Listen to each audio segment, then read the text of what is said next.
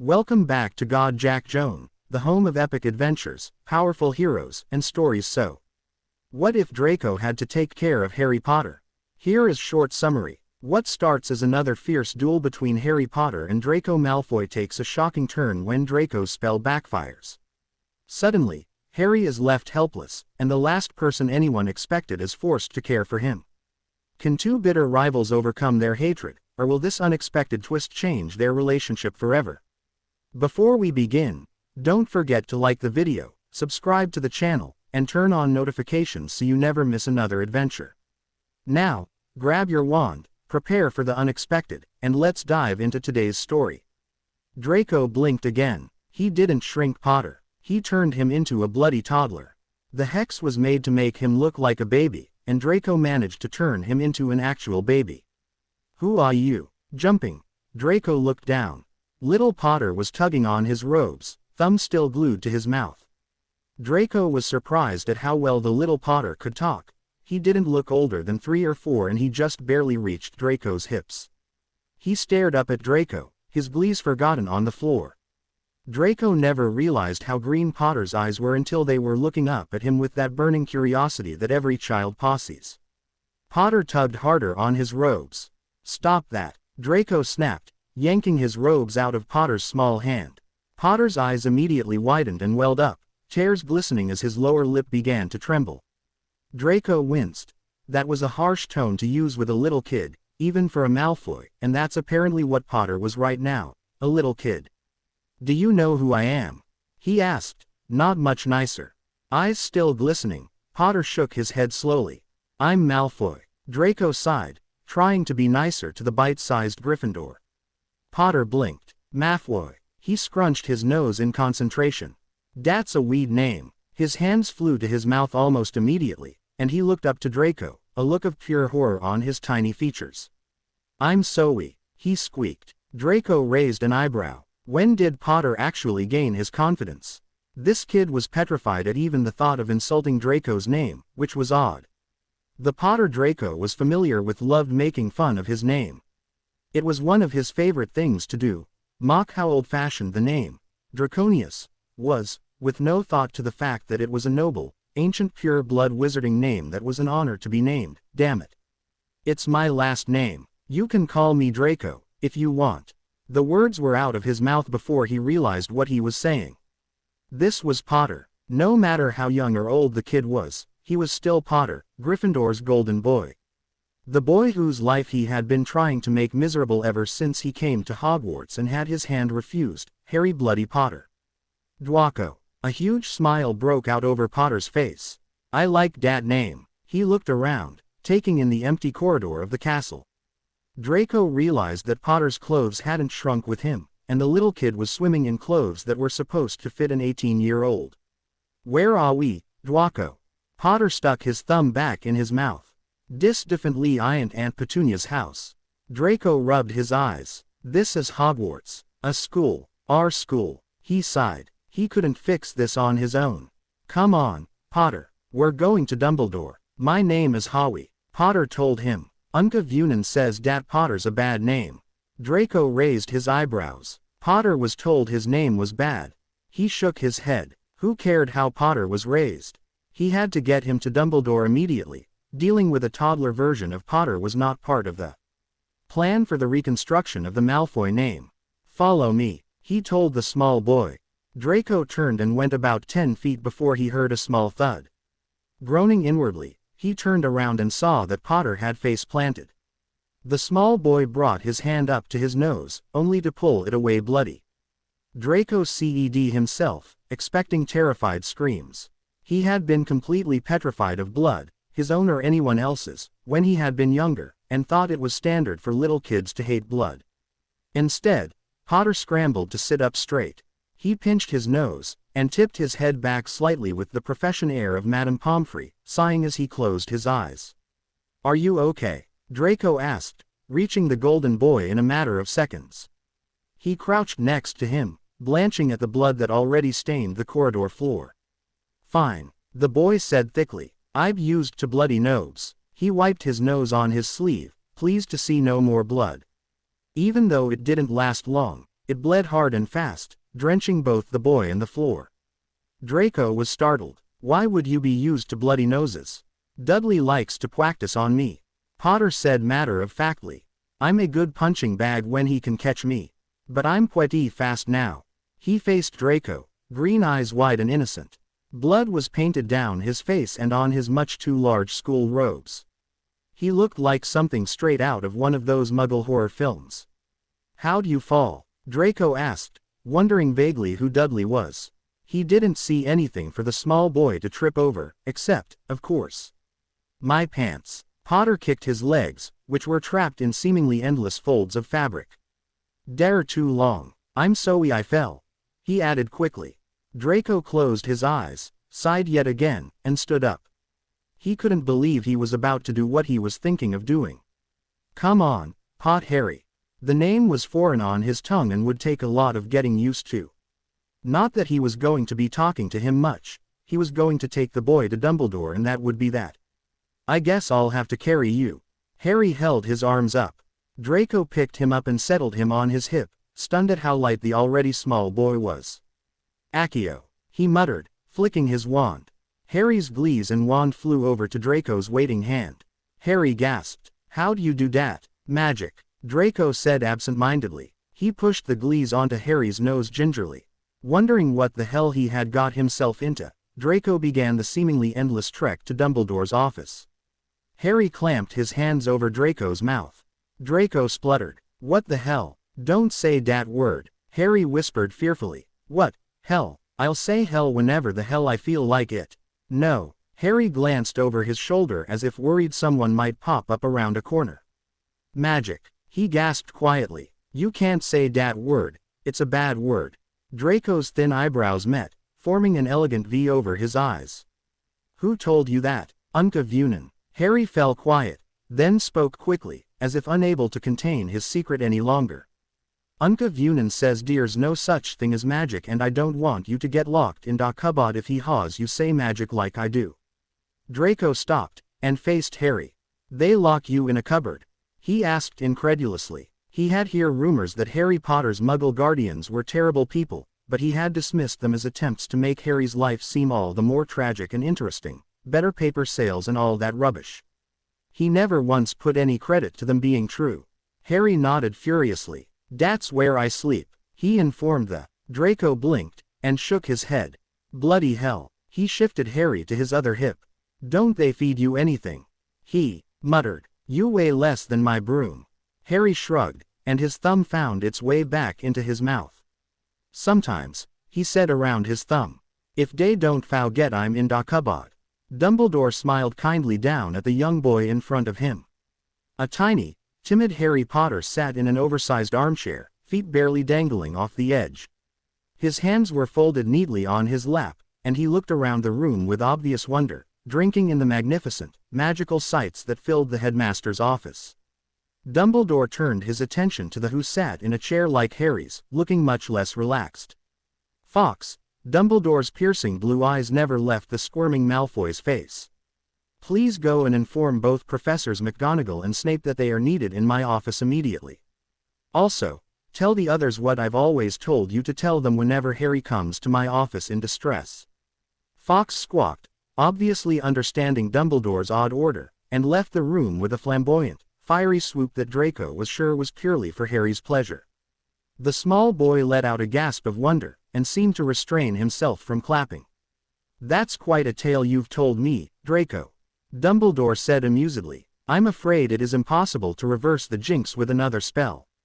However, I myself know of several potions that will return Harry to his former self, though none that are quick fixes. But I wish to wait for Minerva and Severus before I do anything. Being potions master will give Severus the advantage of knowing potions that I do not.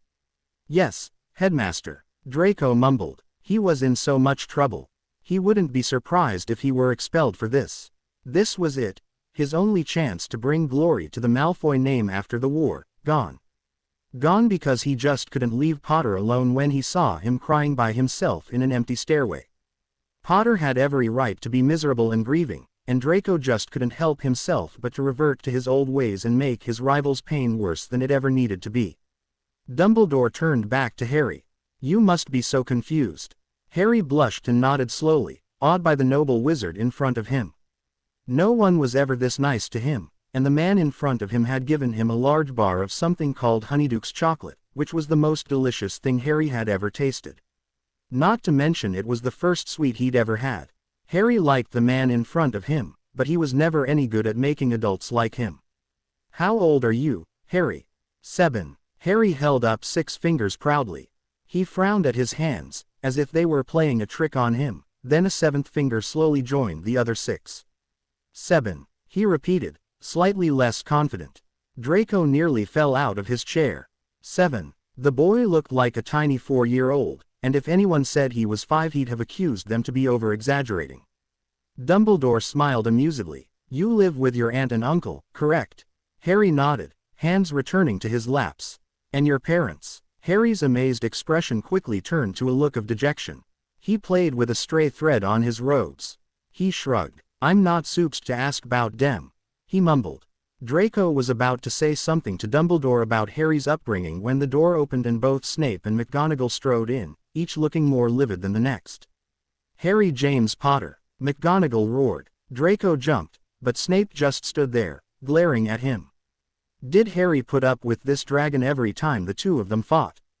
Great Merlin, if Draco was Potter, he'd have avoided fighting with the other boy if it meant McGonagall would be screaming. Snape would hiss and spit and snarl, but he never yelled unless he was close to losing it, and then you ran and ran fast. Draco did not enjoy being screamed at. How many times do I have to tell you? Malfoy is not worth my time, so in no way is he worth yours. I'd have thought destroying the Dark Lord would give you some incentive to just ignore the boy, that there are more important things in life than the petty remarks of a jealous teenager. She glared at Dumbledore after doing a quick sweep of the room. Where is he, Albus? She snapped. I have papers to grade and... She stopped short as Harry's messy head shyly came into view over the back of the chair. Why are you so mad at me? The child's voice was high, and Draco could see he was shaking. The poor kid must have been terrified at the strangely dressed woman who came in, screaming bloody murder about him. Draco resisted the very unwelcome urge to hold the raven-haired boy and protect him from the enraged witch. Great Merlin, she breathed. Mr. Malfoy, what have you done? Even Snape looked worriedly bewildered. Malfoy, he hissed. You didn't finish the incantation, did you? Draco shook his head. Idiot, how many times must I tell you? Now, Severus. Don't blame Draco for this accident. You know as well as I these boys were always fighting before the war, and boys will be boys, war or no. Harry is fine, just 11 years younger. Dumbledore chuckled. I assume you know a potion to reverse the jinx's effects. I do, Snape said. He smirked. But it will take 4 months to brew. 4 months. Draco spluttered. You can't just fix him. If you hadn't been a fool he wouldn't need fixing. Snape said coldly. He eyed Harry, who shrank back down behind the chair until only his bright eyes, scar, and black hair were visible. Draco might have been imagining things, but he could have sworn he saw Snape's eyes mist over as his gaze swept over the brilliant green of Harry's eyes. I will go to Nocturne Alley immediately for the ingredients I need, Headmaster. I will begin the potion when I get back. He bowed, then swept out of the room, black robes billowing behind him like a pair of wings. McGonagall collapsed on a chair that appeared with a small pop as Dumbledore waved his wand lazily. Great Merlin, she repeated breathlessly. But, he's 18 now, he no longer lives with the Dursleys. They won't accept him, anyways, even if he did want to go back. What are we going to do with him?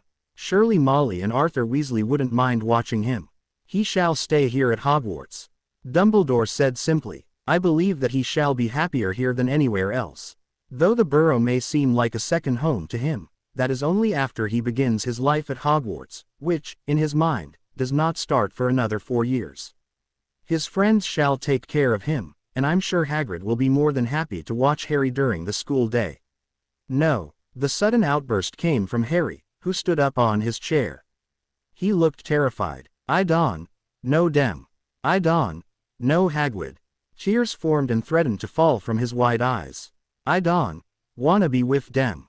Surely you don't want to go back to the Dursleys? Dumbledore asked gently. Harry shook his head and bit his bottom lip. He jumped off the chair and ran clumsily over to Draco, hugging his legs tightly. Oi! Draco tried to pry Harry's tiny fingers from his robes, but was unsuccessful. I wanna stay with Draco, Harry cried, before burying his face in Draco's knees. No way. Draco glared ineffectively at the mop of black hair that had attacked his legs. I've got a life, Shorty. I'm not taking care of you. Actually, McGonagall eyes Draco, who had a sudden bad feeling in the pit of his stomach. Mr. Malfoy does need to be punished for provoking and dueling Potter. It is obvious that detentions simply aren't enough anymore, no matter how many times we send him to the Forbidden Forest or have him clean the hospital wing's bedpans without magic. Dumbledore nodded in agreement as Draco let out a very un-Malfoyish squeak. But what about Potter? He set off the first jinx, not me. He stammered. Potter must spend the next 4 months as a scared, confused, 7-year-old boy who is being taken care of by his school nemesis. I do believe he shall be punished enough, McGonagall said coldly, though if I deem it necessary, I will give him detention and a good talking to when he is back to his usual age. The look on McGonagall's face almost made Draco glad to have to be babysitter for 4 months rather than sit through a good talking to of hers. Dumbledore clapped his hands. It's settled, then. Draco, you will watch over Harry and take care of him. If you cannot watch him due to a detention or if during the school day your Clees need your full attention, you may leave him with me, or anyone else he feels comfortable with. He shall sleep in the Slytherin dormitories with you as well. With every word that came out of Dumbledore's mouth, Draco felt the blood leave his face. Dumbledore smiled at Draco erringly. Am I understood, Mr. Malfoy? Draco nodded dumbly, incapable of any other action. Dumbledore looked behind Draco. Miss Granger, Mr. Weasley, you understand that my orders are final, and unless told otherwise by myself, you will not try to break them. Whatever blood was left in Draco's face drained immediately. His eyes widened, and he turned around in his chair quickly, wishing he could just jump out the window and be done with it. The air next to the door shimmered and suddenly Hermione Granger and Ron Weasley appeared. Draco vaguely recognized the silvery cloak that was clutched in Ron's hands from a picture in a book he'd once read. Both their faces held expressions of pure shock. Great Merlin, I am going to die, he thought as fury replaced shock on the other 2/3 of the golden trio. You slimy little bastard, Ron shouted. He flew across the room and his fist landed on Draco's chin. Draco's neck snapped to the side with a sickening crunch, a noise heard above even McGonagall and Hermione's shocked protests.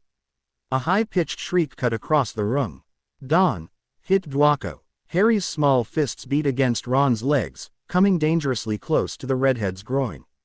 Ron, startled, looked down at his tiny mate. Blimey, Harry, don't you know who I am? He asked, catching Harry's fists in his hands.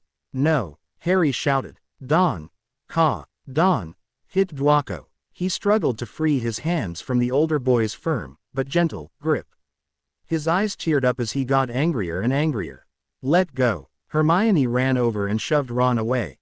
Idiot, she snapped. She knelt in front of Harry, who crossed his arms defiantly. It's okay, Harry. Ron won't hit Draco. She forced out the name with an underlying snarl. Again.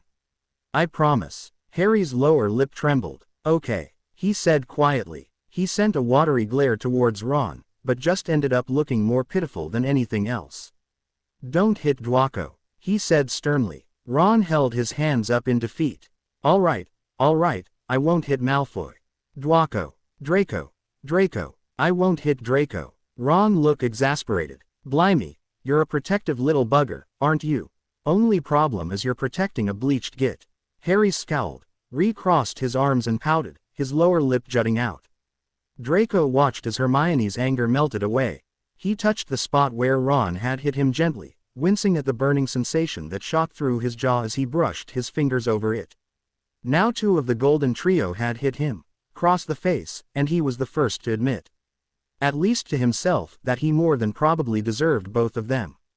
You are so precious, Hermione cooed suddenly, before hugging Harry tightly like a teddy bear. Ron snorted. If he ever remembers that you called him precious, he let the comment hang. Oh, He'll remember everything that happens. Dumbledore said cheerfully. The potion will allow him to remember every detail of the next 4 months.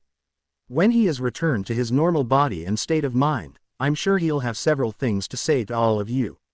Keep that in mind. He will not stay a 7-year-old. Once he is 18 once more, these 4 months will not just disappear from his mind. Ron shook his head. Oh, this is going to be an adventure. I think by the end of this we're going to wish we'd taken on a couple of Death Eaters or something instead. Can't we ever have a normal school year where nothing bad ever happens save a few failing grades? Hermione stood up and faced Draco. She bit her lower lip, then held out her hand. We might as well try to get along while Harry's like this, because there is no way Ron and I are going to ignore Harry for the next 4 months. She rushed out, refusing to meet Draco's eyes. Draco eyed her hand, then, against his better judgment, shook it briefly. I will expect help, and you'll get it, Ron snapped, then smiled tentatively at Harry, who scowled in return. Harry'll kill us if we leave him with you for an entire 4 months. Besides, in 4 months we'll be graduating.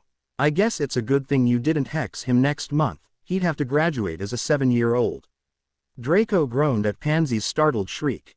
By the time Draco and Harry left Dumbledore's office, the entire castle knew about Harry and Draco's predicament. Draco had brought Harry back to the Slytherin common room, considering it was nearly 10 o'clock, only to be bombarded with questions as soon as he walked in.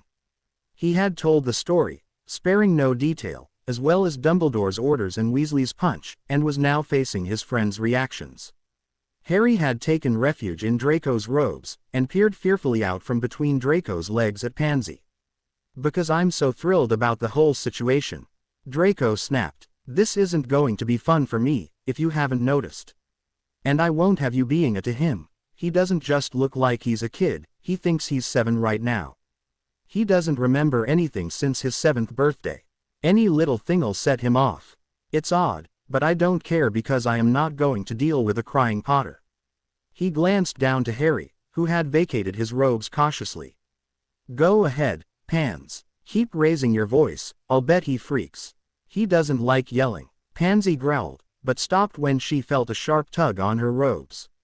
She looked down and was met by a pair of wide, pleading emeralds, nearly hidden behind oversized glees. Please don't be mad, Harry begged. I always behave and I don't take up much space and I don't make messes and I'll do whatever you want, I promise. Just please don't be mad at me. Pansy's features softened. Oh, she struggled with herself for a moment, then sank to her knees and hugged the startled boy. You poor thing, you must be so scared, me going off at Drake like that and everything else that's happened. Blaise snorted. This is still Harry Potter. You know, the git we all hate. The idiot that's been the bane of our existence since we were 11. The one that saved the world from the Dark Lord. I think he can handle being a kid for a few measly months. Blaise, he's a baby. I am not a baby. Harry cried defiantly. I'm 7. Pansy giggled. That's a baby to me, sugar. Don't worry, tomorrow's Saturday. We can play all day, I promise. I've got all my homework done, so I'll be able to devote every minute to you. She beamed at Harry, who smiled back shyly. He liked the girl much more now that she wasn't yelling. She was nice to him, too. Dumbledore wants me to go to Diagon Alley with his godfather for the weekend to get stuff for him. You know, clothes, kid books, stuff he can play with while we're in CL and whatever. I've got permission to come back on Monday, so I'll need you to get me the notes from CL and homework IGN Ments, alright? Draco grimaced. That's my weekend. I'm going clothes shopping for Harry Potter with Sirius Black. This is going to be just brilliant. Aren't Granger and Weasley going? Blaise asked in a bored tone. No. Draco nearly gagged. Dumbledore wants me and Harry to bond. Since when is he, Harry? Pansy's mouth twitched at the corners, betraying her incoming smile. Watch. Draco looked at Harry. Potter, he said, the same way he would have said the word book. My name's Howie, the little boy said angrily, small lines forming over his forehead as he frowned. Potter's bad. Don, call me Potter. My name is Howie. Draco waved his hand at the boy as if to say, see. Pansy frowned. Why is Potter bad? Harry. She caught herself. It would take some getting used to, but she knew she'd be able to call him Harry. After all, she may have hated him when he was 11 and older, but he now was an adorable little boy, and she wasn't so mean to others that she'd make such a little toddler upset and cry. Well, not a toddler that wasn't her annoying snot of a 6-year-old brother, anyway. Uncle Vunan says Potter's bad, Harry said, scowling. He had already explained this, hadn't he? Why didn't anyone ever listen to him? He didn't like repeating himself. Why does he say Potter's bad? Came Blaze's question from next to the fireplace. Draco shot him a look. Blaze shrugged. What? I know you're dying to ask. Draco sighed, but looked to Harry for the answer. Blaze was right. He did want to know why Harry's uncle was so against his name. Why does your uncle say Potter's bad, Harry? Harry looked to the floor, suddenly fascinated by his shoes. "'Cause my pia wents a Potters," he mumbled, digging his toe into the carpet. "And my pia wents a good fow noofing fweeks." The common room went completely silent at the little boy's words. The first years who had been whispering about the situation stopped in mid-sentence, and the fourth and fifth years who had been trying to hit Draco with spitballs for ever having created said situation in the first place nearly fell over from their precarious place on the edge of the couch. Lily and James Potter, good-for-nothing freaks. They were heroes, not only for having Harry, but for everything they'd ever done for the Order of the Phoenix against the Dark Lord. Slytherins and their families may have hated the Potters, but they also respected them, and most would grudgingly admit that they were both amazing wizards, even the Muggle-born. Never in a million years would any decent member of the wizarding world call James and Lily Potter good-for-nothing freaks, especially not after the Dark Lord fell for the final time. Draco got down on his knees in front of Harry, and put his hands on his shoulders. He felt that if he squeezed hard enough, the frail shoulders beneath his hands would shatter.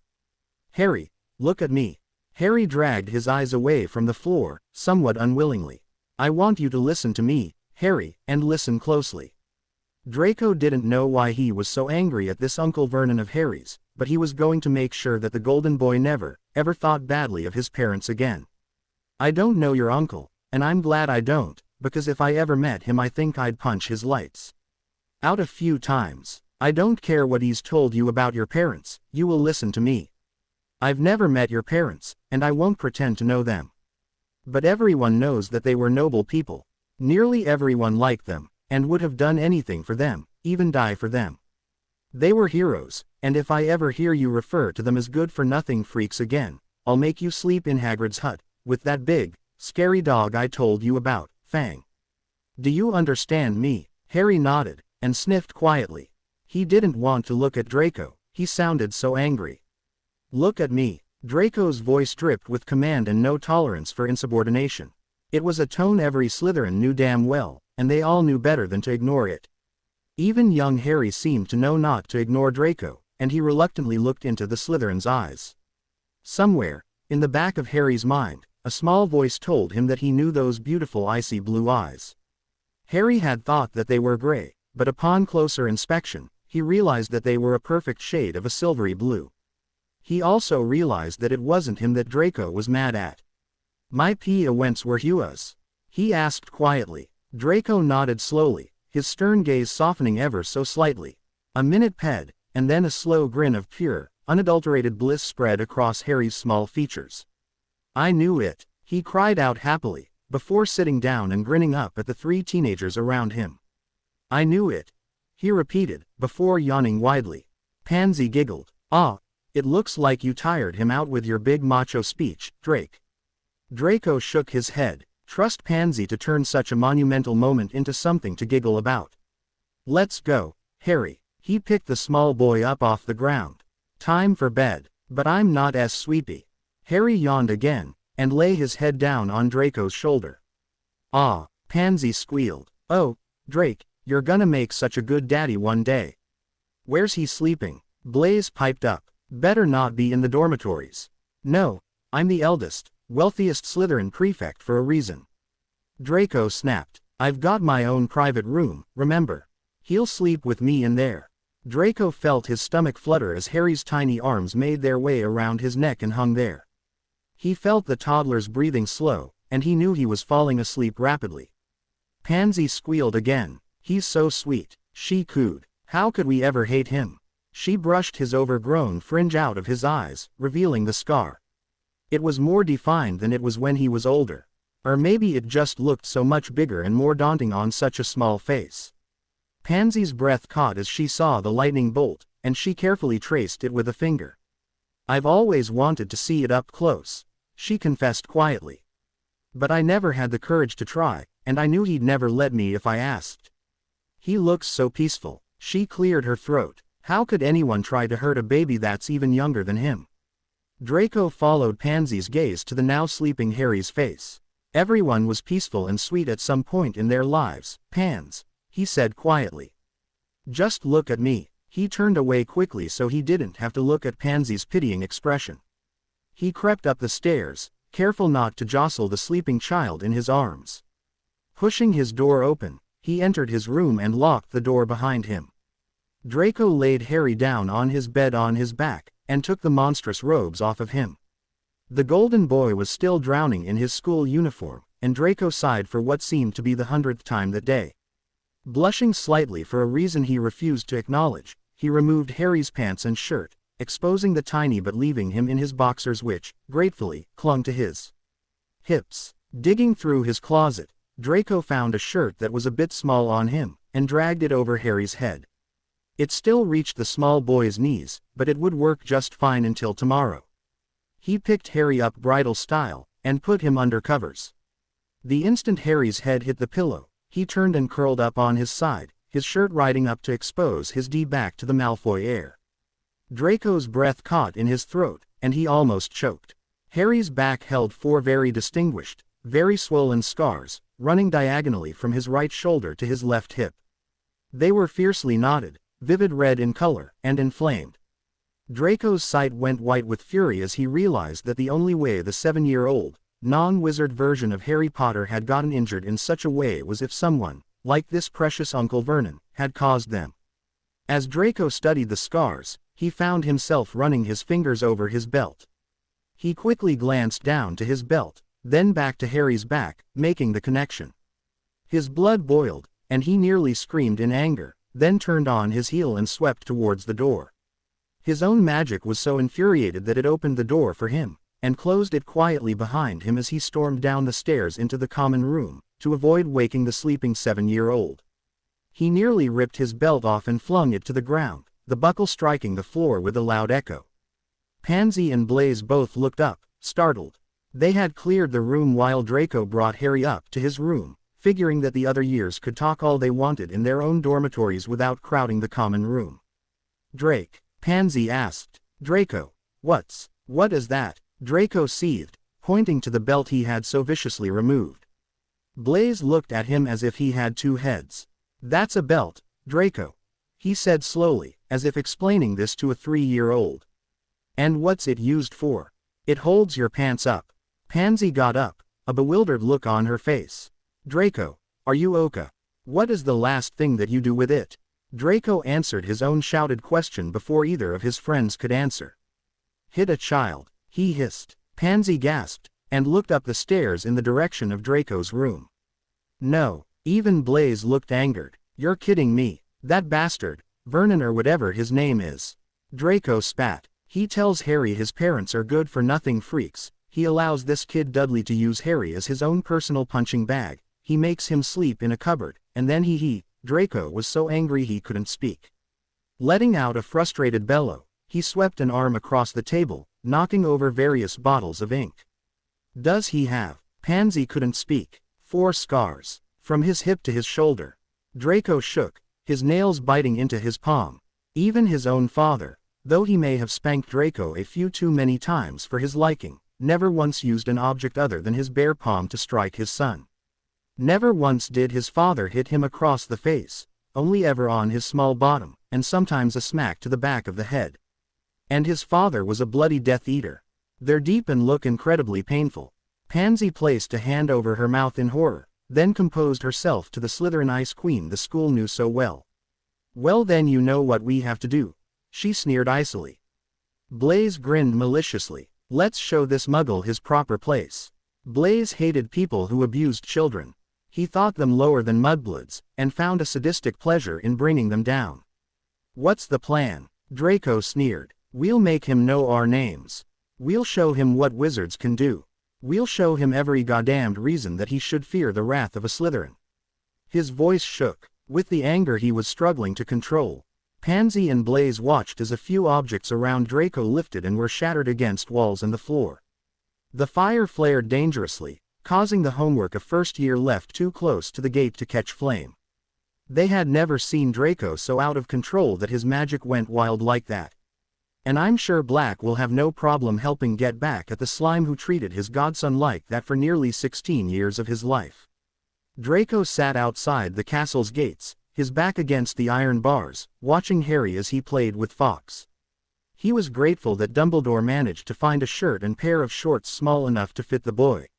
Now he didn't have to carry him everywhere, though the shorts reached Harry's ankles and the shirt seemed to swallow the boy's undersized frame, hiding the scars that marred his back. Draco sighed, blowing a strand of hair out of his eyes. Dumbledore said Sirius Black would meet him here at 10. It was now 10:15 and Draco was nervous. He knew Black was a relative of his mother's cousin or something, but he had never actually met the man. He also knew Black had been cleared, but he was still an intimidating figure. After all, he managed to stay sane after 12 years in Azkaban, and he was able to hide from the Ministry of Magic for 2. No one who was a pushover who didn't take risks could do that. "What have you done to him?" A lazy voice floated over his shoulder. Draco muffled a scream as he toppled over, startled by the sudden sound. A tall, pale man with long black hair stood behind him, looking like a prisoner again as he leaned against the black bars.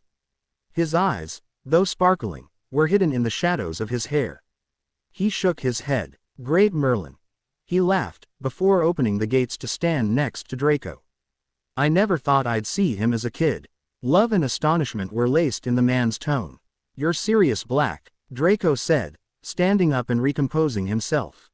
The man nodded, eyes never leaving Harry. "Yeah, Draco Malfoy, I presume.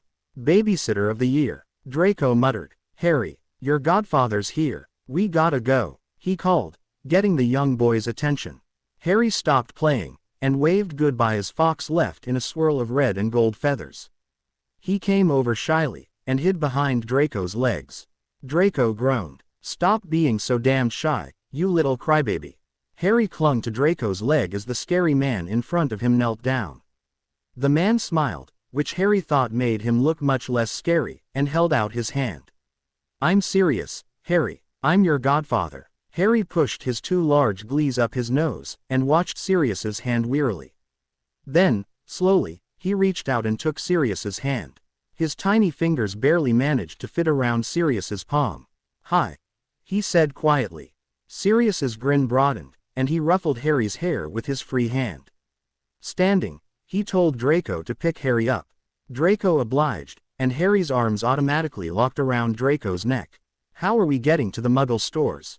he asked, shifting Harry so that he sat comfortably on Draco's hip, just like the night before. Instead of his normal robes, Draco wore a pair of Muggle jeans and a dark green button-up shirt, just as Sirius had told Dumbledore he should wear, to blend in. Sirius himself wore a pair of dark jeans, a loose black t-shirt, and a blazer. Sirius grinned wolfishly, and Draco felt the sinking sensation in his stomach that he was beginning to think would become familiar. Apparition. Draco paled. He didn't like apparition, it made him feel like throwing up. "But I don't know where we're going." Sighed along, then, Sirius grabbed Draco's free arm. "Hold on to Harry tightly." Draco barely had time to nod before he felt the usual sickening feeling in the pit of his stomach. However, instead of lasting only a second, it seemed to last almost an entire minute.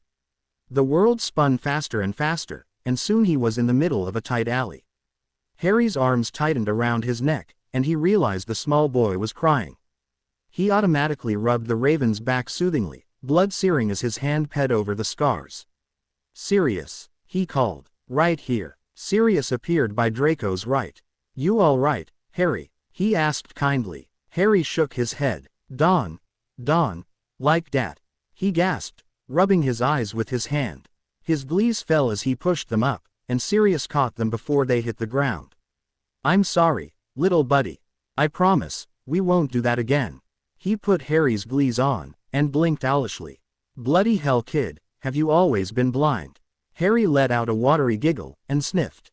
He took his glees back and shoved them back on his nose.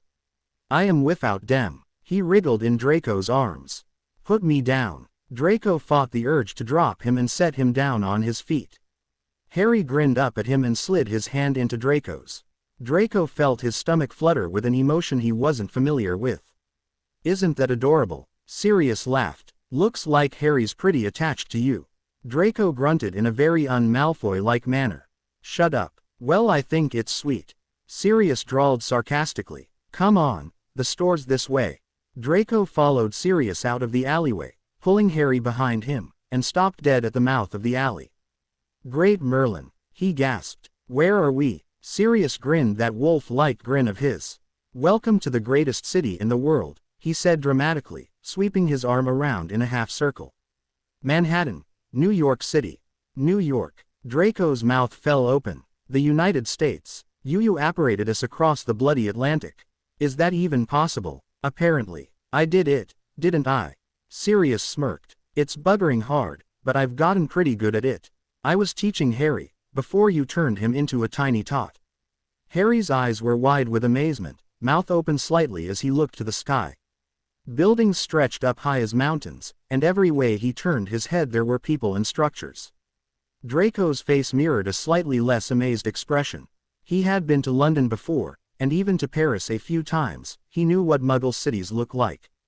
But New York City made them almost pale in comparison.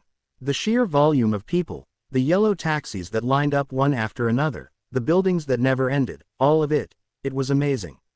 It was not the most beautiful city in the world, but it was certainly one of the most intimidating. I feel so small, Draco whispered, completely awed. Don't keep standing there. Sirius was suddenly on his guard, pulling Draco out of his odd dream-like state.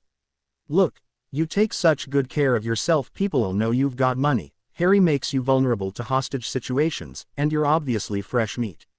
Sirius tugged on Draco's arm, pulling him after him. Keep your head down.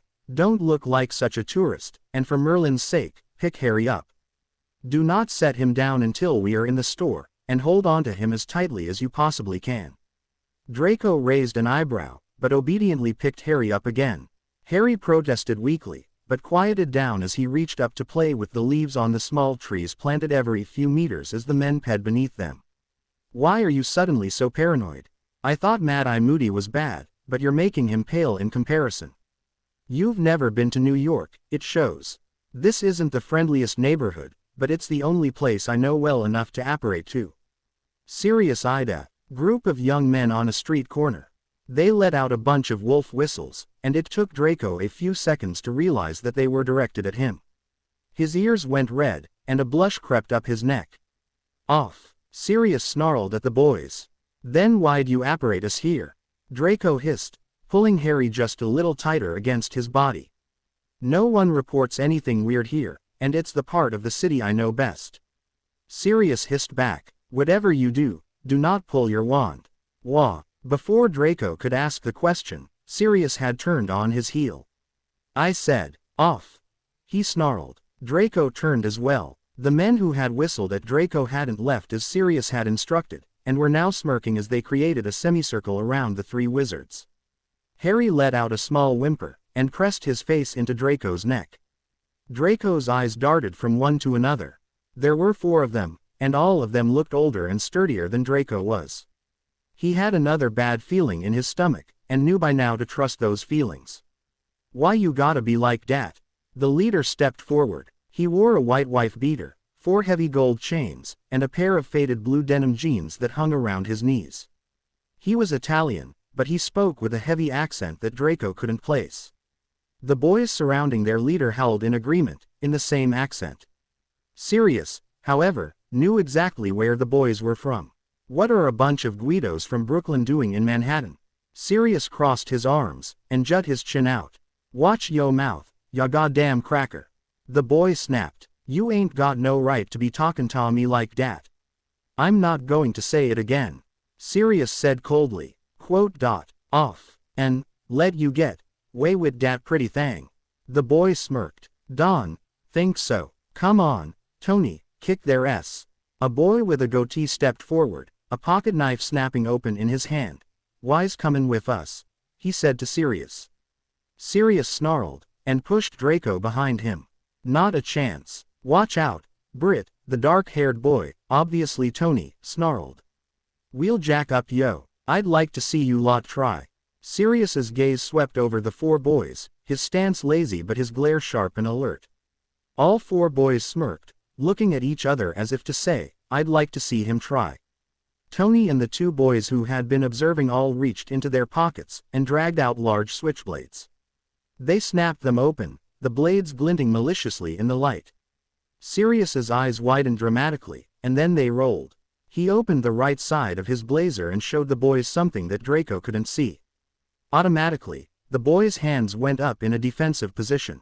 Whoa, man, we don't mean nothing from it, Tony said, taking a step back. Just some fun, ya know. Yeah, a boy with dreadlocks nervously looked around. We'll leave ya, right, Tony? Tony nodded, and tried to regain himself. But if we ever see you round here again, he let the useless threat hang. Sirius rolled his eyes again, then turned, grabbed the arm that held a petrified Harry, and began dragging Draco away. He looked over his shoulder once, eyes glinting dangerously. If I ever see you around here again, you'll wish I hadn't.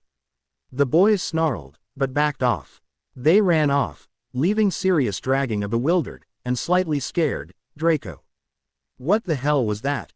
Draco gasped, jogging to keep up with Sirius's increasing pace. Some punks that think they own the place. Sirius growled. I've made a few friends in this neighborhood, been helping out a single mother of 4, 3 of which are under 10. The father was killed in a drive-by a couple of months ago, and those damned weirdos aren't gonna leave her alone, she's too pretty. They think they can take over this neighborhood now, and I need to make it known that I'm not gonna let that happen. You really seem to care about this woman. Draco raised an eyebrow. Sirius looked at his cousin out of the corner of his eye. Is it a crime to want to make a neighborhood safe for a group of kids and their mum? I suppose not. Draco shifted Harry, and tightened his hold on him. It's just such a Gryffindor thing to do. Yeah, well, I'm the black heart of Gryffindor, aren't I? It has the tendency to show on occasion. Draco allowed himself to be dragged along the streets, the buildings growing noticeably nicer. Harry pressed his cheek to the crook of Draco's neck, the seemingly endless buildings reflected in his glees. What was that you showed them? Draco asked a few moments later. Why'd they bugger off? They each had knives, and they outnumbered us. Keep your voice down, Sirius said. He made a left, dragging Draco into a tall, elegant building. We're not in a bad part of town anymore, people report things here. I'll explain later at the hotel, but for now, let's just find Harry some things to wear, Fine, Draco said, but I'm not letting this go. Sirius nodded. To be expected, especially from a Malfoy. He smiled at the lady behind the front desk. May I help you? She asked, not looking up from her computer. She continued to talk away at her keyboard, her eyeballs reflecting her computer screen. Can you direct us to the clothes department? Sirius asked politely. The secretary's eyes flickered from her screen to Sirius, taking in his appearance. Draco watched her lips curl into a sneer well known by all Slytherins, and narrowed his eyes, before stepping forward. As you can see, Draco held his chin high, rearranging his features into his best "You're my, so get on your knees" Malfoy sneer. My cousin here is in dire need of a readjustment to his wardrobe. The secretary turned her gaze to meet Draco's, and her sneer faltered.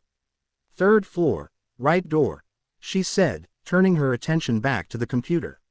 I take it you want clothing for the child as well. Draco nodded coldly. If you would be so kind. Same floor, but to the left. Thank you. Draco turned on his heel. Come now, cousin. We mustn't be too long. We do have more important things to be doing than shopping in this, he looked around, place. Shoulders back, and head high, Draco spun on his heel and walked briskly towards the elevators. Sirius caught up to him, laughing at the expression on the secretary's face. It's a Malfoy thing. Draco scowled. I don't like it when people act as if they're better than me, especially when I am their superior. Sirius snorted, still clearly amused. That's a black thing, kid. That's sissy comin' out in you. If I had acted the way my dearest mum had raised me to, that girl'd have been licking my bits and pieces in the store window, and considering it a privilege to be doing so. Draco balked at the man's vulgarity. Well, isn't that a lovely image of the infamous Sirius Black? He eyed the elevator doors warily. Would you mind if? Stairs are that-a-way. Sirius steered Draco to the left of the elevators. I don't like those things much, either. Hey, Black, Draco panted. Normally he'd take the stairs two in a time and not even be winded, but those muggle stairs were unnaturally steep, and Harry was still on his hip. Small as the child was, he was still dead weight to carry, even if it wasn't very uncomfortable. A very quiet piece of dead weight, however. The boy hadn't said anything in a while, just rested his head on Draco's shoulder with his thumb in his mouth as he took in his surroundings. Sirius waited patiently on the landing above Draco, and leaned over the rail to gaze down at his younger cousin. Have you ever seen Harry's back? Draco asked cautiously. If the answer was no, it was impossible to tell how the ex-convict would react. No. Sirius narrowed his eyes. I take it I'm going to find out why. Draco reached the landing and set Harry down on his feet. Harry looked down, finding the floor very intriguing, a frown marking his brow. Harry, Draco asked carefully, can I show your godfather what I asked you about this morning? Harry's lower lip began to tremble. Nothing bad's going to happen, Draco promised. I just want to show him is all. Still refusing to look up, Harry nodded slowly, before turning to show his back to Sirius. Draco gingerly lifted the shirt up a few inches, revealing the bottom of the scars. Sirius hissed dangerously, his black eyes darkened further with fury. Dursley, he spat, not trusting himself to be careful enough to actually touch the swollen marks.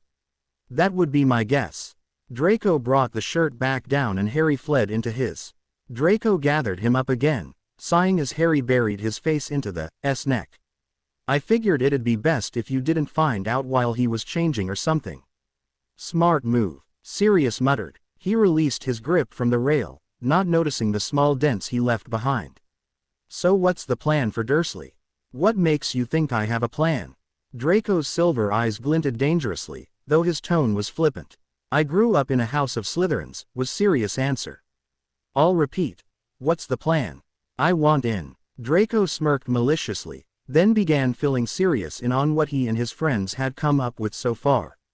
Much American Muggle money, 10 bags, and nearly 12 hours later, Draco collapsed onto the couch in the hotel room Sirius had reserved for the weekend. It was a pretty fancy hotel.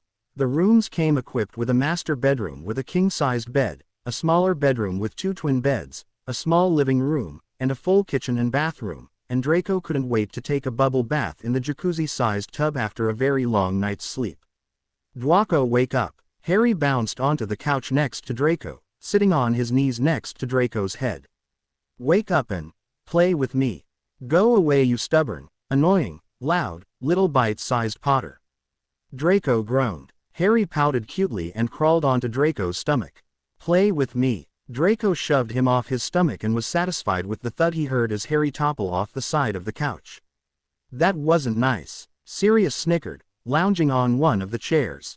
I don't care, I'm tired. Draco curled into a ball on the couch, hugging a pillow to his. Then you're in for a hell of a weekend. Harry's a night owl. Brilliant. You play with him, then. Draco sighed, content. Sirius hadn't allowed him to put Harry down whenever they went out of any of the multiple stores they visited, and hauling Harry around all day had tired him out. His back was beginning to ache. But I wanna play with you, Draco. Harry was back on the couch, not deterred by the first reaction. Draco scowled at the bundle of energy that would not fall asleep. My back hurts. Play with Sirius, I don't care. Just leave me the hell alone. Harry's lower lip trembled, eyes welling up. Okay, he said sadly. He climbed off the couch, looking like a kicked puppy. Hey, I'm not that bad, am I? Sirius placed a hand over his heart in mock hurt. Oh, Harry, you're killing me. You must hate me. Harry smiled shyly. I don't hate you. Sirius grinned, then picked Harry up under his arms and swung him around in a circle. Well then prove it, kiddo. Draco watched them destroy the beautiful hotel suite as they ran around, attacking each other with pillows and cushions.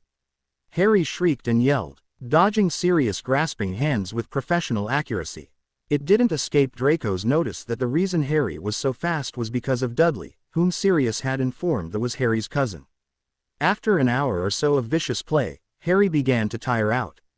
He tripped over the corner of the carpet, and face planted. He stayed on the ground, panting happily. Sirius pounced on him like a wolf onto its prey, pinning the small boy beneath him. "Aha!" Sirius bellowed, face flushed with the rush of adrenaline that came from playing with the small boy. "I've got you now, you little runt. You aren't going anywhere." He then proceeded to flip Harry onto his back, holding his hands above his head. "Do you know what I'm gonna do to you now?" Sirius asked, eyes gleaming. Draco moved on the couch so that his chin rested on the armrest, watching the two in front of him with a strange sense of yearning. His father had never played with him the way the Sirius was rolling around and roughhousing with the young boy, and he had a feeling that Harry had never had anyone to play with, either. It looked like fun. "No!" Harry shrieked gleefully as Sirius began blowing raspberries on his stomach. "No, no, no. Stop!" Sirius laughed as Harry tried to pull at his hair, failing because his arms were too short, allowing Sirius to dodge them quite easily. He then pinned the small boy's legs down with his own and ticked Harry's stomach, pulling shrieks of laughter out of his mouth. He only stopped after Harry was unable to scream no from panting too hard, and fell next to Harry, breathing as heavily as he would have if he had run a marathon. "You'd have made a good father," Draco observed. "Ah, I just knew he's ticklish." "Extremely so, actually." Sirius grinned. "He was terrified when I found out. You should have seen him run whenever I came close to him." "Harry met you when he was 13. Draco raised an eyebrow. "I know." Sirius laughed. "That's what made it so funny to watch him bolt. There he was, the 16-year-old chosen one, running from his evil, tickling godfather." Harry poked Sirius in the side, who let out a yelp. "Dat was mean," he gasped, putting his head on Sirius' stomach. "Don, like dat." The huge grin on his face contradicted his statement. Sirius sniggered. "Come on, kiddo, time for bed." He picked Harry up, and sniffed under the little boy's arms. Phew. He pulled his head away, over-exaggerating the supposed stench coming from Harry's armpits. "You need a bath, little boy." Harry made a face. "Ah, do I have to?" "Yes," Sirius said simply. "Then we can put you in those cool new pajamas we bought you." "You," he addressed Draco, who raised his head lazily. "Dumbledore wants Harry to sleep by you, so do you want the king bed or the two twins?" "Twins," Draco said immediately, not wanting to spend another night sleeping next to Harry. "All right." Sirius disappeared into the bathroom with Harry and one of the bags from their shopping spree. "Get them set up so I can put him to bed after his bath." "Fine." Draco dragged himself off of the couch as he heard the water begin to fill the tub. He set up the beds, throwing aside all the fancy pillows save one. He then quickly stripped down to his boxers and threw on the t-shirt and pajama bottoms he had brought with him. Deciding that Sirius was more than capable of tucking Harry into bed, Draco crawled into the bed by the window, ready for a long and much-needed sleep. He was vaguely aware of Sirius coming quietly into the room about 15 minutes later. But the last thing Draco wanted to do was help put Harry to sleep, so he pretended he was already dead to the world. Whether or not Sirius knew he was faking, he was left alone, and Sirius soon left the room. Draco fell asleep quickly after, feeling oddly relieved that Harry was close to him again. It must have been about midnight when a clap of thunder woke Draco up. Blearily, he looked out the window and saw that it was pouring. A streak of lightning went across the sky, lighting up the towers of the foreign city. A small whimper came from Harry's side of the room. Draco shut his eyes tightly, trying to fall back asleep as quickly as possible. However, when he heard another whimper, he knew he had to help.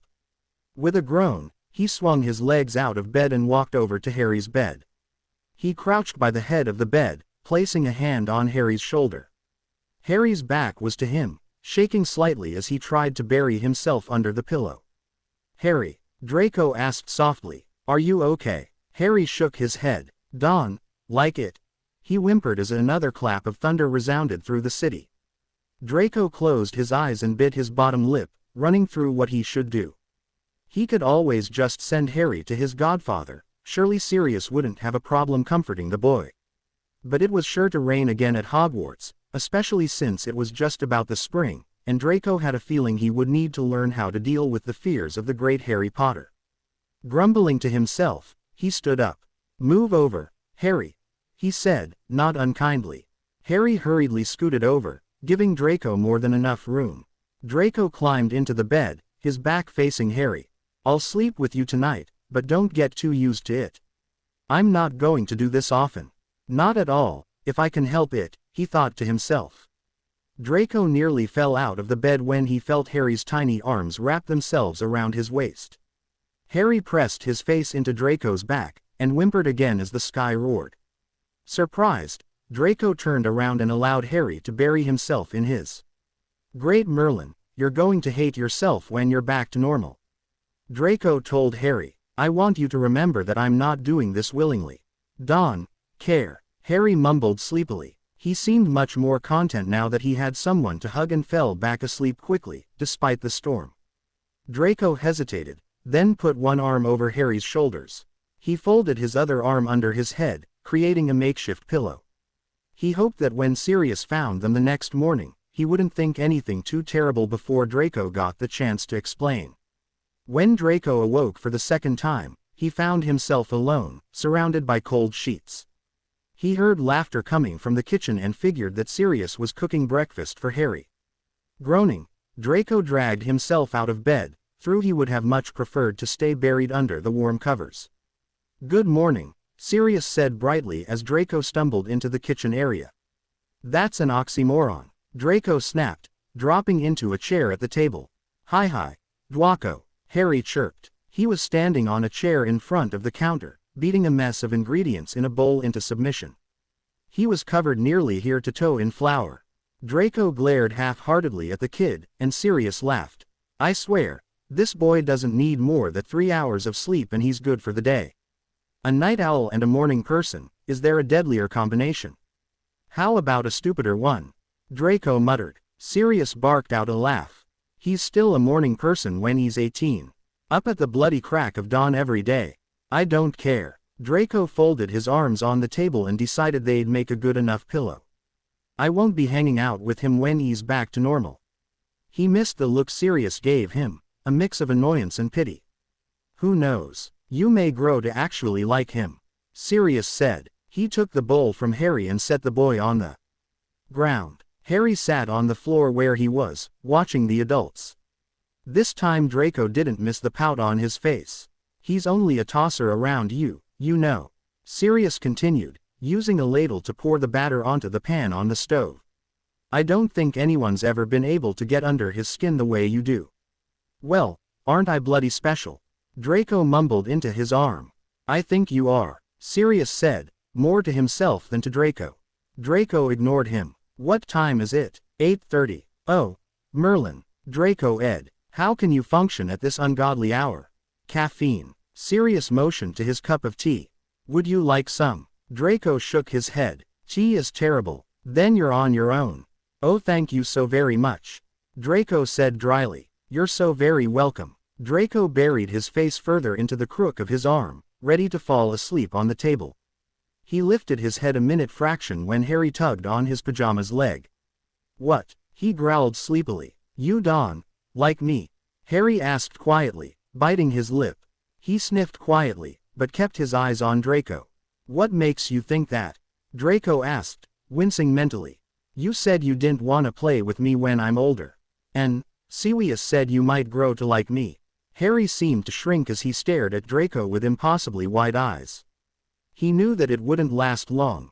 No one ever liked him very much, or for very long. Why should magic people be any different? "You aren't supposed to understand that, you're just a little kid," Draco said, sitting up. He caught Sirius' eye, who looked equally confused as to how Harry seemed to understand what was going on perfectly well. Harry scowled. "Just 'cause I'm little don't mean I'm stupid." He turned on his heel and fled into Sirius' room. The Slytherin heard the click of the door as it locked and he let out a frustrated shout. Even Sirius looked mildly shocked. Well, looks like he's pretty smart. Sirius said. Well, go on, then. Go talk to him. I'm certainly not carrying him all day. He propelled Draco to the bedroom door. I'll have breakfast ready only when you're done and he's not mad at you.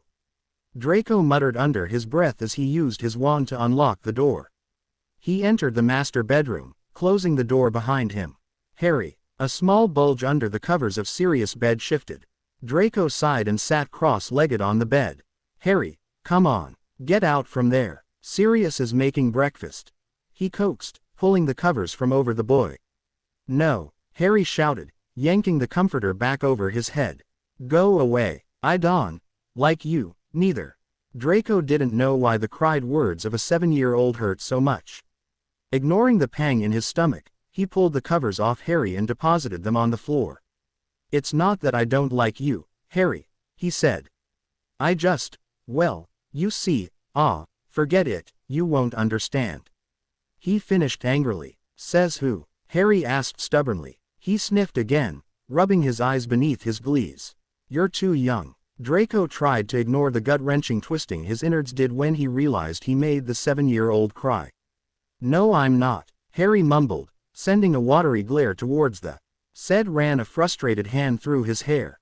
Fine, I'll try to explain, okay. You know how your godfather and I are wizards. Harry nodded. Well, so are you. You're actually 18, not 7. You and I got into a fight and one of my spells went wrong, so you turned into your 7-year-old self. Now I have to take care of you and I'll admit it, I'm not looking forward to that job. I'm 18. Harry stopped wiping his eyes, glees dangling precariously on his nose. His look of disbelief wasn't as strong as Draco thought it would have been. Not anymore. But Uncle Sev's brewing a potion that will turn you back to normal. However, it takes 4 months. Draco shifted his weight, putting one leg out straight and keeping the other bent. Are you following any of this? Harry nodded slowly, but he was still frowning. You and me were fighting. I got hit with something that tuned me into a little kid. I don't remember being a big kid, though. But why were we fighting? Draco winced. I was being a ponce. A what? A bully. I was picking on you. Why? Draco fidgeted uncomfortably. Well, you see, when you're 18 you don't like me very much, and I don't like you much, either. We're school enemies, actually. When people hear fighting, they automatically think of us. So whenever we see each other, we usually just hurl insults until someone gets bored or we start a duel. Oh, Harry dropped his eyes to the bed, eyes welling up again. Why are you crying? Just because I don't like you doesn't mean you don't have other people who do. No one likes me. The words came quietly, but with the cold tone of acceptance of someone who already knows their place in the world. What? Draco highly doubted that. Everyone worshipped the ground. Harry walked on. Surely you've got friend back with your aunt and uncle. Harry shook his head, voice shaking as he spoke. Dudley likes to pick on me. Other kids don't play with me 'cause they'll get beat up. And adults don't like me, either. Everyone likes you, Draco argued. Not at home. Harry's voice and he began to cry. And then, no one likes me here, neither. That's not true, Draco said frantically. Bollocks, bollocks, bollocks, bollocks. He chanted. He was shy at consoling people, especially little kids. Their logic was so off that anything he said to console an adult would probably just set the kid off again. Yes it is, Harry sobbed, curling up in a small, tight ball on the bed. Everyone likes big me. No one likes little me. He cried harder, throwing his glees to the floor. I don't like big you. Draco said. So maybe I'll like little you instead. Draco prayed that when Harry was back to normal he wouldn't be too angry with him. What was he supposed to do? Let the kid think that everyone hated him? Let him stay miserable for the next 4 months? As much as he'd love to. No, you said, Harry gulped, trying to breathe as he sobbed. I know what I said. Draco held his hand out to the little boy. But I'm saying something different now. I'm going to try to like you, okay? I'm warning you now, it won't be easy. We've got a lot of nasty history. Harry sniffled loudly. I like you, Draco, he said quietly. I don't wanna hate you. Draco felt his heart twist. He had a feeling that Harry Potter was going to be the death of him. You don't have to. Draco returned his hand to his lap. I don't want you to hate me, neither. Harry continued, barely whispering. I wanna be your friend. Instantly, Draco remembered how, nearly 9 years ago, he had wanted to be Harry's friend. He, however, had gotten his hand refused. The Slytherin's pride was severely injured that day and he had vowed to humiliate Harry the same way. But now he was offered the chance, he found himself unwilling to refuse. Harry looked up to Draco, green orbs bright and filled to the brim with tears. They spilled over his cheeks, dripping down his nose and chin. He looked hopeful, but with every second that passed, his eyes lost a bit of their sprightly spark. Finally, Draco sighed, and opened his arms hesitantly. Harry practically flew across the bed into the older boy's arms. I'll be your friend, Draco offered. He tentatively hugged Harry, then pulled the boy back and wiped his face gently. I'll be your friend, Harry. But it's going to be hard. I'm going to yell and snap and be a colossal spoiled tea at times. You need to understand that you can't start crying every time I bit grouch at you. Harry nodded tearfully. I won't. He promised. He hugged Draco tightly, tiny arms clinging to the Slytherin's waist. I'll be the best friend ever. You wanna go toy shopping, Harry? Sirius asked. Harry was riding on Sirius' shoulders, fingers digging into his godfather's long black hair. It was nearly noon and Sirius Black was already exhausted. By the time the man had eaten, dressed himself at record speeds, clothed Harry, and dragged Draco out of the shower, then waited for him to do his hair. I'm not you, Black. I want to look delicious and I can't do that with greasy, untamed, ungelled hair. I will look my best and you'll just have to deal with waiting. They realized that all Harry's clothes shopping was done. They had debated over what to do for half an hour or so when Sirius declared it was beautiful out and he wasn't going to spend yet another gorgeous day of his life locked up.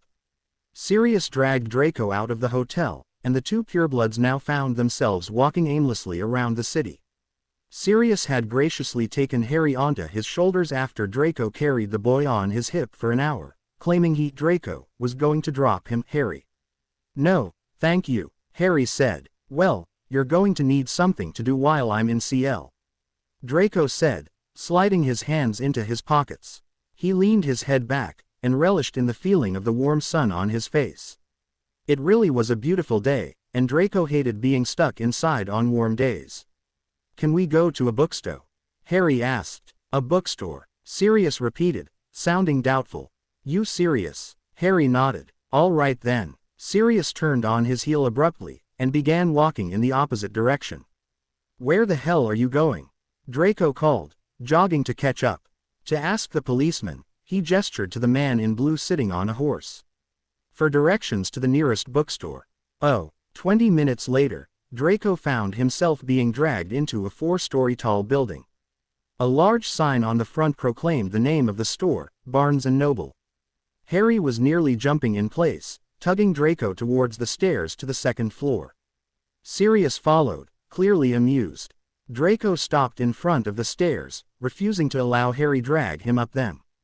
Black, he hissed. Yes, Sirius answered innocently. Why are the stairs moving?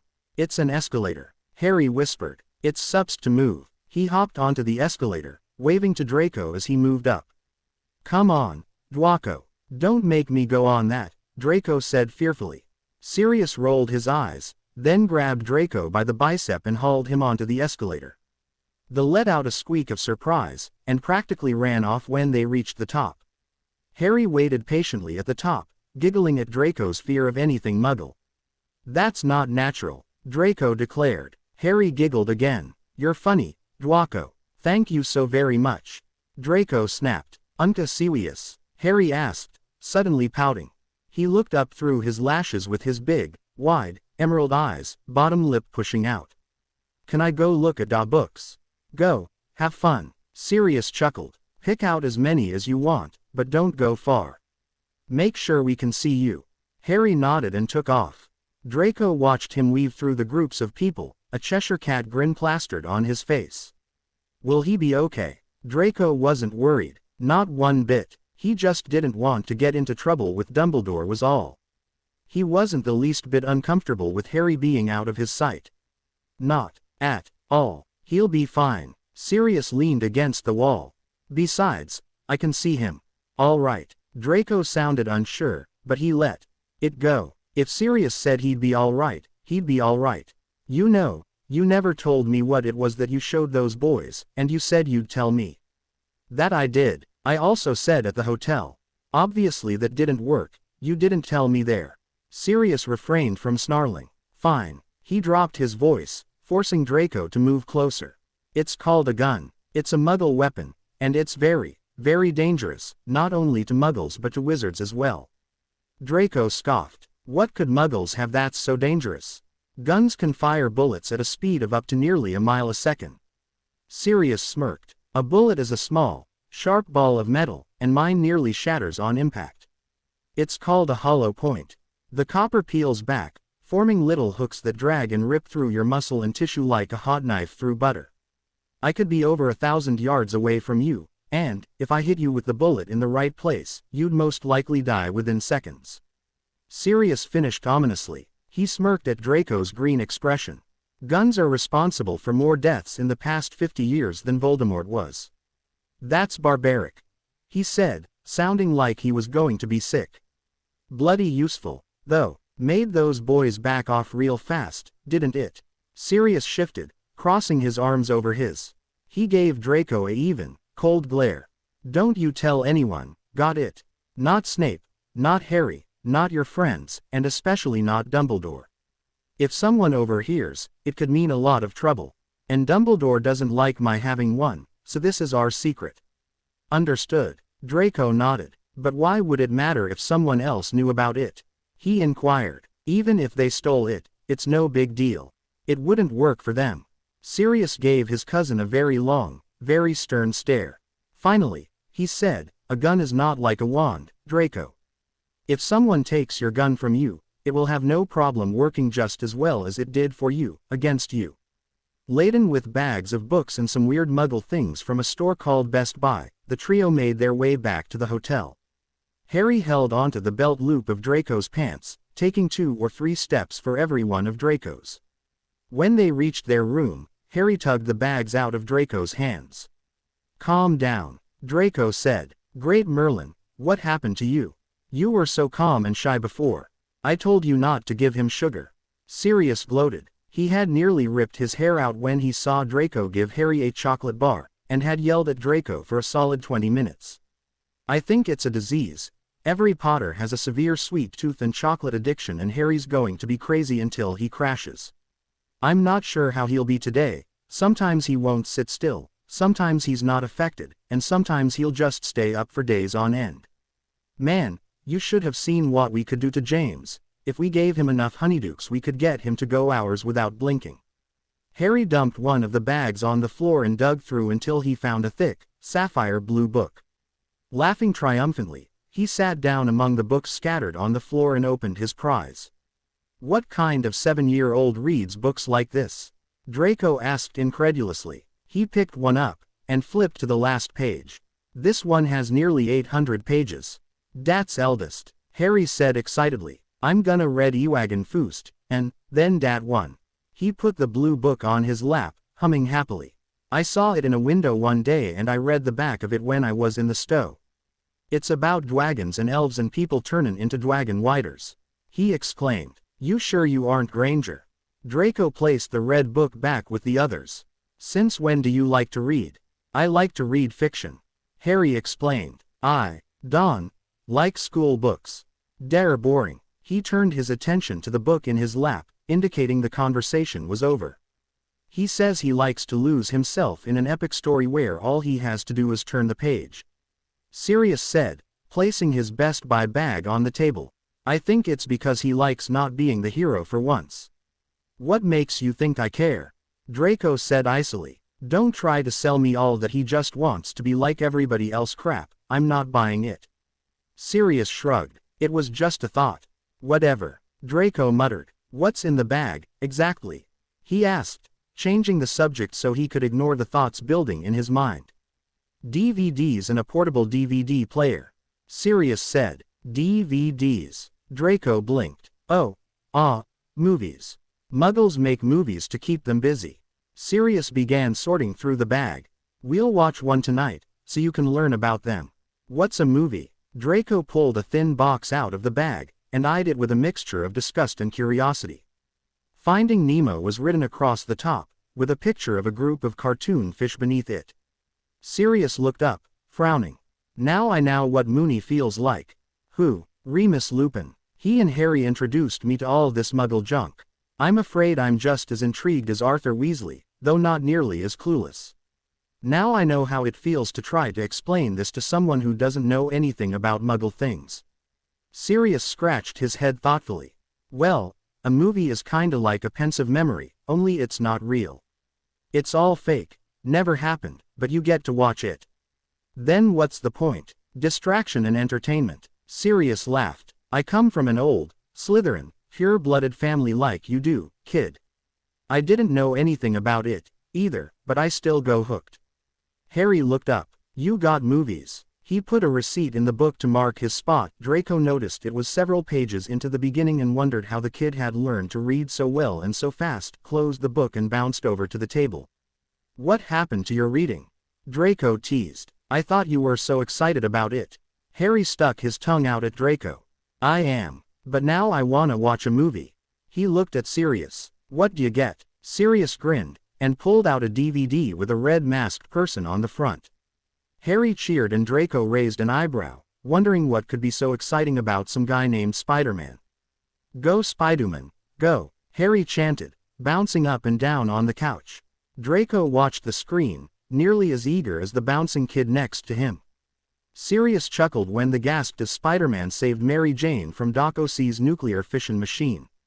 They had watched the first movie, and when they broke for dinner, Draco had casually suggested they watch the second.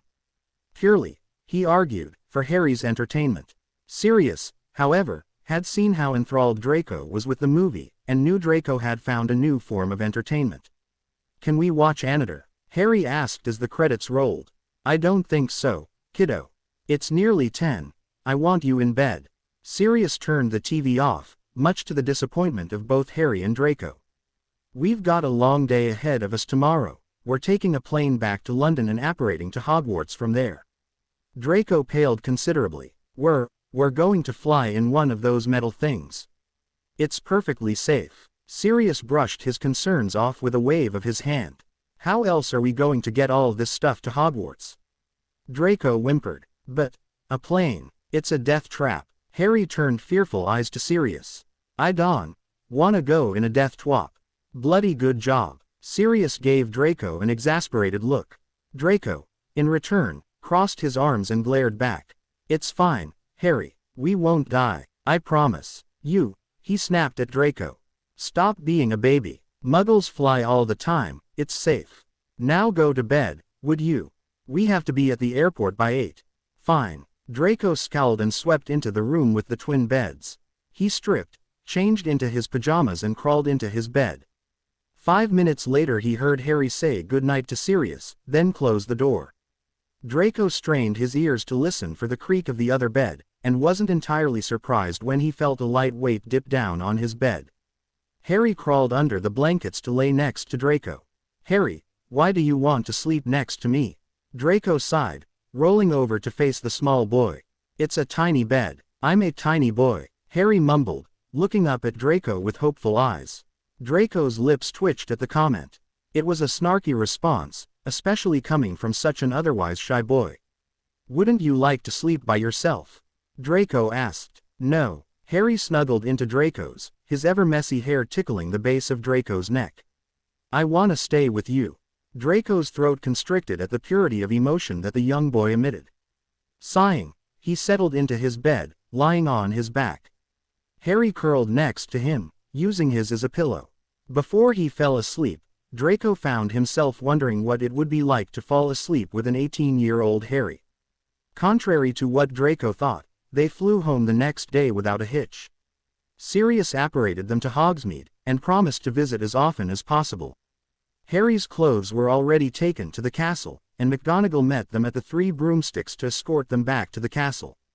Draco found that carrying Harry on his back was easier, and much more comfortable, than struggling to hold him on his hip. Something Black surely knew and must have deliberately withheld. Arrogant bastard he was, and Harry was happy enough keeping his head next to Draco's, seeing everything from the height. Dinner is in an hour, McGonagall said briskly. The entire school, naturally, has been buzzing with the news of what has happened, and yes, they are aware that you are taking care of Harry, Mr. Malfoy. I urged Miss Granger and Mr. Weasley that they could see Harry before dinner.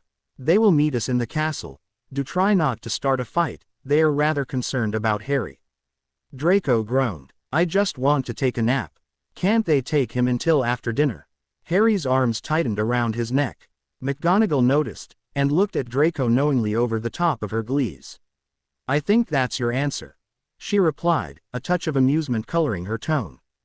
Draco grunted and trudged up the stairs behind the Transfiguration teacher.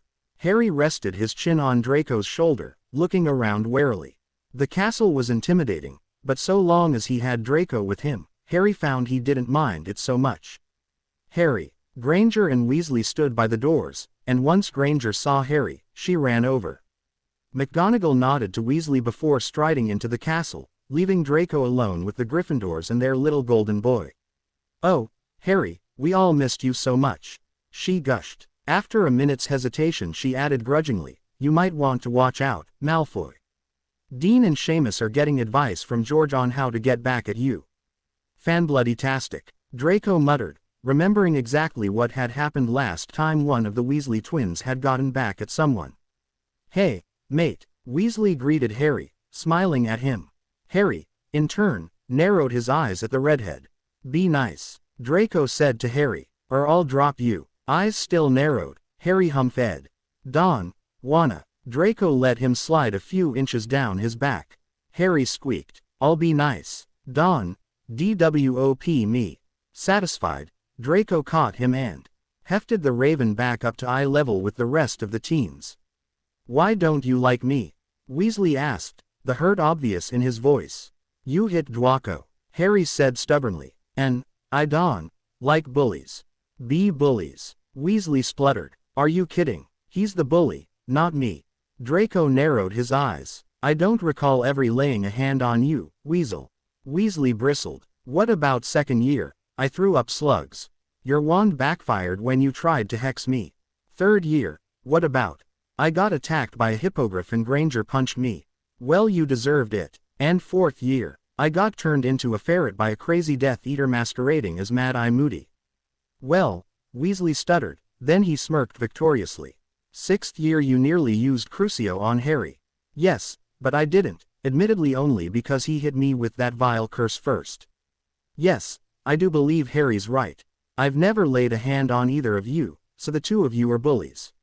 Harry, at the very least, had the decency to go to the infirmary after he cursed me to apologize. I didn't accept it, of course, but the thought was still there. Draco smirked. Who'd have thought Gryffindors would be so cruel and sadistic? If I remember correctly, you called me mudblood, therefore deserving the punch I gave you. Granger snarled. And Buckbeak attacked you because you insulted him, which was exactly what Hagrid told you not to do. Draco, Harry asked. Draco fought to keep from snarling. What's a mudblood? Weasley narrowed his eyes at Draco. It's a word that I never want to hear you ever say again. Draco finished, silver eyes locking on Weasley's electric blue. It's a vile word, and only arrogant bigots use it, understand? Harry nodded. Okay, he actually listens to you. Granger sounded shocked, and slightly thoughtful. Merlin's pants. Weasley shook his head. He hates me and likes you. Did you screw up his head as well? I'm not skewed up, Harry snapped. Maybe you are. Weasley was torn in between hurt and indignation. These next 4 months are going to. Draco smirked as Harry continued to glare at Weasley. Even Granger looked mildly amused, try as she might to hide it.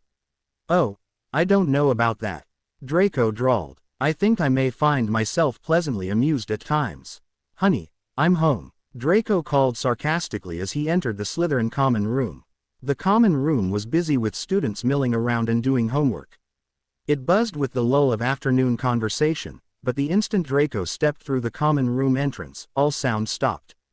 Every eye in the room turned toward the raven and the who were holding hands. Draco had adamantly refused to when he put the boy on the floor, but Lily Potter must have hexed her son's eyes because the second they welled up, Draco was at Harry's mercy. "Oh, why don't you all go the squid?" Pansy snapped from her position on her chair. "Get your ass over here, Draco, I want full details." Grateful that Pansy was able to glare those around them into submission, Draco sat on the chair next to Pansy's. Harry climbed dutifully next to Draco, who fought the urge to shove the boy off. He really was a clingy little bugger. "So," Pansy closed her book and looked at Draco expectantly. "I want everything. What's Sirius Black like, and what secrets does the Chosen One hide from us all?" Sirius Black, for lack of a better description, is a Slytherin in Gryffindor, I'm sure of it, and that is as far in detail I shall go into about him. Draco scowled as he remembered how Black had tormented him all weekend, insulting him with the brilliancy and cunning of a Slytherin, and loud-mouthed as a Gryffindor. The man was a dangerous combination of both of the houses, and Draco couldn't help but have the feeling that Harry shared that combination at times. And as for Harry, he continued, he's an avid reader, he's a night owl and a morning person, his favorite Muggle movie hero is Spider-Man, he has a crush on Mary Jane, and he hates storms and thunder. Draco ticked off his fingers as he listed what he'd learnt about Harry Potter. "Oh, and he's ticklish."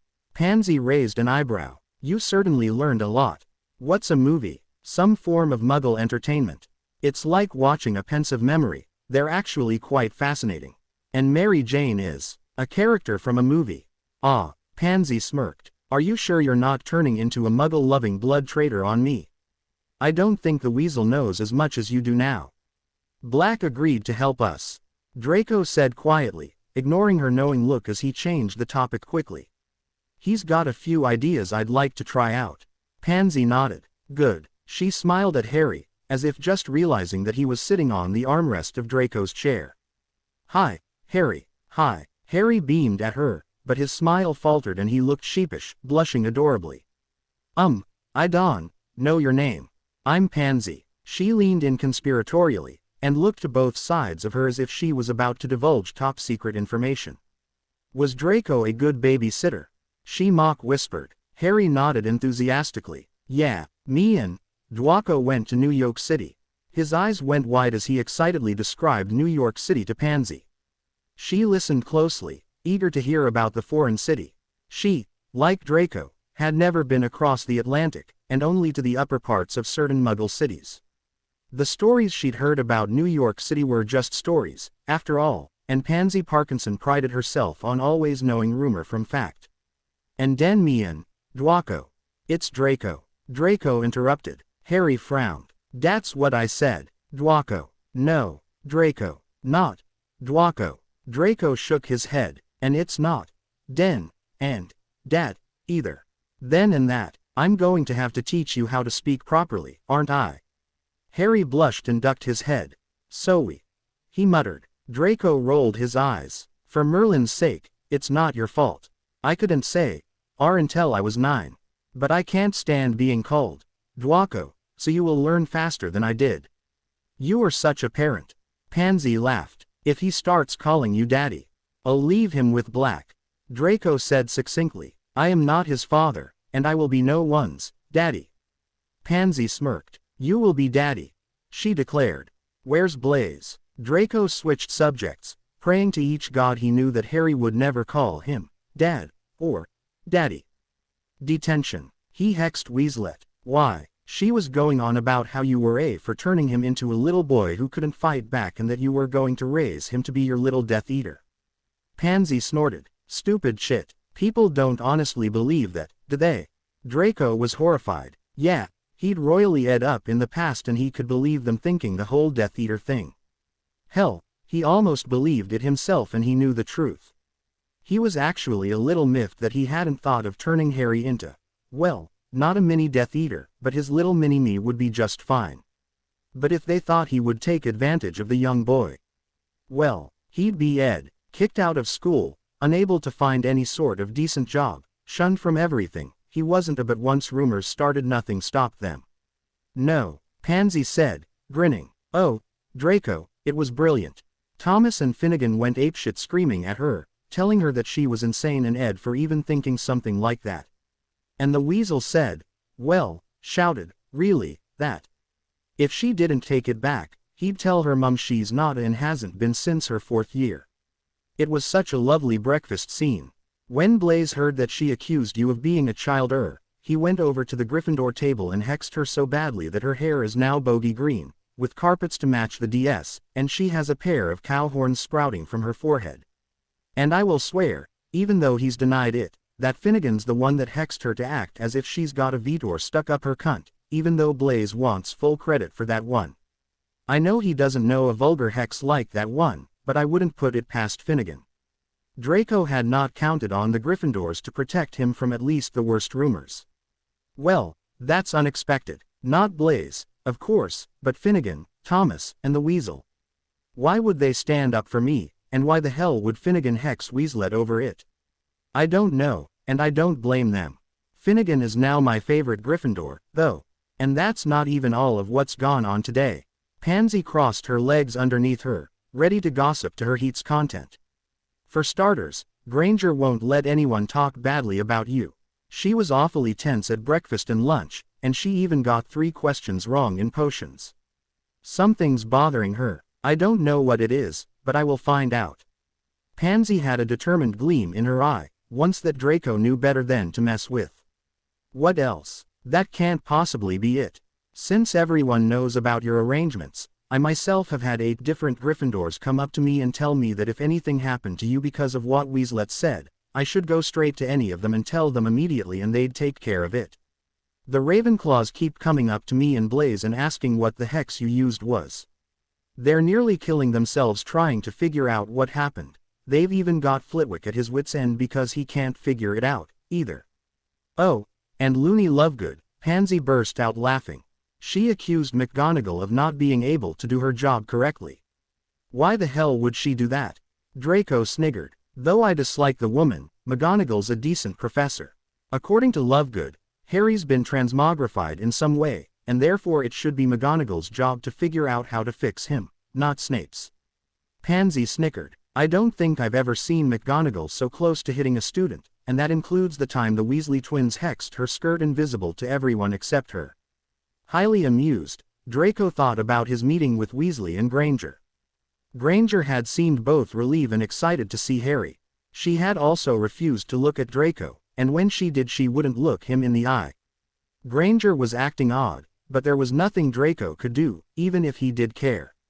And the rest of the Gryffindors standing up for him was probably just their way of standing up for Harry. But out of everyone, Granger's been acting oddest. Pansy said thoughtfully, almost an afterthought. Every time someone tries to talk to her, she acts as if she wasn't paying attention.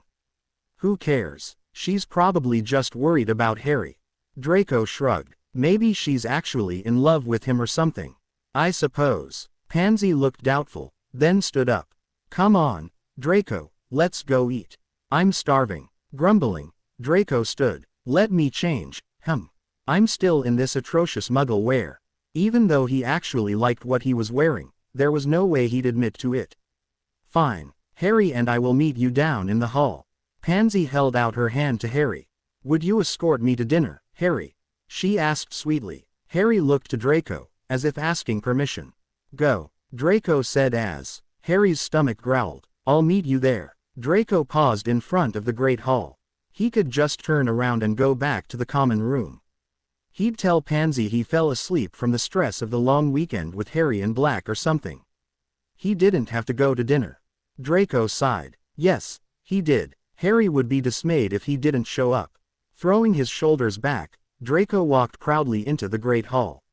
He ignored the stares and not-so-quiet whispers he received and walked quickly to the Slytherin table. Because of this, he didn't notice the Gryffindors watching him curiously. Draco sat on one side of Harry, who was trying to hide under Pansy's robes. As soon as Draco sat down, he scooted over and tried the same task with Draco's robes. Draco snatched them away. Stop that. Evyone's stawing at me, Harry said, sounding panicked. I don't like it. Well, you're going to have to deal with it, Draco said, helping himself to the food in front of him. His stomach was growling. He hadn't had much to eat all day.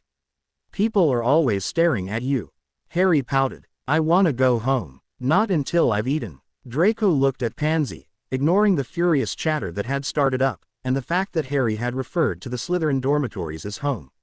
Has he eaten yet? He asked, glancing down at Harry's empty plate. Pansy looked at Harry disapprovingly. Yes, but very little. He said he wasn't hungry. I'm not. Harry cried defensively. Draco eyed Harry suspiciously, remembering how Harry's stomach had growled not 20 minutes earlier. Leave him be, Pans. He's hungry, he'll eat. Harry smiled at him gratefully, and Draco found himself blushing slightly. He turned quickly back to his food, trying to ignore the sudden urge to hug the small boy. When we get back you're taking a bath. Pansy told Harry, you smell like fumes and city gunk. Can you get clean by yourself, or do you need help? Harry gave her an indignant scowl. I'm not a baby, I can do it all by myself. I was just asking, there's no need to jump down my throat. Pansy said stiffly, it makes no difference to me if you need help or not, you're still taking a bath when we get back to the dorms. Harry made a face and crossed his arms. I don't wanna. He growled stubbornly. Pansy narrowed her eyes, and Draco prepared himself for what he knew would be war. Draco woke up with Harry curled up against him like a cat, using the stomach as a pillow as usual. Sighing, Draco untangled himself from the boy's grip and climbed out of bed. It had been a week since the incident, capital letters for the obvious importance of the accident, and the school had finally gotten used to seeing a young Harry following Draco around like a puppy. Harry's relationship with Hermione Granger, and a few other Gryffindors, had improved, especially when Granger found out he loved to read and began sharing new stories with him, but he still lashed out at the weasel, much to Draco's amusement. The students had quickly given up trying to hex Draco in the halls between clees when one of Ginny Weasley's infamous bat bogey hexes missed Draco and instead hit Harry. It landed the boy in the hospital wing overnight, and eliminated any chance of Harry liking either of the Weasleys. Sirius had been quite amused when Draco wrote to tell him why his godson was in the infirmary. Draco had expected Harry to fidget and complain when forced to attend clees with Draco, but he simply sat quietly, either observing the spell work around him or reading one of the many books he had. Once Draco had even caught him reading one of his Defense Against the Dark Arts textbooks, and had been too amused by the boy's intensely concentrated look to yell at him for taking his school book without permission. Draco dressed in his robes before waking Harry, not wanting the small boy to see his. The scar he had there was not nearly as gruesome as the ones on Harry's back, but Draco didn't want 18-year-old Harry to know that the one mistake he had made had marked Draco so permanently. The boy had his own scars to deal with, and besides, Draco would be damned to show the chosen one any sort of weakness he had. Harry, get up. Draco unceremoniously hit Harry with his pillow. Come on, time for breakfast. Harry blinked blearily, before bouncing out of bed. Good morning, Draco. Draco raised an eyebrow, and crossed his arms. Harry frowned, and tried again, stumbling over the difficult R in Draco's name. Good morning, D-Way. D-W-W-R-R-A-A-A-Y, Draco. Harry grinned when he got it right. Very good. Draco handed him his clothes and turned his back to let the boy change in privacy. You learn quickly. Harry beamed as he got dressed. Draco always tried to be nice to him, the small boy decided. And he tried very hard not to snap, even though he still yelled sometimes. Maybe Draco really did like him. After all, Draco snapped at Pansy and Blaze, too, and he said they were his best friends. Ready, he chirped, taking Draco's hand in his own. Draco wouldn't let him ride on his back anymore. You're too heavy. And you are perfectly capable of walking by yourself. I'm not your personal carrier, and I don't like people staring at me because you're on my back. You say you're a big boy. Act like one and walk on your own. But Harry was content with simply holding Draco's hand instead, even though it took an impressive amount of effort on his part to coerce into the simple act. It was just unfortunate for Draco that every time Harry grabbed his hand it sent butterflies through the stomach. He's 7, you pedophile. He snarled to himself every time he felt those atrocious butterflies, or the heat of that damned blush that plagued his face. But he won't be for long. A nagging, irritatingly Slytherin voice in the back of his head would answer back. And when he's no longer 7, maybe he'll be grateful for your taking so very good care of him all these months. Maybe grateful enough to. Draco always managed to push the dirty images the voice conjured out of his mind. It was easier when he looked at the 7-year-old boy and tried to picture the same thoughts. Those thoughts sickened him more than anything the stupid voice could come up with to try to get him aching for an 18-year-old, Quidditch-toned, powerful, Dark Lord killing Harry Potter. Draco sighed, and pulled Harry out of his room. At least tomorrow was the start of the weekend. Maybe then he'd get some peace. Eye fluttering as he leaned his chin against his hand, Draco doodled absent-mindedly on a scrap piece of parchment. Bins, CL was so bloody boring, but Harry seemed completely immersed in the CL. Mr. Malfoy. Draco jerked out of his daydream state, and flushed when he realized that Bins had just asked him a question that he did not know the answer to. Shite. Draco said intelligently. 633 AD, the Goblins' Court versus the Elven Court, came a whispered offer. Gratefully, Draco repeated the answer verbatim. 633 AD, the Goblins' Court versus the Elven Court. Bins blinked, and nodded. Correct. However, I wish you would at least act as if you were paying attention. And I would thank whoever it was who whispered the answer, if I were you. Draco flushed deeper as Bins resumed his monotone drone about the Elven Court and the Goblins' Court. Yes, Professor. Draco turned to Pansy, who sat in her usual spot by his side, the one that wasn't constantly occupied by Harry. Thanks for the answer, he whispered. She shook her head, looking amused. Wrong side, sweetie, she said slyly. Frowning, Draco turned to Harry. Did you give me the answer? Harry nodded, eyes never leaving Bins' pearly form. You weren't paying attention.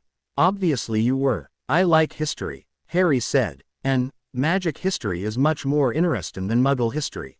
Well, thank you for saving my. Draco smirked. Look at this. You're pretty useful. Big US at history. You were worse than me. Harry shrugged. It's no fun when you have to learn. But when you don't have to pay attention, it's easier and more fun 'cause you want to know what happened. Draco snickered. You'll put Granger to shame one of these days, mark my words. Harry smiled bashfully at him, blushing furiously. I'm not that smart. I'm not smart. At all, really. You've got the potential to be. Harry's blush grew redder. I'm not that smart. He repeated quietly, pleased with himself. Now be quiet, I wanna listen. Draco smirked again, taking in how pleased Harry was with such a simple compliment. It was cute, in an odd way, until one realized that he was only affected in such a way because he never was complimented. Finally, the week's over. Blaise slammed his books closed and stood up, stretching. The Transfiguration CL room began to empty slowly, the students sluggishly making their way back to their common rooms to dump off their books, then make their way much more energetically to the Great Hall for dinner an hour later, leaving all their homework until Sunday afternoon.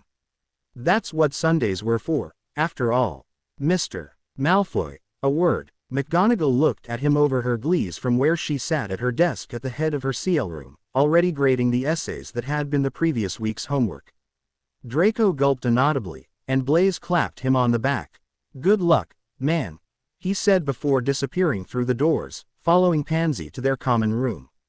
Groaning, Draco walked up to McGonagall's desk. Yes, Professor, I was simply wondering how your week went. McGonagall looked over to Harry, who was busy packing Draco's books neatly into his satchel.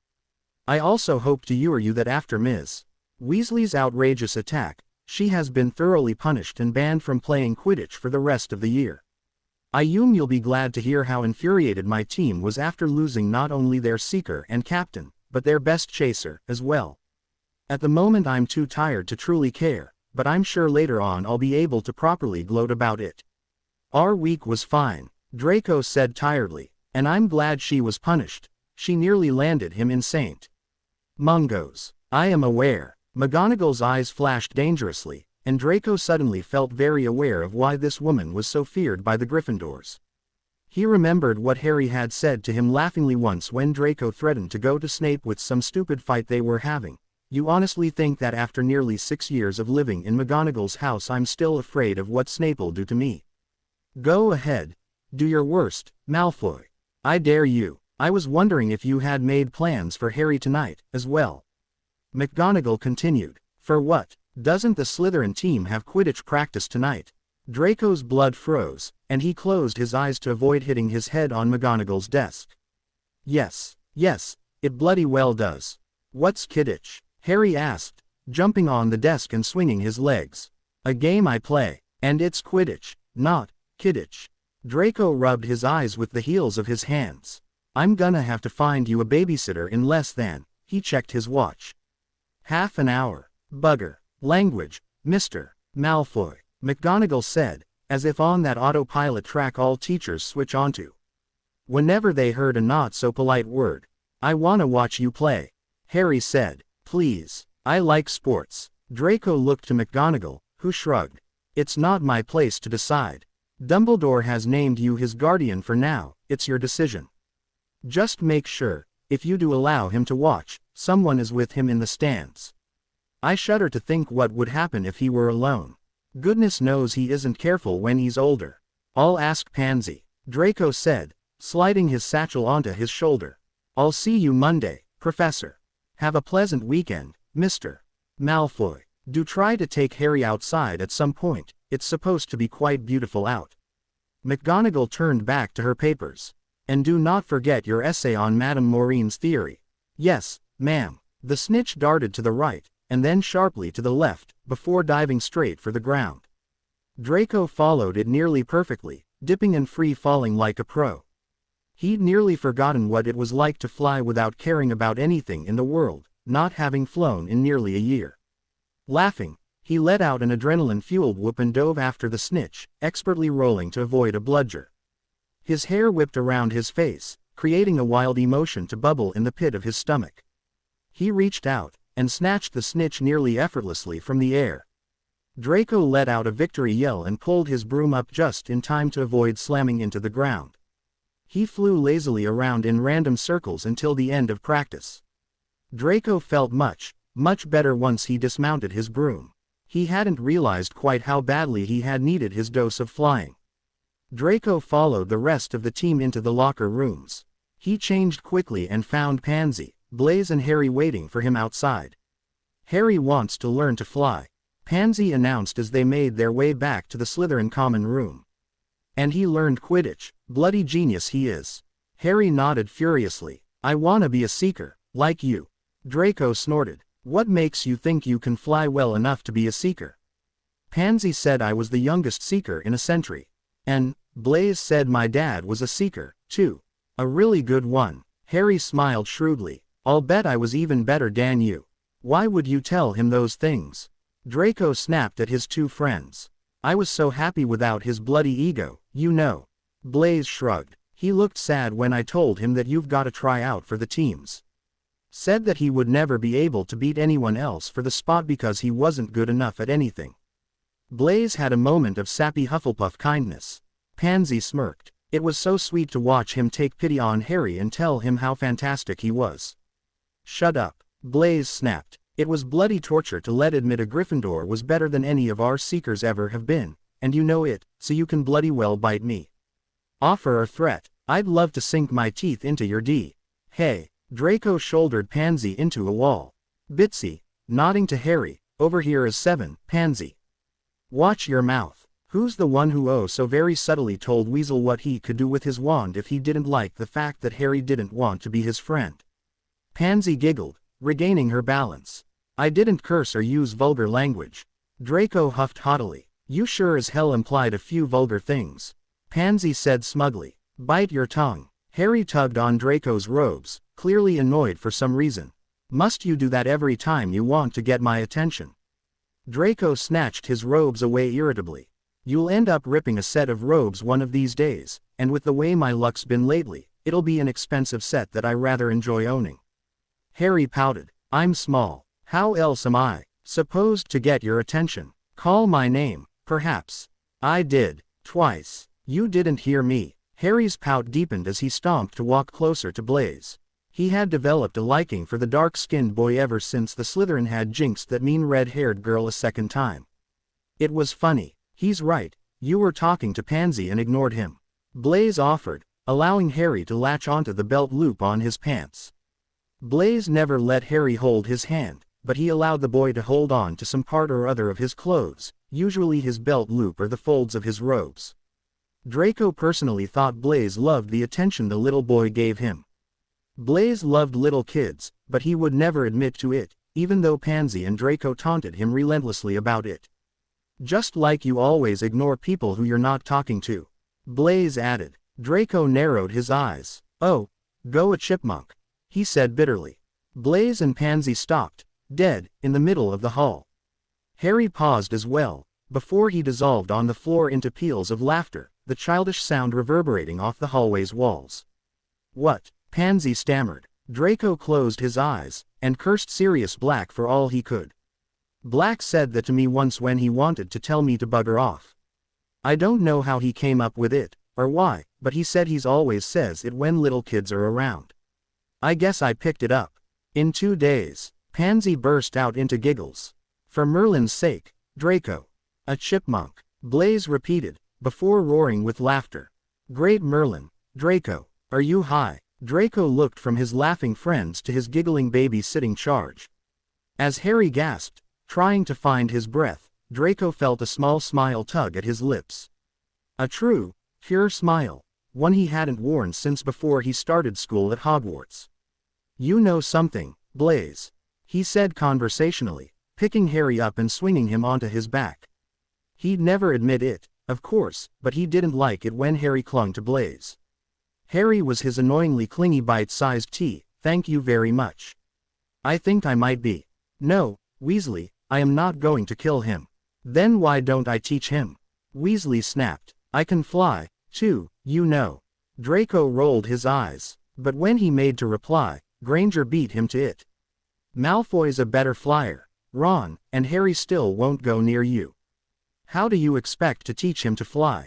Granger laughed bitterly. Sure. Go ahead, I'd love to see you attempt that would-be fiasco. You may actually kill him.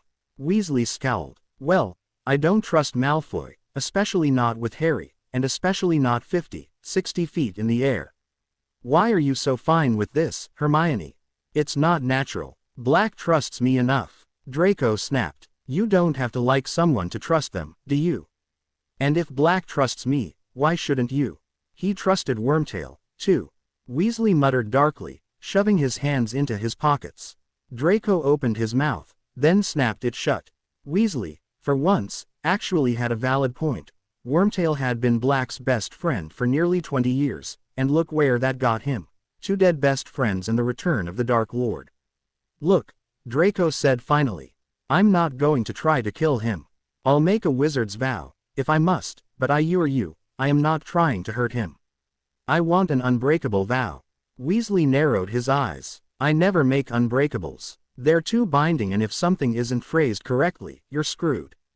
Draco lifted his chin, ching himself. Weasley was really getting on his nerves today. Look, I didn't have to come tell you I'm going to be teaching him to fly. I don't ever have to tell you anything, yet I find myself meeting up with you two every day after dinner to catch you up with the latest gossip of what's been going on in your precious golden boy's life.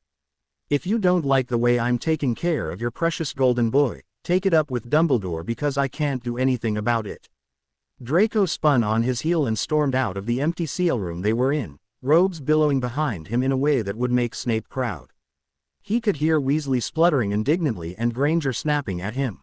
Draco smirked. It felt good to get one over on Weasley after a few weeks of having to be polite, even if it was winning an argument over something rather stupid. Honestly, how thick could Weasley get? Did he really think that Draco could hurt Harry? Well, sure, 6th year he nearly used an unforgivable on him, but Potter was no saint and he had the scars to prove it. And, anyways, Draco had panicked. Besides, Harry had been safe with him all week. Why would that suddenly change?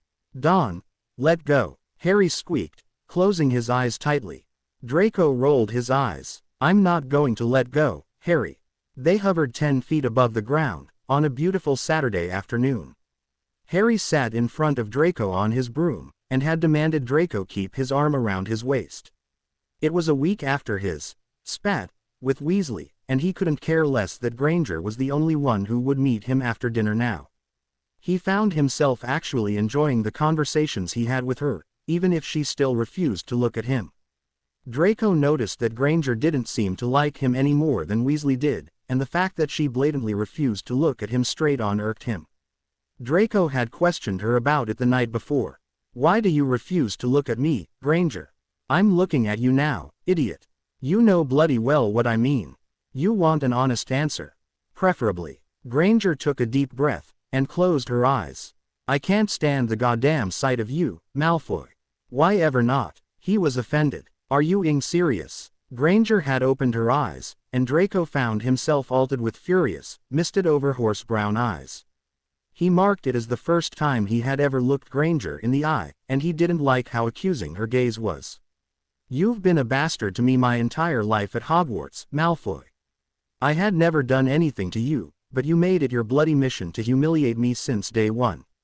And last year," she stopped herself, and shook her head, before continuing. "The only thing I've ever been truly guilty of is being a mudblood, you arrogant, self-centered, vile, filthy coward." She had turned and stalked off, but not before Draco saw the tears running down her face. He hadn't realized that she was still so offended by his words. He had thought that after some time, she had gotten used to the insult and ignored it. Apparently not, but she continued to meet with him every day, to inquire about her best friend. She continued to be around Draco, just to show Harry that she wasn't going to abandon him, even if he was in the company of someone she obviously hated very much, and for good reason. It showed a sort of strength that not many people had. Not even the Gryffindors. The Weasel was proof enough of that. Draco had often wondered why the bushy-haired girl hadn't been placed in Ravenclaw, instead of Gryffindor.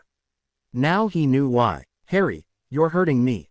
The miniature raven had dug his fingers into Draco's arm when Draco loosened his grip, jerking Draco back to reality rather harshly. "Do you want to learn to fly by yourself or not?" "I do." Harry gulped nervously. "But I'm scared." Draco allowed the broom to fly higher. "So, where's your Gryffindor courage?" Harry scowled. "I'm a Slytherin. I don't sleep in Gryffindor. I don't like most of the Gryffindors, and I'm not very vague." He squeaked again as Draco suddenly pulled his arm away from Harry's waist. "Stop squirming or you'll fall," Draco warned, his pride oddly swelling when he heard Harry declare himself a Slytherin. Harry stilled immediately. "Now, put your hands where mine are." Draco, over the following hours, found that, as long as his pupil was willing to learn, he rather enjoyed teaching. Maybe that's what he would do after Hogwarts. He was rather good at it. Or maybe Harry's just a natural. Draco reminded himself as he watched Harry fly in messy circles around the Quidditch field a few short hours later. He did make Seeker first year for a reason, and I've never caught the snitch when against him. "All right, Harry, come back down. It's getting dark," Draco called. Harry angled the broom, and dove down to Draco, trying to imitate Draco's dives during the Quidditch game. He tried to pull up, but was a little too late. The handle of the broom caught against the ground and Harry was jerked off the broom at a frightening pace, landing with a sickening crunch on his right arm. "Oh, son of a, Draco breathed as he ran to Harry's side. The young boy gasped in pain and clutched his arm to hic. "Oh. Tears flooded his eyes, and flowed down his cheeks. "Don't move," Draco ordered, kneeling down at the boy's side. He gingerly lifted Harry's arm, drawing louder and more pained gasps from the mini golden boy. Harry's wrist was already swelling, and his arm looked bent in a way it shouldn't bend. "It must be broken," Draco groaned. "Brilliant. I'm as sorry," Harry gasped, choking back sobs. "Don't apologize, you didn't do it on purpose." Draco carefully picked Harry up bridal style, taking care not to jounce Harry's arm too badly. "Come on, back to the hospital wing." Harry sniffled. "You can cry, if you want. I'm sure it hurts like hell, and you've gotta be exhausted." Harry's lower lip trembled violently, but he stared stubbornly ahead. "No," he said quietly. "I can't cry anymore." Draco's eyes flickered down, quickly showing flashes of emotion before turning back to the normal imp of silver orbs they always were. Harry refused to look at him, even as Draco swept through the doors to the school. Draco barked at a Gryffindor second year he met in the halls to get Granger and Weasley and send them to the hospital wing. The boy rushed off as Harry let out a strangled sob when a group of Ravenclaws brushed past Draco. Snarling, Draco shouted several curses toward them, making them blanch at his vulgarity. "Watch where you're bloody well going, you morons," he growled as a final warning. "Draco, it hurts," Harry said, burying his face into Draco's and trying to curl into a small ball in Draco's arms. "Please, please make it better." Draco's heart twisted nastily. "I'm trying, Harry. I've got to get you to Madame Pomfrey." Madame Pomfrey jumped when the doors to her infirmary burst open. "Mr. Malfoy, what happened?" she demanded when her eyes landed on the nearly sobbing Harry. She, of course, knew what had happened, but she hadn't had the privilege of seeing the Savior as a 7-year-old just yet. The nurse wondered if the young Malfoy knew yet of the boy's scars. Harry had sworn her to secrecy when she found out about them. As far as she knew, only herself and Harry knew of them. He wouldn't allow her to even tell the headmaster. Fell off his broom. Draco panted. He had began to run as soon as he found blood on his robes. "I think he broke his arm, and there's blood on the bed," Madame Pomfrey said briskly. "Come on, now, that's a lad. Do be careful, Mr. Malfoy." Casting a few spells, the nurse examined Harry's arm. The raven whimpered and cried out as she carefully moved his arm. "Yes, it's broken. A clean break, though, easy enough to fix. As for the blood, does he have any pre-existing cuts or scars?" she asked cautiously, taking care not to reveal the boy's secret. Oh, yeah. On his back, Draco sat on the edge of Harry's bed, relieved that Harry would be all right. The blood had made him panic.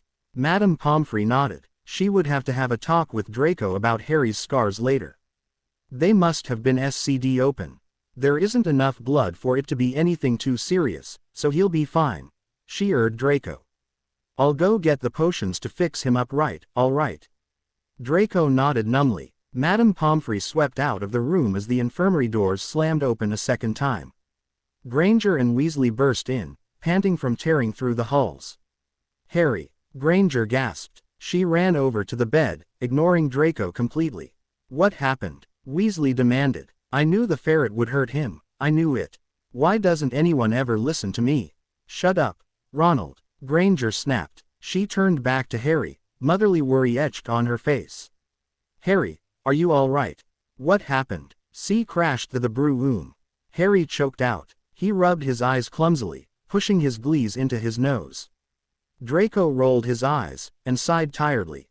Hermione and Ron watched in stunned silence as Malfoy, bloody Draco Malfoy, gently took Harry's glees off his nose and placed them on the table by the bed.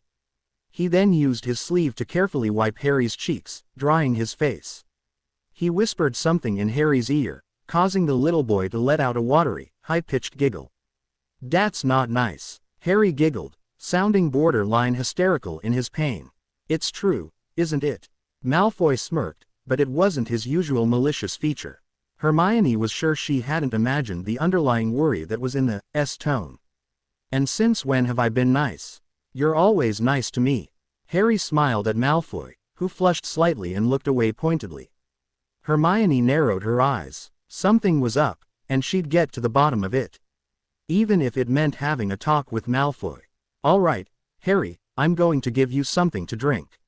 Madame Pomfrey bustled in with her wand raised, a tray of potions and bandages floating behind her. "I'll wrap your arm, so it doesn't move." She handed Harry a small cup of a vile-smelling, blue potion.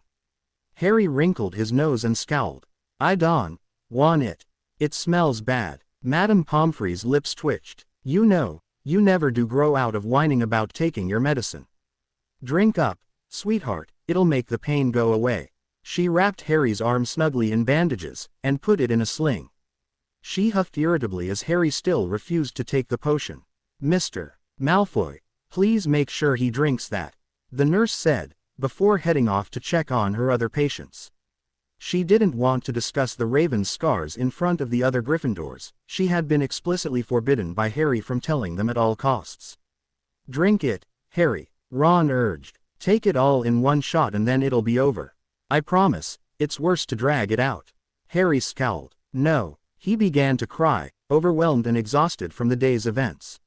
I don't wanna. Hermione tried soothing Harry, tried to get him to stop crying, tried coaxing him gently into drinking the healing potion. She failed, and Harry became increasingly difficult to deal with. He cried harder, and yelled louder. I said no, he shouted, angry tears making his eyes seem even larger and greener than normal. Fine. Hermione gave up, exasperated. Be in pain, then. See if I care. May I? Malfoy asked, sounding rather amused. Go ahead, be my guest. Hermione scowled, hurt. How could she ever be a good mother if she couldn't get a 7-year-old to take in his medicine? The thought made her want to cry. Harry was the only one she had ever told about her secret desire to be a mother like Mrs. Weasley, and if she couldn't even get Harry to do what she told him to, 7 years old or otherwise, how was she ever going to be a good enough mother to any child? Ron snorted. Good luck, Malfoy. Harry never takes his medicine. Rolling his eyes, Malfoy climbed onto the hospital bed and put Harry onto his lap, the boy's back pressed against his. Ignoring Ron's protests, he put his chin on Harry's small shoulder and looked up to the boy through lowered lashes. Harry eyes him warily, sniffing. Harry, are you going to make me do this the hard way? Malfoy's arms SD around Harry's waist. Or are you going to take the potion? No potion, Harry snapped, looking torn between wanting to laugh and wanting to cry. Malfoy grinned wickedly, then put his lips to the juncture of Harry's neck and shoulder, and blew. Harry shrieked, and tried to crawl away, but Malfoy's arms caged him in. The raven couldn't get away from those long, pale fingers that tickled him mercilessly. Harry wriggled and writhed, unsuccessfully attempting to get out of Malfoy's iron grip. Ron and Hermione watched in astonished disbelief as Malfoy tickled Harry into submission. It wasn't until Harry lay on his back, his uninjured arm and legs pinned by Malfoy's, with his stomach being ruthlessly attacked by Malfoy's mouth, did he surrender. Okay, he screamed, laughing helplessly as Malfoy's fingers began dancing over his stomach. Malfoy stilled completely, as if frozen by Harry's surrender. You'll take your medicine. Gasping for breath, Harry nodded furiously. Malfoy smirked triumphantly, and released the miniature Gryffindor. Harry scrambled to the far side of the bed, panting heavily and trying to scowl at Malfoy, though the scowl was broken by his flickering smile. Malfoy simply handed Harry the potion, glaring at him until the small boy drank it quickly. Gagging, Harry threw the cup at Malfoy, who caught it with ease. And that, Granger, Malfoy drawled, is how you successfully get a young child to take his medicine. Though he was sneering superciliously, Hermione saw how his eyes danced with mischievous play as he looked at Harry, and how his cheeks were flushed pink from the previous excitement. She also picked up on how he wouldn't look at her face when he spoke to her, and when she looked at him, how he turned a very light shade of pink, and looked away as if embered. Or is it ashamed? She allowed herself to think. Could he possibly be ashamed by what I said last night? That was mean, Draco. Harry aimed a kick at Malfoy's leg, missing only by an inch. What's my name? Malfoy raised an expectant eyebrow at the little raven. Ron bristled angrily. What? He's not allowed to call you by your name. Are you so superior to a little kid that he can't call you by your first name? Malfoy eyed him coldly. Why don't you shut up for one, Weasel? Just listen. I know the concept is difficult for you, but do try. Harry scowled again, but it was more as if he was concentrating on something very difficult, and was angry with himself that he couldn't get it. Ron was used to seeing that look on Harry's face when he struggled with an essay, or a particularly hard spell that he just couldn't get right, no matter how hard he tried. Dowway. DWW-way. RRRRR, Malfoy purred. Come on, you know how to say it properly. Put your tongue on the roof of your mouth, and let it veet. Ron's mouth dropped open as his tried to process what was going on. Malfoy tickled Harry. Malfoy called Harry by his first name. Malfoy was bloody helping Harry with his speech. The world was ending. Ron knew it. Hermione watched her boyfriends in fry, as he stared incredulously at the two boys on the hospital bed. She herself wasn't far behind him. The whole situation was utterly bizarre, and she couldn't find it in herself to understand why Malfoy would go out of his way to willingly help Harry. Harry tried again. D-way. DW-ray. Draco. He cried finally. He grinned, looking extraordinarily pleased with himself. Very good. It might have been a trick of the light, but Hermione could have sworn that Malfoy had smiled. Not smirked, not sneered, but honestly smiled, at Harry. You have no idea how tiresome it is to be called Draco. For Merlin's sake, my name is Draco.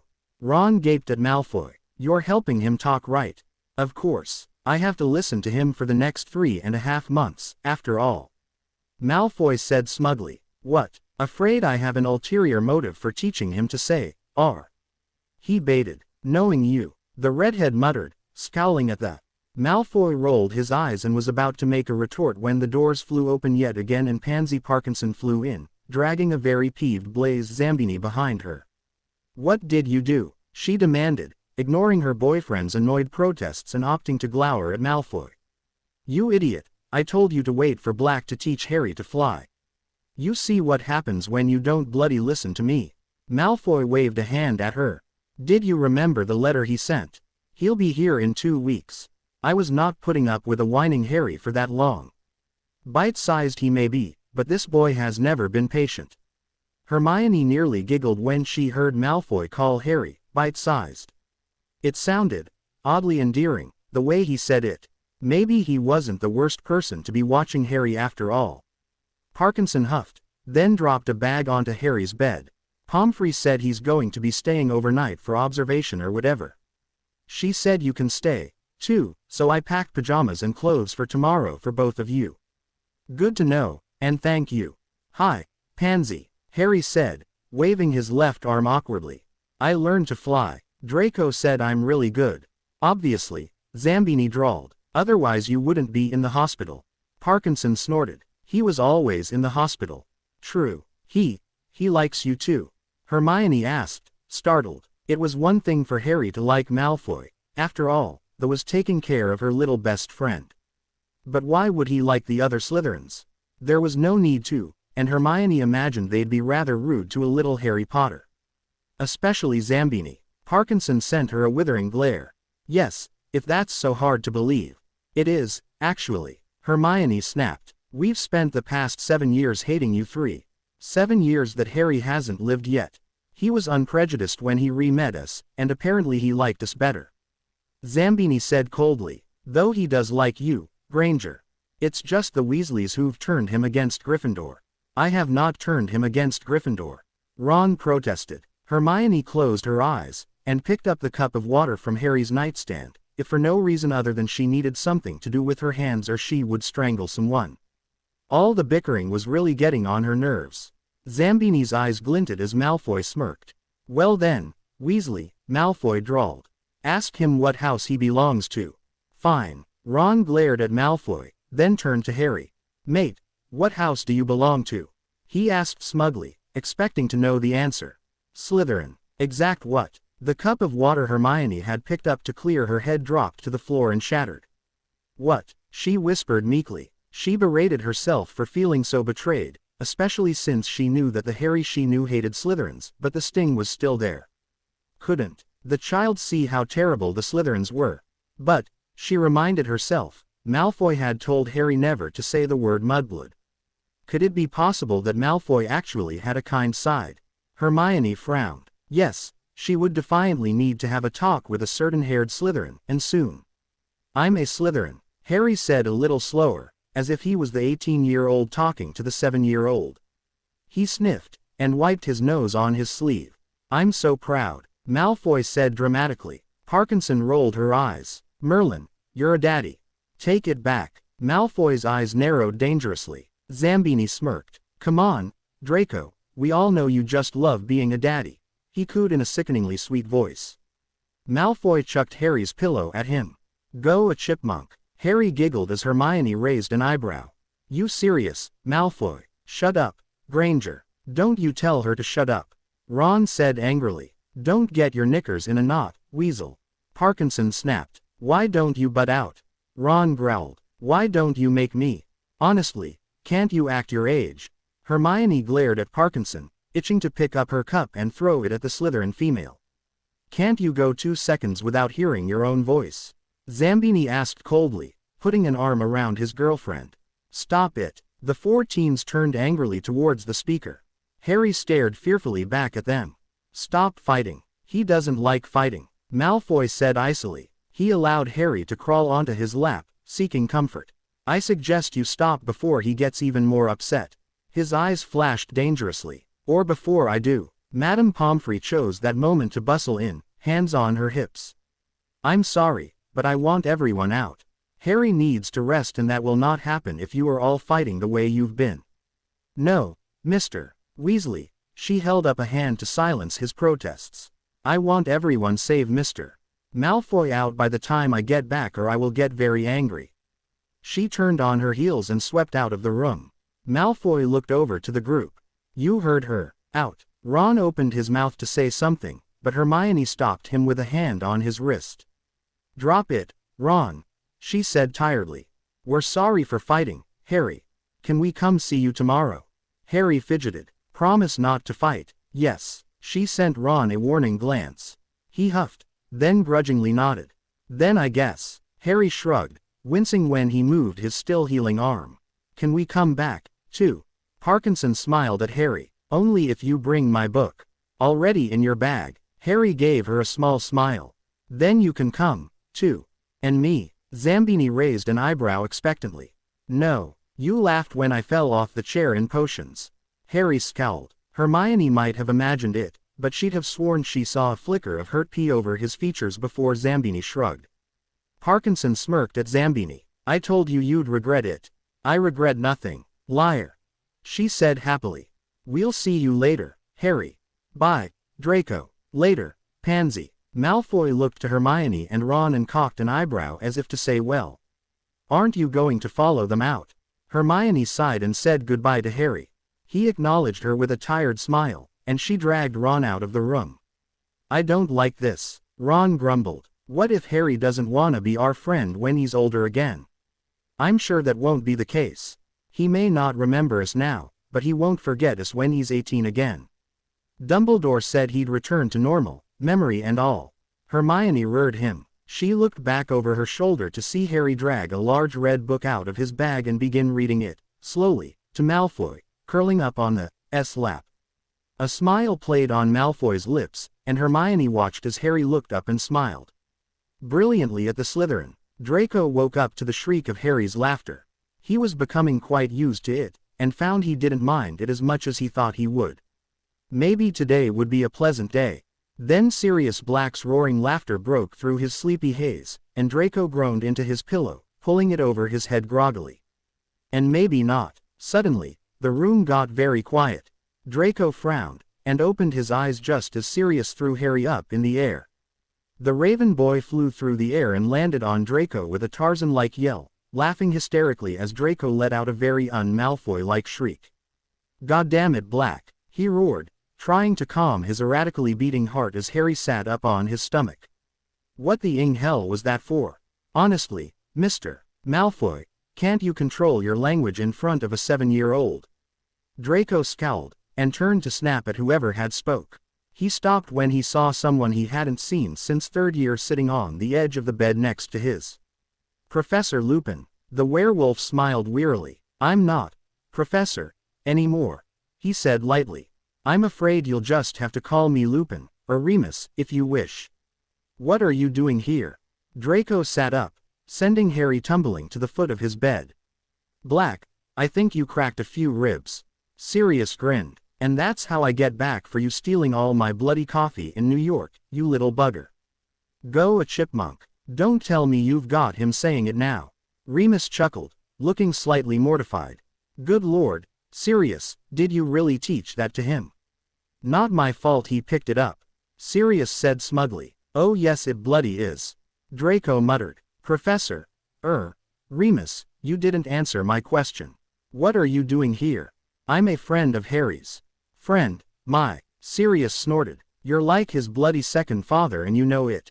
Remus smiled warmly. I suppose so. I planned on bringing Teddy when I came to see Harry for the first time, but then we got an owl from Dumbledore saying Harry was in the hospital wing. Again, and I had to come immediately to make sure you didn't break my godson. Sirius said, flashing Draco a huge, sarcastic grin. I'm not broken. Harry laughed. And Draco didn't break me. He saved me and taught me how to fly. Yes, about that. Sirius' eyes glinted dangerously. Weren't you supposed to wait for me to teach him? Harry didn't want to wait, and he was driving me crazy. Draco retorted, maging his abused ribcage. I wasn't driving you crazy. Harry protested. You most certainly were. I was not. You were too. Nah, boys. Remus cut in amusedly. Honestly, must you fight all the time? This is not fighting, Draco muttered, crossing his arms over his.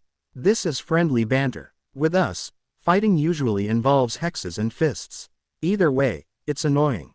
Remus said. You go back and forth as badly as Lily and James did. You knew his parents? Draco asked, surprised. Of course, I was one of his father's best friends. Haven't you ever heard of the Marauders? Don't tell me the Weasley twins outshone us that badly. Remus gave Draco a humored look. Of course I've heard of them. Draco snapped. They were the worst troublemakers in the history of Hogwarts. Padfoot, Prongs, Moony and Wormtail. Biggest gits I've ever heard of, and I've met Wormtail, right piece of shite he was. Sirius smirked, then bowed dramatically. Padfoot, at your service. Remus touched 2 fingers to his forehead in a mock salute. Moony, if that wasn't blatantly obvious. Draco gaped. You're kidding me. Gave Snivelus hell. Sirius crowed proudly. Ah, Prongs and I had so much fun. Prongs. My dad. Harry said proudly. He was a stag. Draco quirked an eyebrow. A stag. I thought muggles called them studs. Sirius choked on his laughter. No, we're animagus. He explained. But don't tell anyone. It's a secret because we're unregistered. Way to keep it a secret, Sirius. Remus shook his head. I never once told anyone about your furry little problem. Sirius said, offended. Because you knew what I'd do if you did. Remus replied smoothly. Draco blinked. Did Black really just refer to Remus, being a werewolf as the man's furry little problem? Unca Remus. Harry piped up. When can I meet Teddy? Not until next weekend. He's at his grandmother's right now. Remus urged him. But I promise, I'll bring him with me next time. Who's Teddy? Draco asked. The name rang a distant bell. Remus got an odd look on his face, almost as if he was conflicted about whether he should tell Draco something or not. Teddy is my son. Oh, Draco shifted uncomfortably on the bed. Will you babysit the cubs, Draco? Shuddering, he pushed the memory out of his mind. That time was long over. But that meant that Teddy was his cousin or something, right? Great. More little kids in his life. Just what he needed. Draco. Harry looked up to Draco, demanding his attention.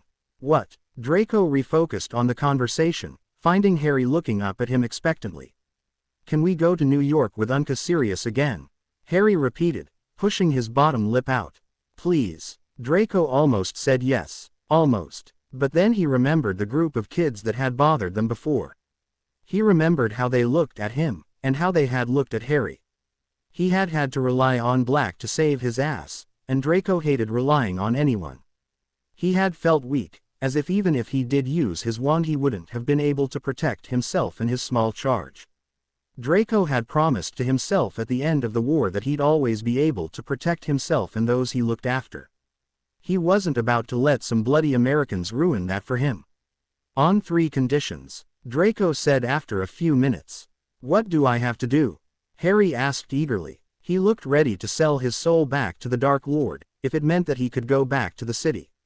Not for you. Draco addressed Remus and Sirius. 1. You get Dumbledore to let me take Pansy as well. You wouldn't believe the ing I had to put up with when she found out I went without her. Easy enough, Sirius said. The old man owes me a favor anyway. 2. No transatlantic apparition. Done. Remus answered for Sirius, who scowled. I hate transatlantic, it's bloody awful. Planes may be longer, but they're so much nicer. You're going as well, of course. The only reason I wasn't there last time was because I was doing something for the Order. All right, then. Draco eyed Sirius. The ex-convict wore a simple black t-shirt under his blazer, with a pair of dark jeans. Draco caught sight of the 3rd condition beneath Sirius' jacket, and his resolve strengthened. 3. I want you to teach me to use a gun. For the love of God, don't point it at me. Remus shoved the barrel of the gun down towards the ground. But it's unloaded, Draco argued. He had been shocked to find out that it had been Remus Lupin, who had introduced the Muggle weapon to Sirius. Apparently, his father didn't trust anyone near his son after he had been beaten up because of his condition on several occasions, and had taught him to shoot when he was 8. Draco marveled at how Remus was able to hide the fact that he was, in Sirius's words, packing heat, his entire school career, and no one knew until Remus had freaked and pulled the gun on Sirius their 7th year. Both Remus and Sirius had refused to elaborate on why that had happened, and Draco didn't push it. He had a feeling he really didn't want to know, and it was none of his business. Just because you didn't load it doesn't mean it's not loaded. Always treat a gun as if it's loaded, Draco. My father nearly shot my mother once when he wasn't being careful. Remus. Words were sharp. Draco swallowed nervously. Remus had rarely gotten angry, no matter what the kids in any of his clees did. To hear him speak so sharply proved just how dangerous the weapon was. Sorry, Draco muttered. Harry and Sirius were up in the castle, doing Merlin knew what. When Draco had finally asked, Sirius and Harry had exchanged a sly look and Draco dropped the subject immediately. He really did not want to be a part of whatever they were planning. Remus had taken Draco down to the Forbidden Forest, and, 40 minutes later, Draco was now learning how to properly shoot a gun. He had spent the past half hour learning the mechanics, and now he was actually going to put his hands on the weapon. Just don't do it again, Remus said, though not unkindly. All right, you see those targets I drew on the trees? Draco nodded. They were roughly 10 meters away. I'm going to take this and shoot at the target on the middle tree. This first time's just to show you the damage a gun can actually do. Draco nodded. All right, step behind me, Remus ordered, taking the gun from Draco. Draco stepped swiftly behind the werewolf, keeping the marked tree in sight. Remus took up an odd stance, his left foot behind his right, giving off the impression that Remus was ching himself for something. He raised his arms, both hands on the gun, straight in front of him, the sights of the gun level with his eyes. Draco watched Remus' right forefinger fall to the trigger and squeeze 3 times rapidly. Each time, a loud roar came from the barrel, and the gun jerked up ever so slightly. Remus lowered the weapon and let out a breath Draco wasn't aware he had been holding in. Remus nodded towards the tree. Go look at the target. Draco walked up to the tree, confident that Remus had missed. There were no gaping holes, no charred pieces of wood, no shredded bark. Black had said the bullets would rip a person to shreds. The tree bore no marks of damage. However, as he inspected the tree trunk, he found 3 holes in a tight circle in the middle circle of the target. Each hole was at least 5 inches deep. It's not so bad, Draco shrugged. Just a few holes. Imagine those holes in your head, or through your lung, your heart, you're in a major artery. You would bleed out in a matter of minutes, if not seconds. Remus said quietly. Draco paled considerably. But Black said you'd be ripped to shreds. That's only with hollow points. A regular bullet just puts a hole in you. Remus looked at the marks in the tree, almost sadly. It takes a lot to kill someone, Draco, especially with a gun. With a spell, you don't have to watch them bleed out. You don't have to watch them die. Promise me that you won't abuse this. I won't. For a reason unbeknownst to him, Draco couldn't get the image of Harry's body bleeding out on the ground, riddled with holes that wouldn't stop bleeding. And what freaked Draco out the most was that the image wasn't 7-year-old Harry. Why don't you use hollow points? Draco asked, clearing his throat. There was no use panicking about something that wouldn't happen. They're inhumane and regular bullets do the job just fine, came the clipped reply. Do you want to try or not? I suppose. Oh, hell yes he did. Back there, then. Remus propelled Draco back to the spot from where he'd fired. No, put your hands where mine are on the gun. Remus stood behind Draco, his arms wrapped around Draco's as he showed him how to properly hold the weapon, and how to aim through the sights. Draco didn't understand why his heart sped up as he felt Remus' breath on the back of his neck. Take a breath to steady yourself before you shoot, Remus said, his low voice biting in his. Don't release it until a second after you've pulled the trigger. You okay for me to let go? Draco nodded jerkily. Remus. Roaring weight left his arms and back and Draco's arms dipped under the weight of the gun. Keep your arms steady, Remus instructed. The gun's kicks back. Draco set his jaw and put his finger on the trigger, just as Remus had shown him. He felt a sudden rush of adrenaline, as if he were capable of everything and anything. This was power. He could turn on Remus and destroy him right now. Draco grinned maliciously, and pulled the trigger. There was the loud roar like before, but his arms snapped up with the backward force of the gun. The metal hit his face with a blinding speed, and Draco felt his nose shatter. He dropped the gun immediately, nearly falling over as he brought his hands up to his face. Son of a, I told you to keep your arms steady. I did warn you, you know. Remus scolded softly, sounding amused. Here, let me have a look. Draco allowed Remus to gently take his hands away from his nose. Taking Draco's chin in his fingers, Remus examined the bloodied nose. Draco's heart sped up and then nearly stopped as his old professor's golden eyes were suddenly in front of him. Remus' hands were surprisingly soft, and Draco tried to steady his own hands as they began to shake. He didn't quite understand why he was getting so worked up over his professor. The man was at least 3 times his age, and for Merlin's sake, he was a man. Draco couldn't honestly be attracted to a man. And yet his hands were soft, and his eyes kind. Draco fought back tears of frustration as he realized that he mentally changed Remus' eye color to green, and darkened his hair about 10 shades, after adding an unusual scar on his forehead. This isn't fair. Remus sighed. Yes, that's broken, all right. Stay still, let me fix it. He pulled out his wand. Episki. Draco's nose grew warm and tingled, and he scrunched it experimentally. Thanks. No problem. You know, Remus chuckled. Harry did the same exact thing. Shattered his glees and his nose, just like you. God, but Sirius couldn't stop laughing. Harry chucked the gun at him, if I remember correctly. That's dangerous, isn't it? Draco had an image of a bleeding Potter throwing the metal object at Sirius, screaming obscenities. It was quite an amusing scenario, actually. The gun wasn't loaded, he took the magazine out first. Sirius had a bruise on his forehead nearly the size of a dinner plate. Draco sniggered. Serves him right, he shouldn't have laughed. The next few weeks sped very quickly. Remus and Sirius visited every weekend, always bringing Teddy with them. Teddy, like Harry, had taken an immediate liking to Draco and had also taken to keeping his hair. Harry loved playing with his newfound friend, though Draco wasn't so sure Teddy shared the sentiment after Harry had accidentally knocked him off a bed.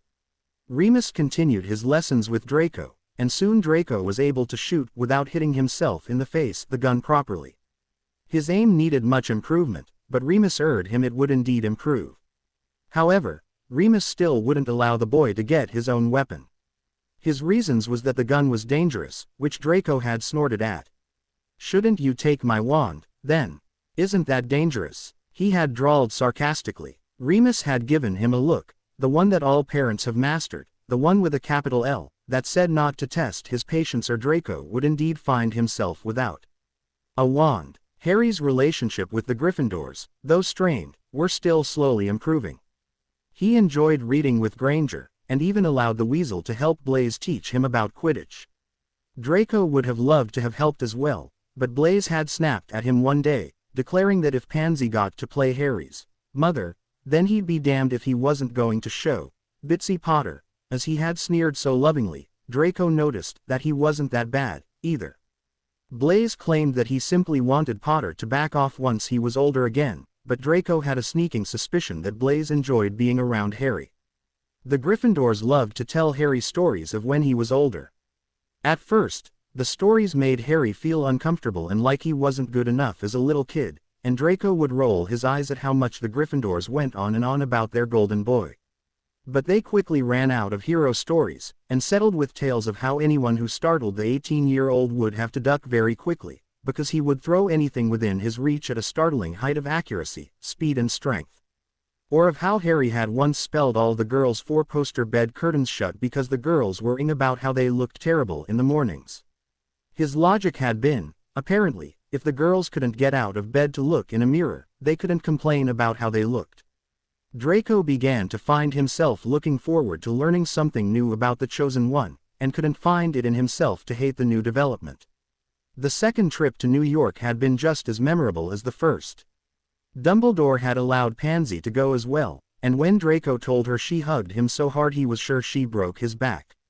Sirius had shown them all the different sights, from the Empire State Building to the Statue of Liberty, Times Square to Central Park, and everything in between. Draco had found himself falling in love with the unusual city, and, after seeing the wizard's side of New York, decided that he'd consider moving there after he finished Hogwarts. Most American wizards didn't know much about the war with the Dark Lord, and Draco relished the feeling of being unknown for once in his life. He had even had a teen compliment his dark mark after catching sight of it, claiming it was the coolest tattoo he'd ever seen. Yes, Draco was very seriously considering moving to New York. It was a Tuesday night, about 7 weeks after the indecent, when Draco found out that even if Harry wanted to forget about his scars, he couldn't. "Harry, stop jumping on the bed," Draco called from his bathroom. He was brushing his teeth, trying to get ready to fall asleep in said bed. It was late, and he had only just finished his homework. Draco was exhausted, and he was snapping at Harry more than usual. The boy had very quickly realized that by leaving Draco alone, he was less likely to get yelled at. However, he was only 7. "Dawn, wanna," Harry's words came out in time with each bounce. Draco came out of the bathroom and leaned on the doorframe, loosening his tie. He was too tired to even try to stop the smile that formed as he watched as Harry used his bed as a trampoline. "Come on, stop it. What happens if you fall?" "I won't," Harry laughed. No sooner had the words left his mouth did his legs buckle as he hit the bed the wrong way. He tumbled off the bed, landing hard on his back. Draco winced as he crossed the room. "You all right?" he asked, crouching next to the small boy. "That was pretty nasty." "Yeah," Harry mumbled, voice strained. "My back hurts." "It's going to hurt. You just landed on it." Draco straightened and held out his hand to the boy. Harry took it and tried to haul himself up. Suddenly, his body seized up and he let out a blood-curdling shriek. He dropped Draco's hand as if it were on fire as he crumpled on his side, keeping his back off the floor. Draco watched in horrified shock as the young boy writhed on the floor, obviously in intense pain. Without thinking, Draco fell to his knees, then reached out and took Harry's hands in his. It hurts," Harry cried as Draco took his head into his lap. Careful not to touch his back, Draco soothed the young boy. "I'm right here, it's all right, I'm here, Harry. I'm not leaving, I'll never leave you, I promise." Draco, upon learning that Madame Pomfrey knew of Harry's scars, had demanded she tell him everything about caring for scars as is his. She explained to him the scars as prominent as Harry's usually signified that the wounds had not been properly healed. Scars such as those, she said, sometimes damage nerve endings very severely.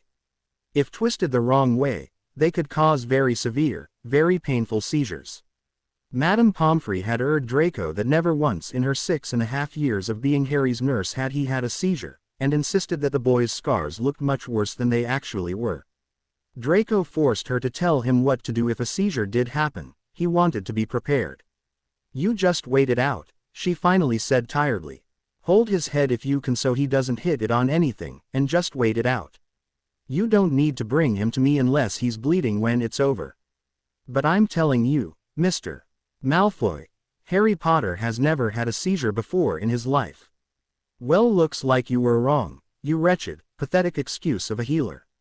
Draco thought bitterly as he watched helplessly as Harry endured what must have been one of the most painful experiences of his life. Draco had the sneaking suspicion that Harry had seizures when he was older, as well. Bloody Gryffindor must have hid them so no one worried about him. After a very long 5 minutes, Harry's bit-back cries died out and he stopped shaking. Draco stroked his hair softly, murmuring useless words of comfort. Aside from the first startled scream, Harry had refused to cry out. Instead, Draco watched as Harry turned his head to the side and spat out a mouthful of blood, coughing violently. "Oh sweet Merlin," Draco's eyes widened. A wave of nausea hit Draco as he realized that Harry bit his tongue so he wouldn't scream. Gingerly, Draco picked Harry up, making sure his hands didn't go near the boy's scars. Harry wrapped his arms around Draco's neck and buried his face in the juncture of the neck and shoulder. The small body in his arms shook violently as Harry fought not to cry. "It's all right, Harry," Draco whispered, surprised to find his eyes burning with hot tears. "It's over now, you're okay, I promise. You can cry, if you want. I won't tell anyone." "No," Harry choked. "I can't cry." "Why not?" Draco wanted to shake the young child, wanted to force him to cry. It wasn't healthy for Harry to keep his tears locked up, especially not when he was so young. Little kids should cry. Why wouldn't Harry? But he kept his voice quiet, and hoped Harry would answer. "See, 'cause no one likes a cry bye-bye," Harry gasped out. He was trying so hard not to cry, trying so hard to please those around him. "If I cry, you won't like me no more." A little rougher than he intended, Draco pulled Harry's face away from his neck. He took Harry's chin in his fingers, forcing the child to meet his eyes. "Look at me, Harry." Harry shut his eyes, and stubbornly shook his head. "Look at me," Draco growled. Harry reluctantly opened his eyes, and gasped quietly. Draco was certain it came as a shock. He never allowed himself to cry in front of anyone, not even his mother. "Am I a crybaby?" Draco asked quietly. Harry shook his head slowly, seemingly mesmerized by the hot tears finding their way down Draco's cheek. He reached out slowly, pressing his fingertips to the wet rivers on Draco's cheeks. "Don't you ever say that I won't like you simply because you cried, Harry." Draco's voice shook. He pressed Harry back to his, and was relived when he felt his neck getting wet. "My God, Harry, you scared me so badly. Didn't I tell you not to jump on the bed?" Draco shut his eyes tightly, trying to will away a memory that came unbidden to his mind. Harry, their third year, on his broom, about to close in on the snitch. The Dementors circle him and he goes rigid, fingers inches away from the tiny golden ball. He opens his mouth in a wordless cry as he begins to shake, before falling off his broom, to the dark land below. I'm sorry," Harry cried, chasing away Draco's most recent nightmare. "I was just playing. I know. Draco sat back, his back against the bed. "But you need to be careful. I can't imagine that you actually like these seizures." "I don't," Harry whispered. He sniffed, his shaking subsiding. "I don't like getting hurt." "No one does," Draco murmured, thinking of all the times Harry had ended up in the hospital wing. He remembered once, in the very beginning of their fourth year, he had gone into the hospital wing to get a painkiller for Pansy. "Madame Pomfrey," Draco called, stepping into the infirmary. "Pansy needs painkillers for her cramps, and for the sanity of Slytherin, I beseech you to give me medication to sedate her." "I'm over here, Mr. Malfoy." Her reply came from behind a curtain around a bed. "Who's in here this early?" "It's the third day of school," Draco inquired, joining Madame Pomfrey behind the curtain. He sneered when he saw who it was. What could Potter have possibly gotten into already? Madame Pomfrey sighed, and rubbed a salve on a particularly nasty bruise under the raven's eye. During the Quidditch World Cup, a couple of those terrible Death Eaters caught him and decided to rough him up a bit. Draco thought, a bit was too kind. The entire left side of Potter's face was bruised and his nose was very obviously broken. There were cuts close to his eyes that suggested his glees had been broken and the gel from the lenses had been roughly shoved into the tender skin around his eyes. The sheets were pulled down around his waist, and bandages were wound tightly around his ribcage. His stomach sported several nasty yellow and black bruises. He looked much too skinny, as if he hadn't eaten properly for a while. A thick coat of dried blood stained what little skin was shown.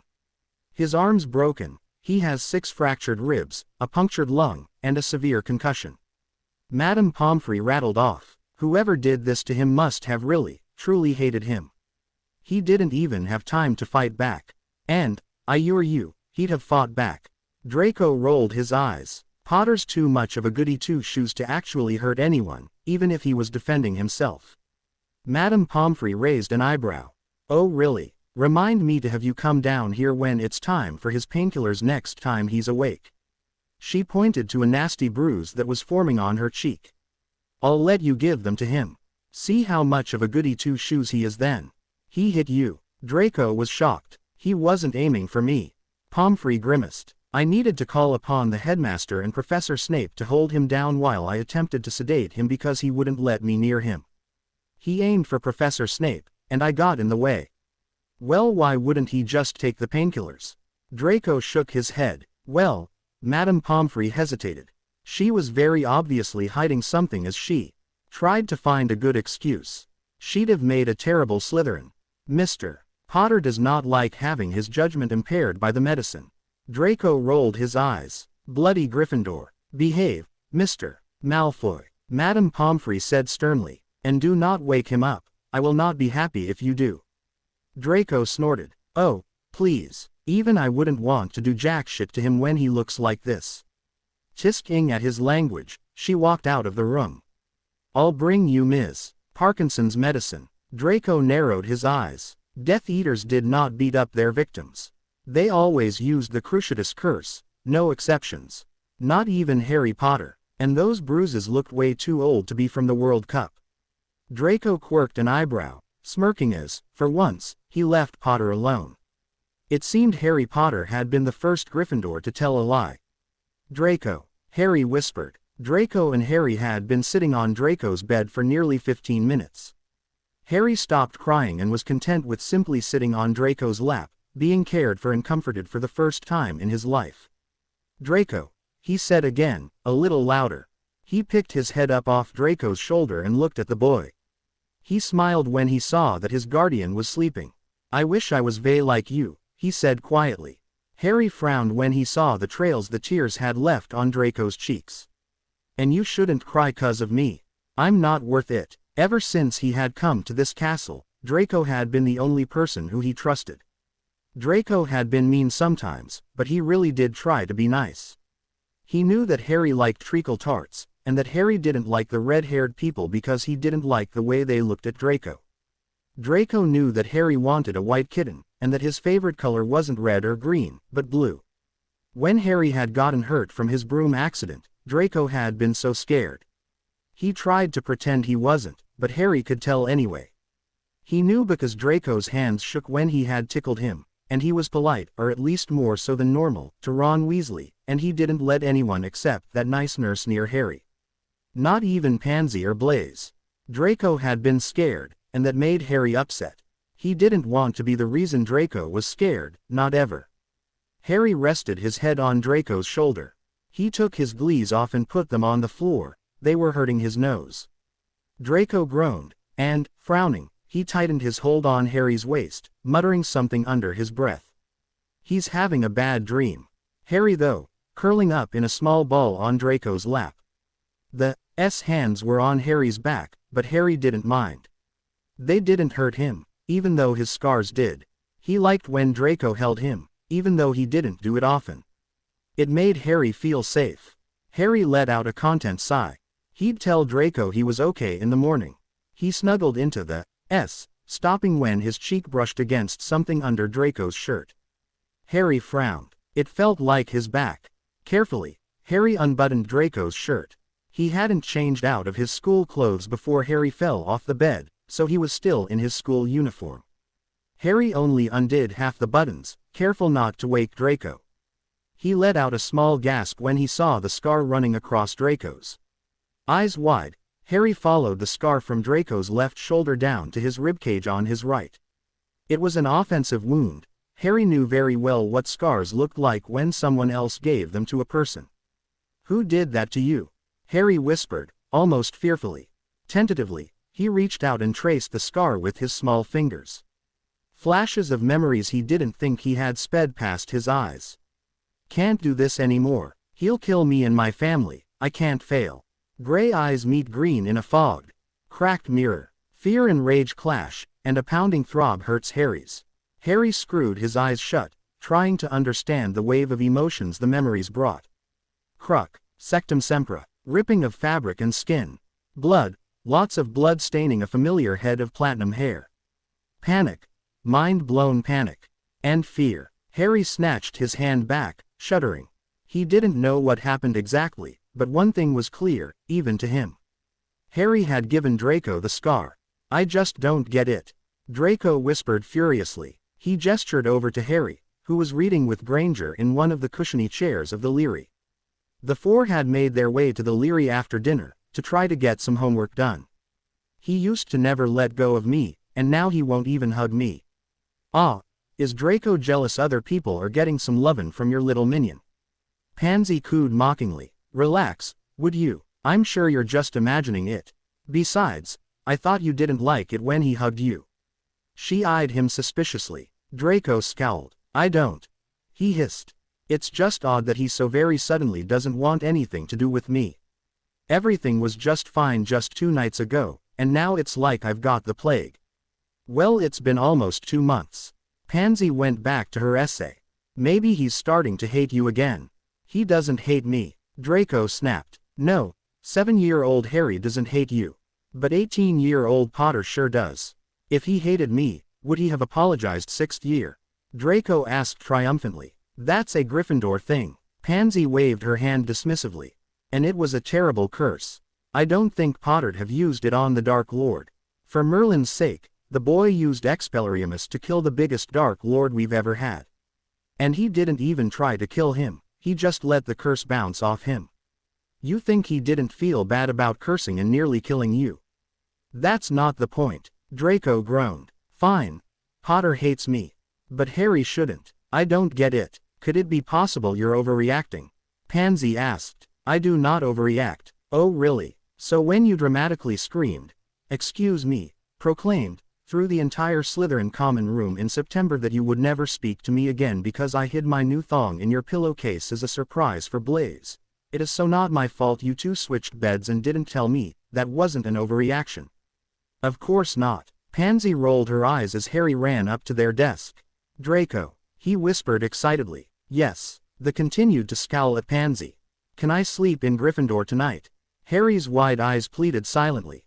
Pansy's eyebrows shot up into her hairline. Draco blinked once, processing what Harry had asked, turned to face Harry, then cleared his throat. You don't want to sleep with me. He winced at how that had sounded, pathetic, weak. As if he couldn't stand to be away from Harry. I wanna see Gryffindor. And Hermione said she'll show me all my stuff that she can't take from the tower. Please, Draco. Draco wanted to say no so very badly. He wanted to tell Harry that he couldn't go with the Gryffindors, wanted to remind him that he was still a Slytherin for the next couple of months. But as the silence grew, and Harry's eyes began to look even more disappointed, Draco gave in. Yeah, sure. He muttered distractedly, turning back to his essay. Anything to get away from those pleading emerald eyes. Do what you want, I don't care. Granger smiled, almost a bit smugly. I told you he wouldn't care. Come on, Harry, everyone's missed you so much. Harry frowned at Draco's answer. Hermione didn't seem to notice how hurt Draco sounded. Maybe he shouldn't go to Gryffindor. It might hurt Draco's feelings. Hermione took his hand and began leading him out of the Leary. Draco, he asked, letting go of Hermione's hand and walking back to Draco. Are you sure it's okay? Draco slammed his quill down and looked up, glaring at Harry. I already told you yes. Just go already, Potter. Draco swept all his things into his bag and stormed out of the Leary. Pansy gave Harry a pitying look, hugged him quickly with a whispered I'll take care of him, and followed Draco out of the Leary. Oh, Harry, Hermione said soothingly. She drew Harry into her arms. I told you, didn't I? Malfoy will only hurt your feelings. You should stay in Gryffindor more, that way you don't have to put up with the Slytherins. Harry was confused. Why was she talking as if he was the one whose feelings were hurt? Didn't she see that Draco was almost crying? Didn't she hear how choked he sounded? Let go, Harry mumbled as he pushed Hermione away. Hermione smiled roaringly at him. That's right. Don't let Malfoy hurt your feelings. Harry opened his mouth to say he wanted to go back to Slytherin, then closed it. Draco wouldn't go back to Slytherin for a while. Harry knew him better than to think that's where he'd go. And Harry didn't know the castle. But Hermione had told him about a map he owned that would tell him the way to wherever Draco was. And she had said something about a cloak that would turn him invisible. Can we go to Gryffindor now? Harry asked, faking a yawn and rubbing his eyes as if he were falling asleep on the spot. I'm tired. Of course. Hermione brought him back to the tower and was disappointed when Harry wanted to go straight to bed. "Everyone's missed you, Harry," she protested. The Gryffindors that had gathered in the common room agreed, and Harry had to stop himself from pointing out that if they had really missed him as much as they claimed they did, they'd have visited him when he was in Slytherin like Ron and Hermione did. "I'm tired," Harry said stubbornly, scowling. The teens finally gave in, and Ron brought Harry to the boys' dormitories. "Do you want to sleep in my bed?" Ron asked almost hopefully, as if he wanted to show Harry he could be just as good a babysitter, if not better, as Draco. "I mean, Malfoy's always complaining about you sleeping in his bed, and I wouldn't mind sharing a bed if that's what you want. I'm a big boy, I can sleep by myself." Harry scowled. He still didn't really like Ron as much as he apparently used to, even though the redhead helped Blaise teach him Quidditch, and had taught him how to play wizard's chess. "I was just asking." Ron stopped by one of the beds. "This is your bed, mate." "Okay. Here." Ron pulled a t-shirt out of a trunk from the foot of Harry's bed. "You can sleep in this, I guess." "Thanks." Harry started at Ron in the unnerving, unblinking way that children do until Ron finally left. He waited until he heard the dormitory door slam, then began searching for the map and cloak, and planning his escape. Harry took a pillow off one of the other beds and shoved it under the covers of his own.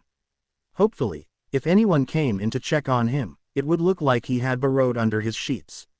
He then ransacked his trunk, not sure of what exactly he was looking for. At the bottom of the trunk sat a folded cloak and an old piece of parchment. Harry grabbed both. The parchment, to his disappointment, was blank. Harry huffed angrily. "Damn it," he swore. "I don't think you should be saying that when you're 7. Harry jumped, and tried to hide the mess behind him. He turned, head hung low. He was in trouble now, and he never liked it when he got into trouble. Harry was used to getting hurt when he got into trouble. A round-faced boy stood at the edge of the circle of beds, smiling kindly at Harry. "You want to go find Malfoy, don't you?" Harry paled, but nodded shyly.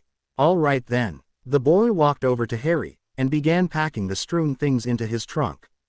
"My name's Neville. I'm sorry I haven't come see you in Slytherin, but I've got my own issues with Malfoy that I don't want to get into. Here." He gave Harry a long, polished stick of wood. "This is your wand. Please don't blow anything up with it, I'll get into a lot of trouble." "I won't," Harry said, awed. The second his hands closed around the smooth handle, a warm feeling shot through his arm and gold sparks flew from the tip of the wand. "Now," Neville said, pointing to the parchment. "You see this paper?" Harry nodded. "Tap it with your wand, and say I solemnly swear I am up to no good." Harry obliged, and, after 2 tries, gasped when ink began forming words and lines on the paper. He never grew tired of watching magic at work. "To clear it, say mischief managed," Neville explained. "Put your cloak on and I'll help you get out of the tower." "Thank you," Harry said, beaming at Neville. "No problem." Neville winked at him. "Just don't tell anyone I helped you sneak out." "I won't," Harry promised, knowing he had just made a new friend.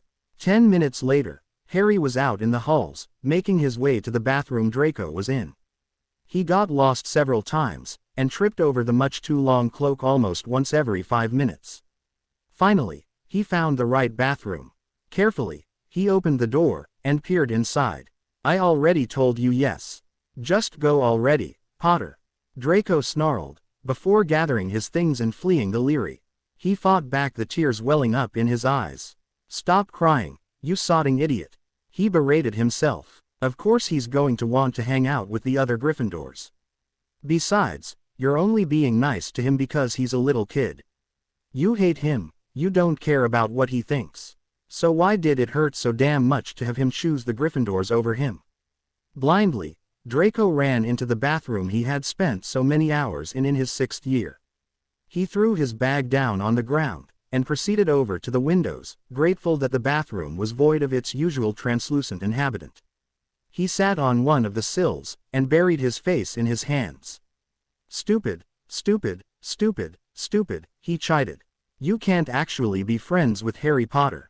He's the golden boy, the chosen one. You're Draco Malfoy, ex-Death Eater. You know better, damn it." The door to the girls' loo creaked opened. "Draco," Pansy called softly, Draco grunted, never raising his head. Pansy sighed, and crossed the bathroom to sit next to her best friend. Draco. He wasn't ignoring you. He just wants to be with his other friends. It wasn't a snub, and you know it. I know. Draco pressed the heels of his hands into his eyes. Damn it, I know. So why the scene? Because he's mine. Draco said softly, hating himself as he finally admitted it.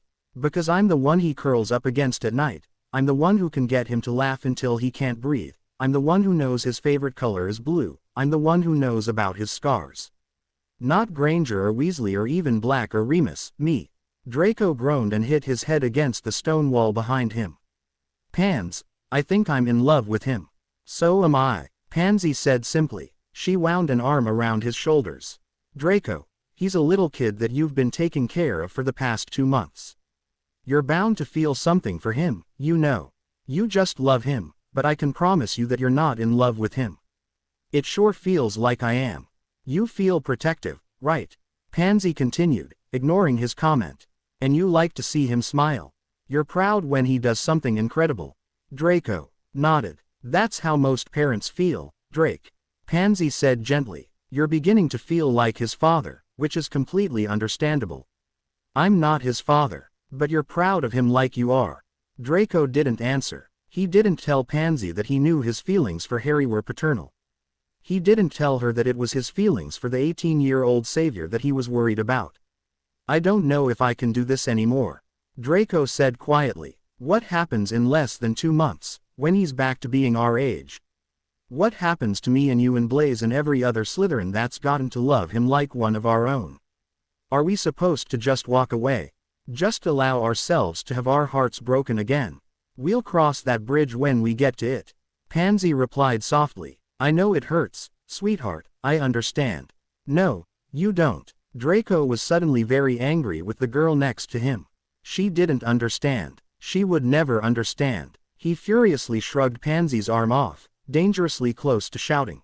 You can't understand. Just get out, Parkinson. Go. Pansy looked hurt, but she stood and walked out of the bathroom all the same. He knew that she understood that Draco was going to break down soon, and, like a proper pureblood, she would allow him the dignity of losing control in private, without an audience. She would be back to pick up the pieces later, when Draco would let her. Draco was hit with a wave of loneliness as he watched her leave, and he sank to the floor, holding back sobs. This isn't fair, he groaned. This just isn't fair. He didn't notice the door opening ever so slightly. He didn't hear the soft patter of small feet, nor did he see a silvery cloak fall to the ground, for his face was buried in his knees. So, when a small voice called his name, his natural reaction was to draw his wand and aim it at his offender without even looking up. Imagine his surprise as he realized he was pointing his wand at a kneeling Harry. Hastily, he shoved it back into his bag. What are you doing here? Draco furiously wiped his eyes with the back of his hands. I was scared, Harry said. His lower lip trembled, but he continued to stare at Draco unwaveringly. Why, you're upset. Draco flushed. I most certainly am not. Don't lie to me, Merlin. But Harry didn't sound 7.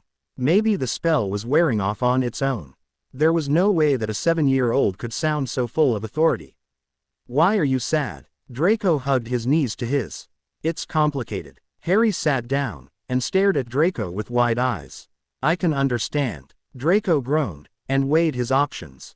He really didn't want to tell Harry what he was feeling, but Harry would know if he was lying. He was good at that. I miss you, he admitted finally.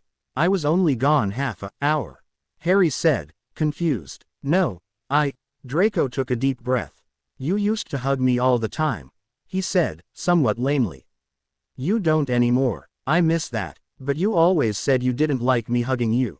Harry frowned. I lied. Draco lifted his head to look into Harry's emerald eyes. Why won't you hug me anymore? He hated how pained he sounded. He hated the fact that Potter would remember this when he was 18 again. Harry flushed, and broke eye contact to stare at the floor. You got a scar like mine, he said quietly. What are you talking about?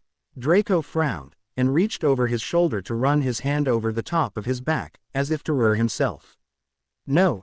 Harry crawled onto Draco's lap after pushing his legs down, and placed the palm of his hand over the center of Draco's scar. Here, you have a scar. Draco paled. When did you see that? 2 nights ago. Harry's lip trembled worse. Then, so quietly that Draco almost missed it. It's my fault. No, it's not. Draco said automatically. It's not your fault. You didn't do it. Don't lie to me, Harry said fiercely, staring angrily at where Draco's scar lay under his shirt. Tears welled up in his eyes. I member yellin' and arguin' and member sayin' somethin' and there was lots of blood and it's my fault. The young boy burst into tears, and buried his face in his hands. No, don't cry. Draco panicked. Son of a, he wasn't supposed to learn about that. He wasn't supposed to remember anything. Harry, it's all right. No it's not, Harry shouted. It's not okay. It's all my fault. Draco, ignoring Harry's protests, wrapped his arms around the small child tightly. It's okay, he soothed. He felt sick. Harry hadn't been avoiding him, he'd been scared to touch him. I don't wanna hurt you, Harry sobbed, clinging to Draco's shirt. I'm sorry. It's all right. Draco closed his eyes, and softly stroked Harry's hair, rocking him gently. It was what his mother had done for him whenever he was inconsolable. He hummed a lullaby she used to sing to him, hoping it would calm the raven down. After a while, Harry's breathing evened out, and no new waves of tears drenched Draco's shirt. I don't wanna hurt you, Harry mumbled sleepily, hiccuping quietly. I know you don't. It's okay. I forgave you a long time ago. You cried when you apologized last time as well. Draco pressed his cheek to Harry's hair, relishing in the young boy's faint scent of raspberries and chocolate. Harry curled up smaller, barely awake now. After all, long, hard cries were exhausting. Draco. Yes, already Draco was planning to take Harry back to Slytherin. He'd send one of the first years to Gryffindor to tell Weasley and Granger that Harry was safe. Screw them, these next 2 months were his. I love you. I can't believe he snuck out. Ron muttered. Why did he come if he was just gonna sneak out? I don't know. Hermione snapped. I never should have told him about the map or the cloak. I knew that was stupid the moment it left my mouth. Ron and Hermione hurried down the halls, trying to figure out where their best friend may have been. I hope he didn't get lost, Ron said, turning a corner. That would bite bollocks, that would. Language, Ronald. Hermione stopped short and pulled Ron behind a knight's armor.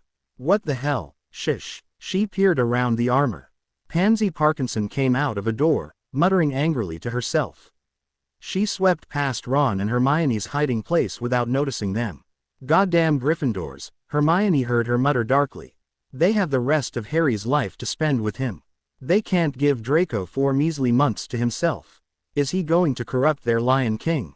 Stupid, selfish, bastardly Gryffindors.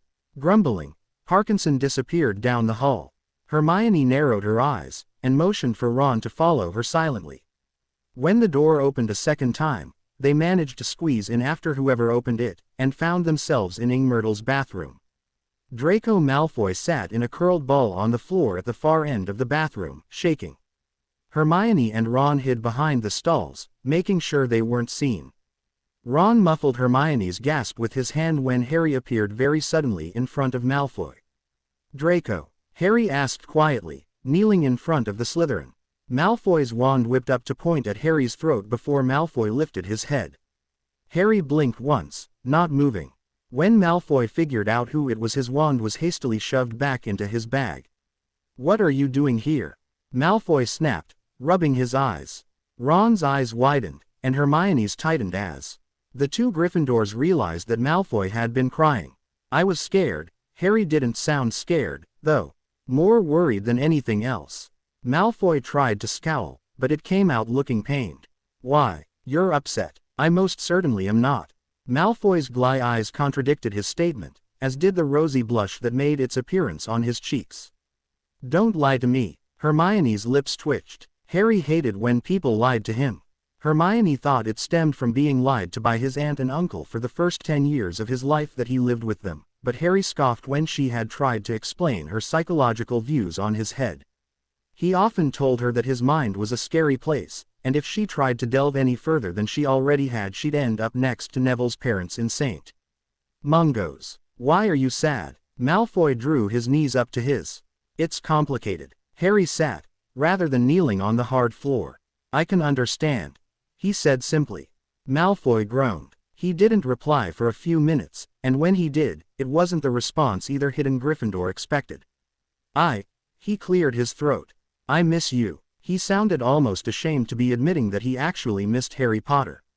I was only gone half an hour. Harry protested softly. Hermione frowned. Malfoy wasn't making much sense. Ron watched the scene through narrowed eyes, as if not quite trusting his eyes not to lie to him. No, Malfoy shifted uncomfortably. You used to hug me all the time, he said quietly. You don't anymore. No, Hermione simply wouldn't believe it. Malfoy couldn't be saying that he actually. I miss that, sweet Merlin. Hermione wanted to believe that Malfoy was lying, that he was just taking some sort of sick pleasure in lying to a young boy, by screwing with Harry's head. But the raw emotion in his voice forced her to admit that maybe, just maybe, Malfoy really did like Harry. Harry frowned. But you always said you didn't like me hugging you. Ha, Hermione thought triumphantly. You sneaky coward. See, Harry isn't stupid enough to fall for your lies, you bastard. I lied. Malfoy lifted his head and looked at Harry with a pitiful, watery expression. He sniffed, and wiped his nose on his sleeve. Why won't you hug me anymore? Harry was quiet for a few minutes. He bit his lower lip, as if struggling with himself about something. Finally, he said, you got a scar like mine. What on earth is he talking about? Hermione silently mouthed to Ron. The redhead seemed just as confused as she. Did Malfoy have a scar in the shape of a lightning bolt? What are you talking about? Malfoy ran his hand over the top of his back, much to the bushy-haired female's confusion. Apparently it made sense to Harry.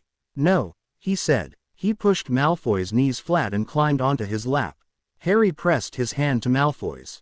Here, he stressed, pushing on his hang. You have a scar. The blood drained from Malfoy's face very quickly. When did you see that? He sounded scared, as if a secret had been blown. 2 nights ago. Harry sounded like he was about to cry. It's my fault, he whispered, shakily. No, it's not. Malfoy still sounded panicked. Ron nudged Hermione, and drew an imaginary line across his. Sectum sempra. He mouthed. Hermione's mouth formed a small, oh. Harry hadn't told her where he hid Malfoy with the curse, just that it might scar later. In fact, he often dodged any questions made about the incident, or where he had disappeared to for 2 hours immediately afterward. It's not your fault, Malfoy continued. You didn't do it. Don't lie to me, Harry shouted. He glared at his hand, as if trying to make Malfoy's scar go away. His eyes glazed over behind his glaze as he tried to control himself. I can remember. I remember saying something and there was lots of blood in you, Harry's voice cracked. And it's my fault. Harry began sobbing, hiding his face in his hands. Hermione felt her own eyes well up. Harry didn't like to talk about what happened with Malfoy, and she tried not to push it.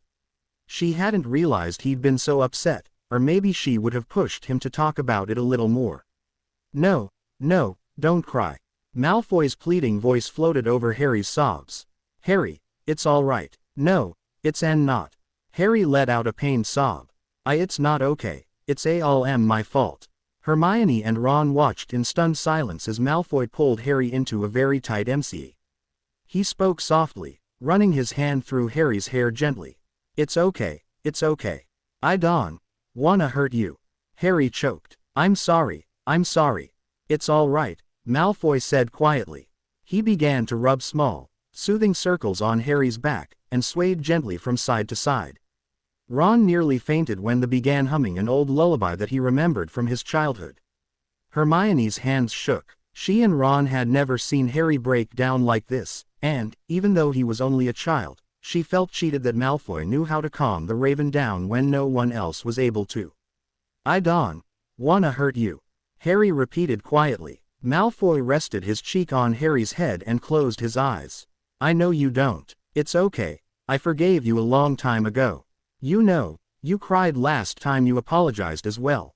Hermione frowned. When had Harry apologized to Malfoy? Harry curled into a tiny ball on Malfoy's lap, clutching to Malfoy's shirt as if it were his lifeline. Draco, he said quietly. Yes. Malfoy sounded distracted, but he turned to listen to Harry all the same. I love you. The room grew completely still at the boy's confession. Malfoy's eyes widened, and his loose hold on Harry tightened considerably. He shut his eyes tightly, and Hermione felt a pang as she watched tears escape from under his long lashes. She and Ron watched in astonishment as Malfoy pressed a small, fragile to the tired boy's forehead. I know, he whispered, sounding broken. I love you, too, Harry. Harry smiled sweetly, finally satisfied. He snuggled into Malfoy's, looking ready to fall asleep. Malfoy watched him for a while, his normally stoic eyes a turmoil of emotion. You buggering, bloody nuisance, he whispered affectionately, after Harry had fallen asleep in his arms. Why did you make me admit that?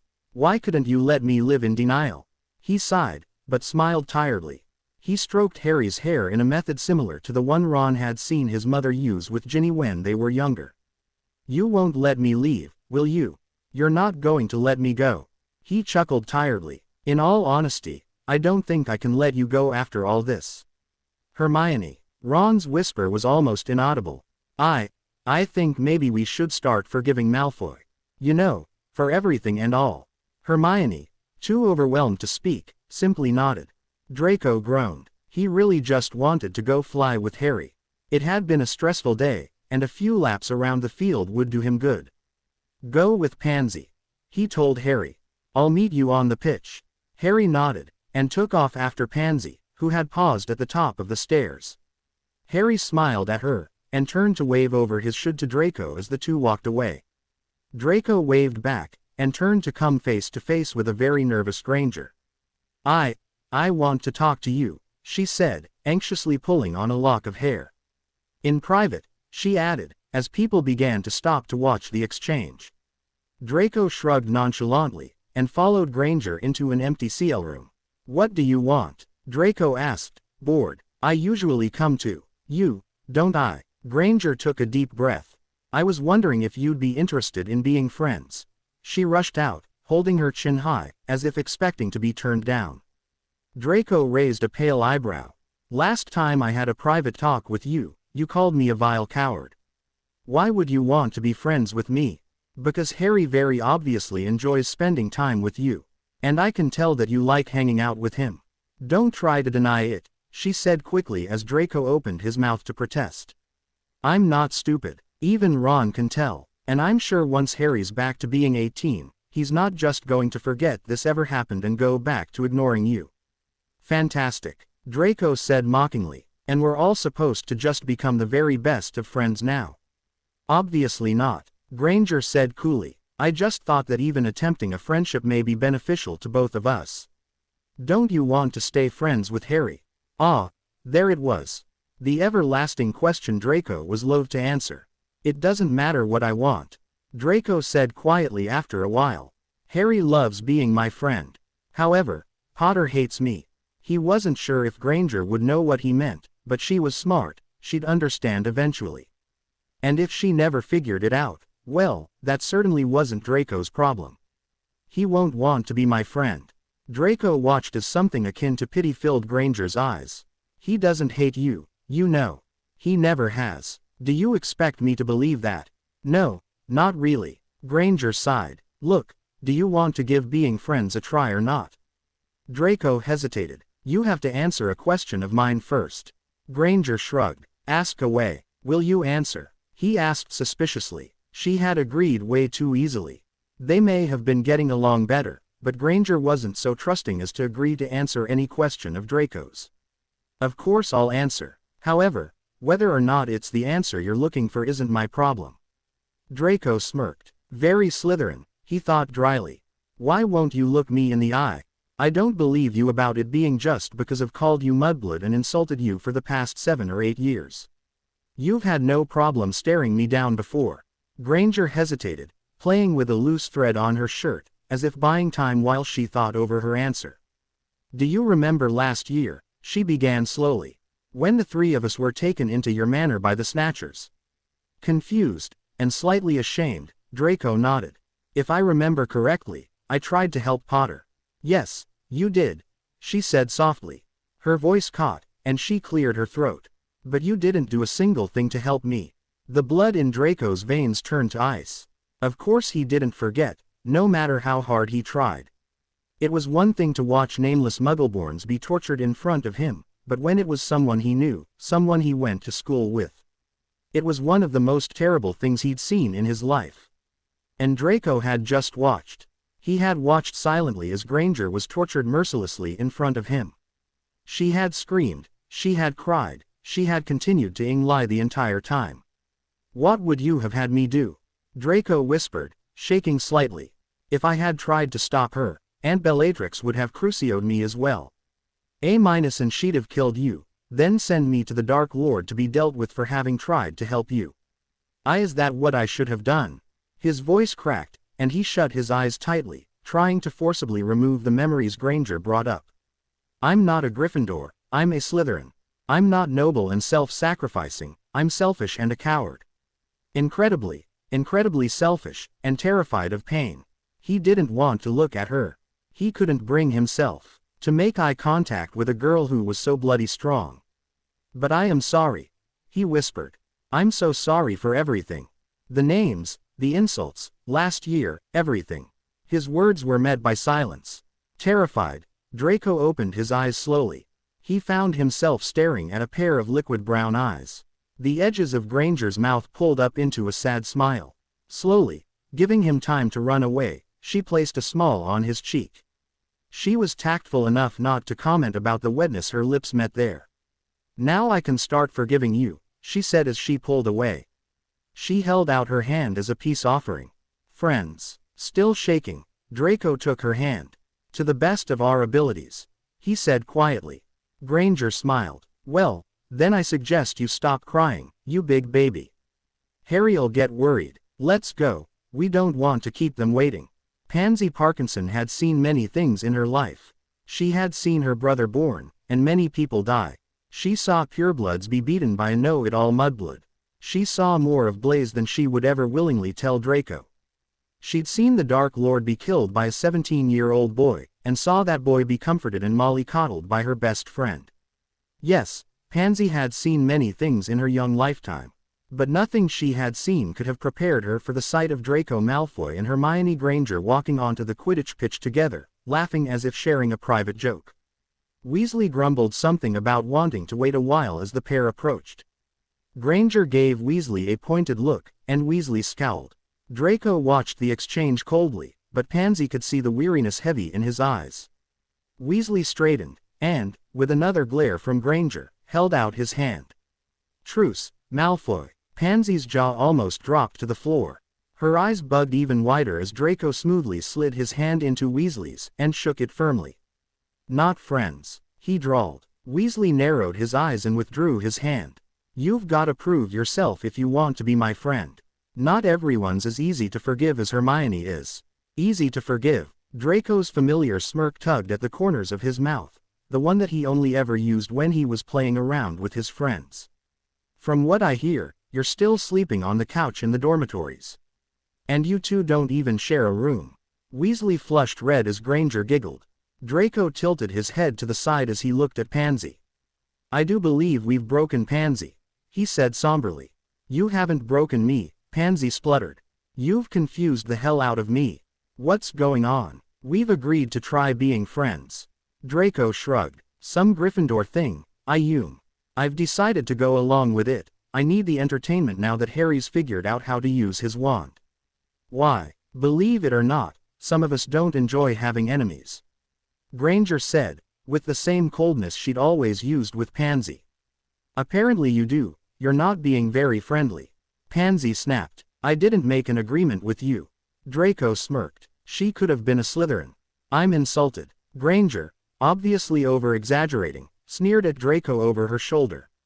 Grudgingly, Pansy had to admit that it was a pretty decent sneer. Pansy shook her head in disbelief. You're all insane. I already knew that. Draco waved his hand dismissively. Where's Harry? Pansy pointed up. Blaise is teaching him some Quidditch move. I didn't bother to listen. A Wronski feint, Weasley said. I'm dreadful at them, but Zabini doesn't seem to be much better. He's not. Draco looked up, and found Harry immediately. He was hovering patiently in the air as he waited for Blaise to finish talking. Draco smirked. Blaise, though he enjoyed Quidditch, couldn't fly to save his life. Harry let his eyes wander, and his face lit up when he saw Draco. He took off in a steep dive, hurtling down at a fast rate. He managed to stop about 5 feet above their heads. Hi, Draco. Harry waved, then grabbed onto his broom as he wobbled. Hi yourself. Draco folded his arms. Is Blaise a good teacher? Harry nodded enthusiastically. Is he a good flyer? Harry shook his head sadly. I saw that. Blaise called angrily from above their heads. You little bugger, is that what I get for trying to help you? Harry giggled. Sorry, Blaise. No, you're not. Granger teased. You just keep getting better, Harry. Maybe you'll be able to teach me how to fly. Weasley pouted. I've been trying to teach you for almost 3 years. You don't want to learn. It's rather hard to learn when you're in my neck, Ronald. Draco and Pansy shared a knowing look. Pansy rolled her eyes affectionately, and Draco smirked as he watched her decide that maybe it wouldn't be so terrible to be friends with a couple of Gryffindors. July 31st. That's when Granger said was Harry's birthday. Unfortunately, by the time Harry's birthday came around, he'd be back to his normal age. He wouldn't want to be anywhere near Draco. Which is why Draco had left Harry with Pansy and Hermione in Honeydukes. He hurried down the street and ducked into a small store at the end of an unused alley. A small bell jingled as he opened the door. Hello, he called, wrinkling his nose at the smell. The incense that burned in jars on shelves that lined the small shop didn't help to cover the underlying odor. Hello, child. An old woman DD in colorful scarves and large GL beads walked in through a doorway covered in beaded strands. How may I be of assistance? You may be able to help me, Draco said smoothly. He gestured to what lay on the counter, stretched out in the dim, smoky light. Do you have a white one? When he caught back up with Pansy and Hermione, he had a small bulge in his robe's pocket. Pansy eyed it suspiciously, but otherwise said nothing. Her pureblood training, if nothing else, made her hold her tongue about what it might be. For now, where's Harry? Draco asked casually. Hermione rolled her eyes. Where else? She pointed to the store ahead of them.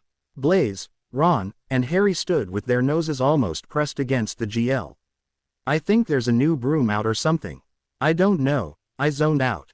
The Starshot. Draco's eyes widened and he itched to go and join the boys. The Starshot was just as perfect as the Firebolt, only better. Pansy snorted. Boys. She muttered. Hermione nodded in agreement. Quidditch and that's all they think about. I resent that, Draco said, pointedly staring at Pansy's. She smacked him in the arm rather roughly. Pig. She said casually. That hurt, Draco scowled, rubbing his arm. Oh, it up, Hermione smirked. You are a man, aren't you? Draco ignored her. He shoved 2 fingers in his mouth and whistled loudly, grabbing Blaise's attention rather rudely. He motioned for the boys to come back over. Blaise scowled, took one last, lingering look at the broom, and dragged a very unwilling Harry and Ron back to Draco and the girls. But it's so pretty, Ron cried. Zabini, let go. I can't even afford that. What makes you think you can? Blaise snapped. I just want to look. Me too, Harry piped up. He turned to Draco. Can I go look, please, Draco? It's so cool. Sorry, Shorty, maybe later. Draco tore his own eyes away from the gleaming broom. I have something for you. Harry immediately let go of Blaise's belt loop. Harry was required to hold on to someone while in Hogsmeade ever since he found his way into the Shrieking Shack, and since he still refused to hold anyone's hand but Draco's, he had taken to latching onto belt loops and nearly ran into Draco's legs. What is it? He asked eagerly, wrapping his arms around Draco's hips. He looked up, eyes shining brightly behind his glees. You spoil the crap out of him. Pansy chided. So, Draco reached into his pocket slowly, as if not to startle his gift. No, you've got to promise to be very careful with her. Her. Harry gave Draco a questioning look that very quickly turned to one of excitement when Draco pulled a tiny white kitten from his pocket. Oh, Harry's eyes grew even wider. He started to reach out, but seemed to think better of it and snatched his hands back. Can I hold her? He asked shyly. Be careful, Draco warned. She's only a couple of months old. He gave the kitten to Harry, who cradled the small white bundle as if she was made of GL threads that would shatter if he breathed too hard. She's so cute, Pansy squealed, crouching down to Harry's level. Ooh, what's her name? Harry has to name her. Harry bit his lip, then smiled broadly. Iris. Hermione laughed. Iris, isn't that what he wanted to name one of Crookshank's girlfriend's kittens? She asked Ron. I think so. Ron crouched down next to Harry. Hey, mate, look. Her eyes are the same color green as yours. Iris. Pansy looked thoughtful. Isn't that the Greek goddess of discord or strife or something? Blaise nodded. Yeah, Mum's got a tapestry of her in the dining hall. That's an odd name for a kitten. Ron frowned. Why would a 7-year-old know the Greek god of discord? Why don't you ask him? Pansy rolled her eyes. Ron narrowed his eyes, but repeated his question, this time directed to Harry. Harry smiled down at his kitten. I like Greek stories, was the only answer he gave. The newly named Iris blinked slowly, and batted a paw cutely as Ron, mewling softly. Harry giggled, and carefully stroked her fur. She purred appreciatively, and pressed her head into Harry's hand. I think she likes you. Blaise observed. Ron nodded, and straightened. Both he and Blaise turned their attention back to the broom, quietly observing it from afar. Though they stayed quiet, their longing was clearly evident. Oh, go. Hermione dismissed the boys with a wave of her hand. They took off without looking over their shoulder, back admiring the broom within seconds. Honestly, Pansy sighed. It's a wonder we fell for them. Hermione agreed. Draco smiled as Harry buried his face in Iris' fur. She's so soft, he said happily. He turned and beamed at Draco, then hugged him tightly, yet awkwardly, with one arm, while the other cradled Iris. Thank you, Draco. Thank you, thank you, thank you. You're welcome, Draco said. I take it you like her.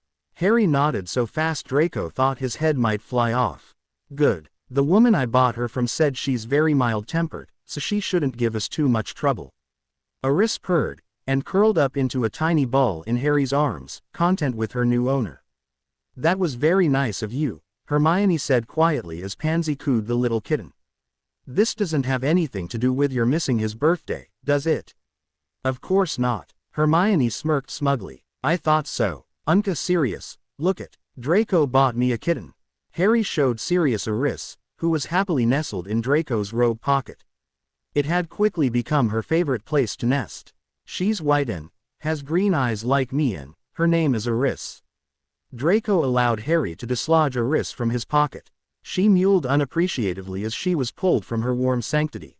Harry held her up to Sirius proudly. She's utterly adorable, Sirius drawled, tickling the cat's stomach with a single finger. Iris, did you say? I'd say that describes you better. Remus chuckled. When did Draco give her to you? He scratched behind Iris's ear with a finger, earning a satisfied purr. Last week, at Hogsmeade. Draco shrugged. He said he wanted a kitten. He muttered abashedly, avoiding eye contact. Remus smiled knowingly. Draco scowled. Both Remus and Hermione had been looking at him like that recently, and it was really starting to piss him off. What was their problem? Why would they keep looking at him like that? Harry sneezed violently, his head nearly cracking against Sirius. He sniffed, and wiped his nose daintily on his t-shirt sleeve. Whoa! Sirius formed an X with his pointer fingers and scrambled backward. Don't you get me sick. Are you allergic to the cat or something? No, Harry protested. It's just a cold. I don't believe you. Sirius eyed Harry suspiciously. You sound allergic. He's not allergic. He doesn't sneeze around Hermione's cat. Remus pointed out. That thing's not a cat, it's a beast. Sirius muttered. Harry sneezed again, and coughed a little. You sound terrible, Remus pointed out. He turned to Draco. How long has he been like this? Couple days. Draco frowned. I didn't pay much attention to it, everyone's been sneezing. And it hasn't been this bad yet. It's usually just a couple of sneezes. Remus looked thoughtful. If he doesn't get better by tomorrow morning, Take him to Madame Pomfrey immediately. His immune system is terrible. You know what he got 2 weeks after killing Voldemort. Bloody swine flu from some American horror. Seriously. Sirius nodded. It was awful. He couldn't keep anything down, his fever refused to break, and the nightmares, both Sirius and Remus flinched. They weren't called nightmares for nothing.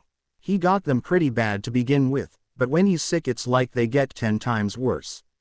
Harry put Eris on the ground, and went into a coughing fit. He rubbed his eyes blearily when he finished. Come on, Harry, Draco said, picking the boy up and letting him hang onto his back. He wasn't ashamed to admit that he was slightly worried about how quickly Harry seemed to be deteriorating into whatever sickness he had. Let's get you to bed. Okay. Harry sneezed again. Both Remus and Sirius looked worried. Sirius picked Eris up and dropped her back into Draco's pocket. We need to get at the Dursleys soon, he murmured in Draco's ear. Once Harry's 18 in less than a month, he won't let us do anything. We need to move, and fast. Draco nodded once, almost undetectable. Remus didn't know of their plans. If he did, he'd try to stop them, and Draco wasn't about to let that happen.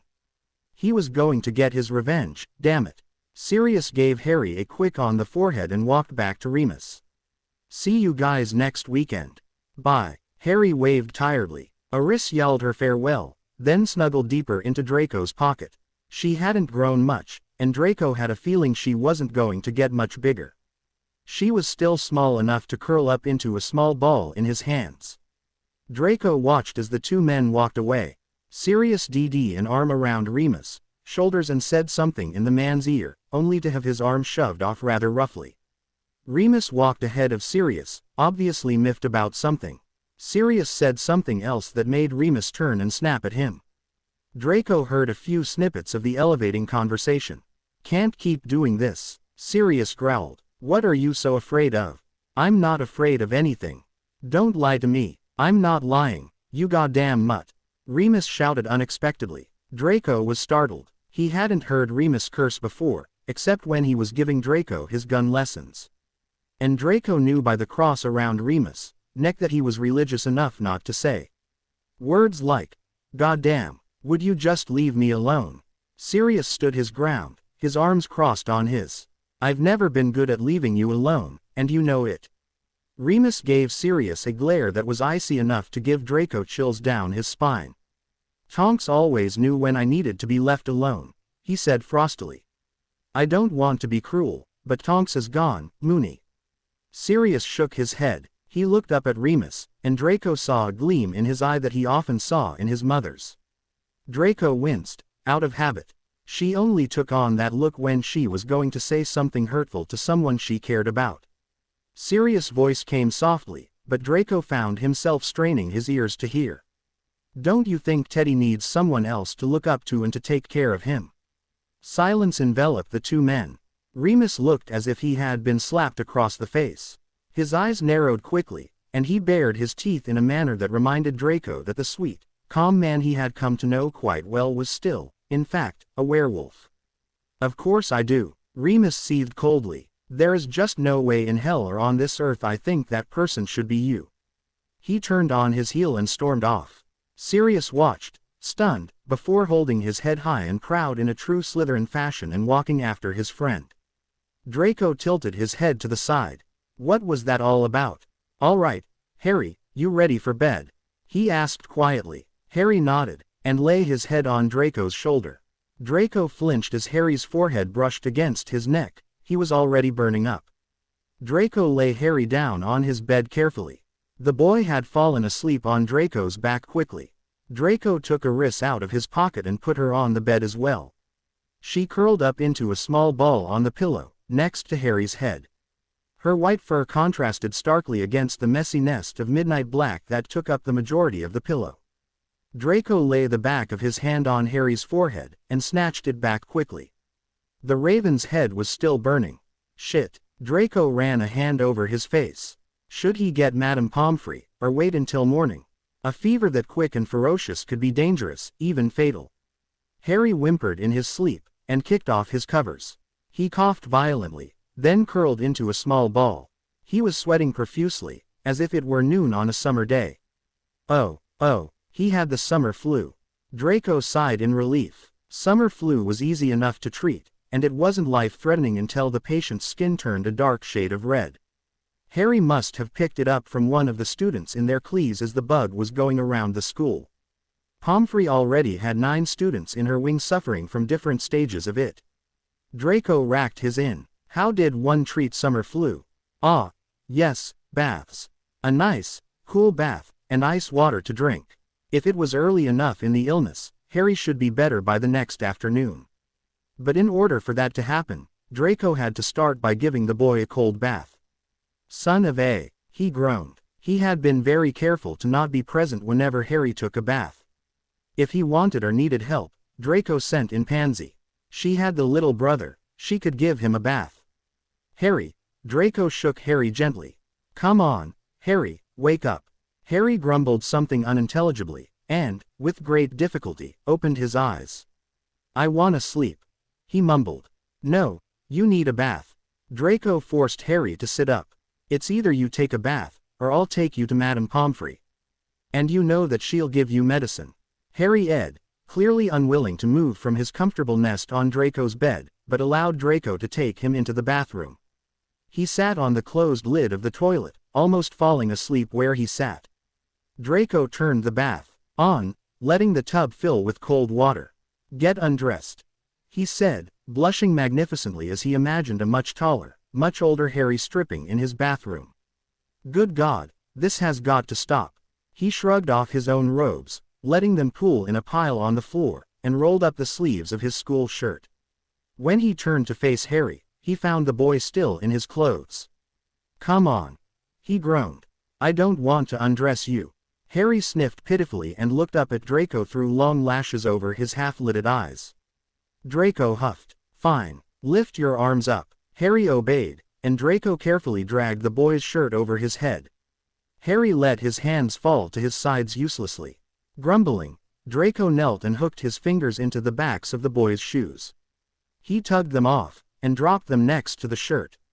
Harry's socks soon followed. Stand up. Draco sat back on his heels. Harry slid off the toilet lid, and stood in front of Draco, head nodding as he fought off sleep. Are you going to make me take those off, too? Draco gestured to the dark-haired boy's shorts. He received a blank, sleepy stare in return. Son of a son of a son of a, he chanted internally as he helped Harry step out of his shorts and Spider-Man underwear. His glees were last to follow his clothes, the arms folded neatly and placed carefully on the sink counter. He lifted Harry into the tub, and sighed in relief as Harry sat down immediately, the water reaching the tops of his shoulders. Draco shut off the water and knelt next to the tub. Better? He asked gently. Harry nodded slowly. Still Dawn. Feel good? No, you probably don't. But you'll feel better tomorrow, I promise. Draco ran a hand over the top of the water. Okay. Harry slid further down in the water until the cool liquid lapped at his chin.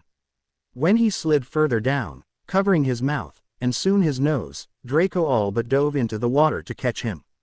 Hey, he slid his arms under Harry's and across his. Harry clutched onto the forearm, and Draco let the boy lean on him like a drowning man on a life preserver. None of that, you'll drown. Harry clung to Draco's arms weakly. Sorry, he mumbled. Draco remembered the last time he had had summer flu. He had been very weak, and had to have someone help him with almost everything. It had been humiliating to be 14 years old and need his mother or a house elf to help him to the bathroom. Summer flu also came up on a victim very quickly, very quietly, which is why Harry had seemed fine only an hour prior. Draco let Harry just sit in the water, allowing it to work its frigid magic. After 15 minutes or so, Harry was able to sit up on his own. He had his eyes closed, and he leaned against the wall of the tub. Draco, he asked quietly. Yes. Draco rested his forearms on the tub's edge, his long fingers absent-mindedly playing with the water. When I'm big, Harry seemed to struggle with what he wanted to ask. It didn't help that his words were slurred, probably from the fever. Why does everyone treat me so good? Because they care about you. Draco replied. He had a feeling, though, that wasn't exactly what Harry was asking. No. Harry's forehead creased as he frowned.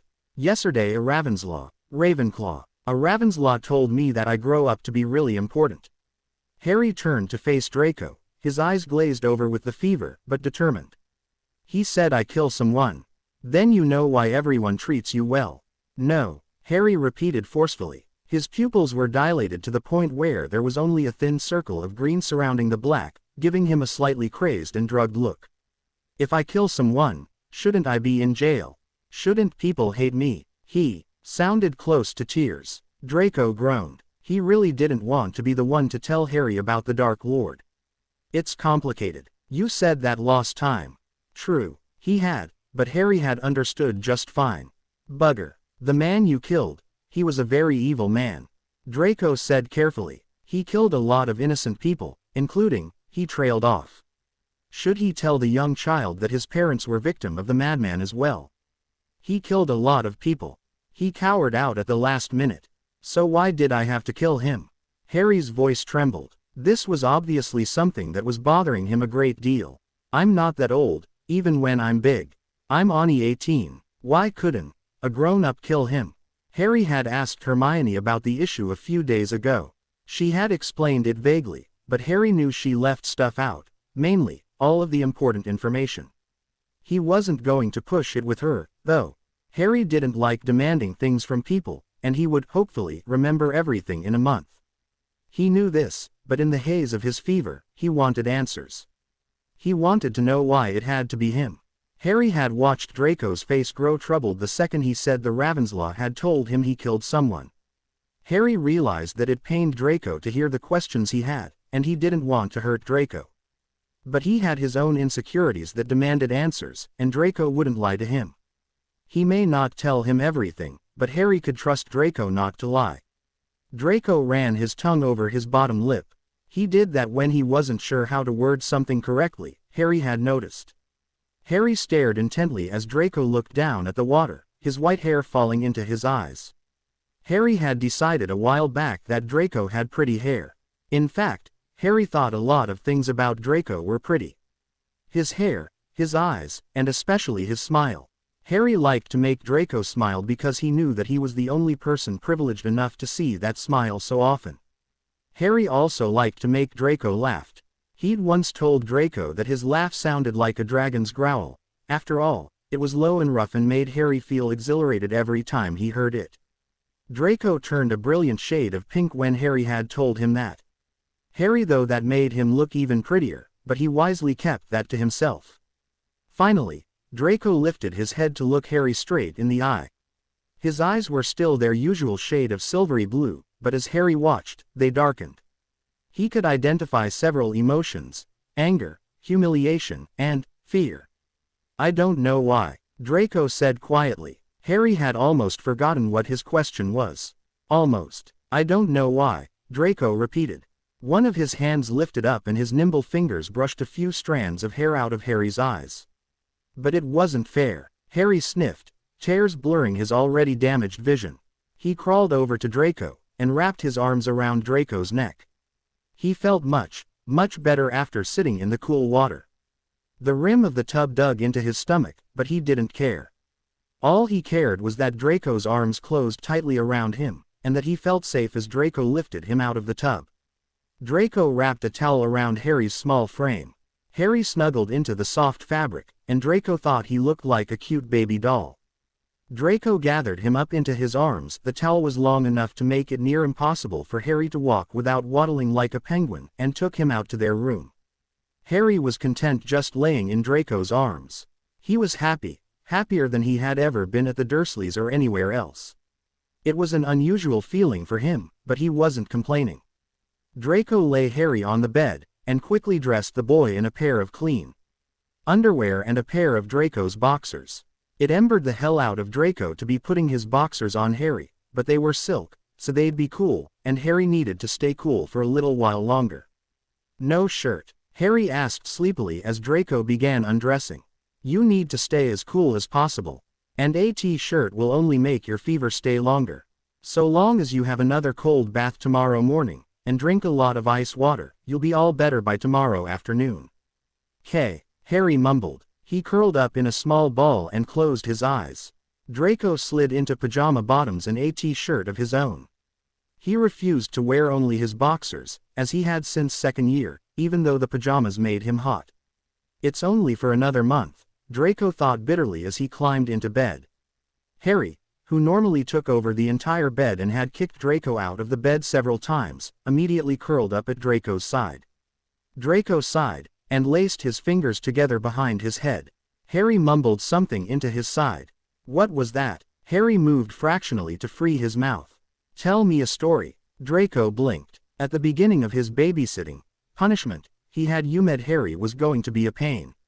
He thought the young savior would be spoiled, and demand sweets and stories every night. Obviously he had been wrong, and it was easy to forget that Harry was only 7, instead of 10 or 11. This was the first time Harry was truly acting his age, and it was only because the young boy was sick. What do you want to hear? Draco asked, running through the list of bedtime stories he knew. It was a very short list. He could always make up something, but he wasn't very creative. Harry shrugged. Aren't you helpful? Draco thought sarcastically. It wasn't easy for him to think of any stories. It wasn't like he grew up like the weasel did, with a mum who read to him every night and sang him songs until he fell asleep. His mother, though she loved him, wasn't cuddly. It was how she was raised, and in turn, how Draco was raised. Why would he know any stories? They were childish and exactly what the weasel and his family would know. Suddenly, as he thought of the insults the weasel would throw at him for not knowing even a basic fairy tale, Draco knew exactly what story he was going to tell. Do you want to know why Weasley calls me Ferret? He asked casually. Harry nodded curiously. His hair brushed against Draco's side, and Draco bit back a laugh. He'd never tell anyone that he was ticklish as Harry was. If Sirius Black ever found out, things would not bode well for Draco. He'd heard the stories from Remus of the monstrous black stalking his innocent prey from corners, only to jump on them and tickle them mercilessly. Draco did not plan on becoming one of his prey. We were in our 4th year, Draco began. Our defense teacher was this crazy old or named Mad-Eye Moody. He was completely paranoid, and everything made him pull out his wand and hex someone. You were in the Triwizard Tournament that year. I believe Hermione, and Weasley told you about that. Harry nodded again. Draco could feel his breathing slow, and the small boy's fragile rose and fell in a steady rhythm. It calmed Draco to know that the fever was breaking and Harry wasn't having trouble breathing. That meant the cold bath was working. Well, I was jealous, Draco admitted. I wanted to be in it, but we were too young. Of course, that rule never actually applied to you. Draco fought to keep the old bitterness out of his voice. I was mad. So, one day, I saw you walking through the courtyard by yourself. I thought it would be a fantastic stress reliever if I messed with your head a bit, so I started insulting you. Draco smirked. You, if I remember correctly, told me where exactly to put my opinions, then called me pathetic and began to walk away. I was infuriated, so I pulled out my wand, fully intending to send a good jelly legs jinx your way, when I was hit with a rather nasty transfiguration spell. Moody had seen me about to attack, and turned me into a sodding ferret. Harry gave a sleepy giggle. Ron called you the incredible bouncing ferret. Draco scowled. I know. Bloody teacher made me bound up and down, then put me in Goyle's pants. Goyle's. He shuddered at the memory. I still can't look him in the eye. Do you know what it's like to be in that man's pants? No, you don't. It was god-awful. You shouldn't have tried to hex me. Harry mumbled. He yawned, and snuggled closer to Draco, hugging him with one arm and tucking his head right underneath Draco's chin. It should have made Draco uncomfortable, but he was surprised to find the motion oddly familiar. Not because Harry had been sleeping in his bed for the past few months, but because he was altered with a memory of curling up against his mother in a strikingly similar way when he was younger. Probably not, Draco admitted grudgingly, but that teacher was crazy. Harry was silent for a few minutes, and just when Draco thought he was asleep, he asked, what was it like? What was what like? Bouncing as a ferret. Rather painful, actually. I had bruises for a week, and in places that you do not want bruises. No, being a ferret. Draco paused. He'd never really thought about it before. I didn't really have much time to think of anything except, bugger my life, and, ow. Why? Harry sighed sleepily. I want to be an animal sometimes, he whispered. Animals don't have to listen to nobody. They can run away if they want. And they get taken care of by nice people sometimes. Draco was struck once again by an alt of pure rage. Why would anyone be so cruel to a child that they would want to run away? It made him think of his parents. Of his father, who was in Azkaban, and of his mother, who had escaped Azkaban but slowly gone mad. She barely recognized even Draco nowadays, and his letters to her had been slowly growing further and farther apart. It was only to be expected. He often didn't receive letters back, and the house elves told him that his mother usually just threw them out. However, he suddenly felt incredibly guilty. You should get some rest, Draco said past a hard lump forming in his throat. Go to sleep, little nymph. Draco didn't realize just how out of it Harry was. He should have realized that when Harry said the bit about the animals. He also should have realized that when a child is sick, they often only want a parent to be there to take care of them, and in the absence of said parent, well, anyone who was kind and took care of them was good enough for the child. Draco should have realized this. If he had, maybe he wouldn't have become so broken at Harry's final goodnight to him before falling asleep. Night, Daddy. Draco forgot how to breathe. Good night, Harry. He choked out. Harry fell asleep very quickly, but Draco didn't. Draco lay awake in bed for hours, stroking Harry's hair gently. When he finally did fall asleep, it was the first time in a long time that Draco fell asleep crying. Harry, wake up. Draco shook the boy's shoulder. Come on, I want to take you to Pomfrey. Harry grumbled and sat up, swaying slightly as he rubbed his eyes. How do you feel? Draco asked, sitting on the edge of the bed. Still hot. Harry shook his head. Lil bit. He yawned. Well, come on, then, get dressed. I'm taking you to the nurse. Draco put the back of his hand to Harry's forehead. It was still warm, but not nearly as terrible as it was yesterday. It seemed that Draco had done a decent enough job of chasing away the worst of the summer flu. That made Draco feel a little proud of himself. Harry made a face, but obliged as he slid out of Draco's bed. What day is it? He asked sleepily. Sunday. Draco cleared his throat. Do you understand what happens in 4 weeks? Harry paused as he pulled his shirt over his head. That's when Mr. Snape's potion'll be ready, right? Draco nodded. In 4 Sundays you'll be back to normal. You must be excited, huh? Harry shrugged. I dunno, I guess. Why wouldn't you be excited? Draco shrugged into his usual button-up. He disliked having to pull shirts over his head. It messed up his hair, damn it. Harry paused again, then slowly pushed his head through the hole of his new shirt. He was blushing faintly. I like it here. Draco felt a warm feeling in the pit of his stomach. You probably won't want to, but you can come here whenever you want. He tried to say it casually, but his throat constricted slightly, making it hard to talk.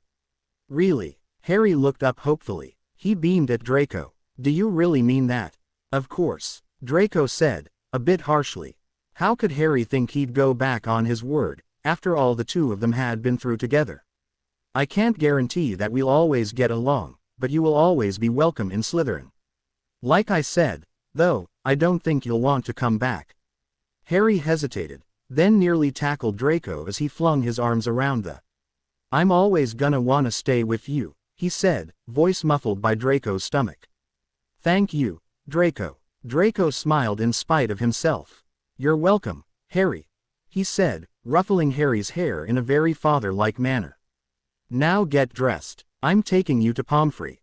Harry, okay, Sirius whispered. Draco nodded, and shoved his hands in his pockets. He glared at the house in front of them. That's where he grew up. Sirius nodded. The two purebloods stood in front of number 4, Privet Drive. It was late Sunday night.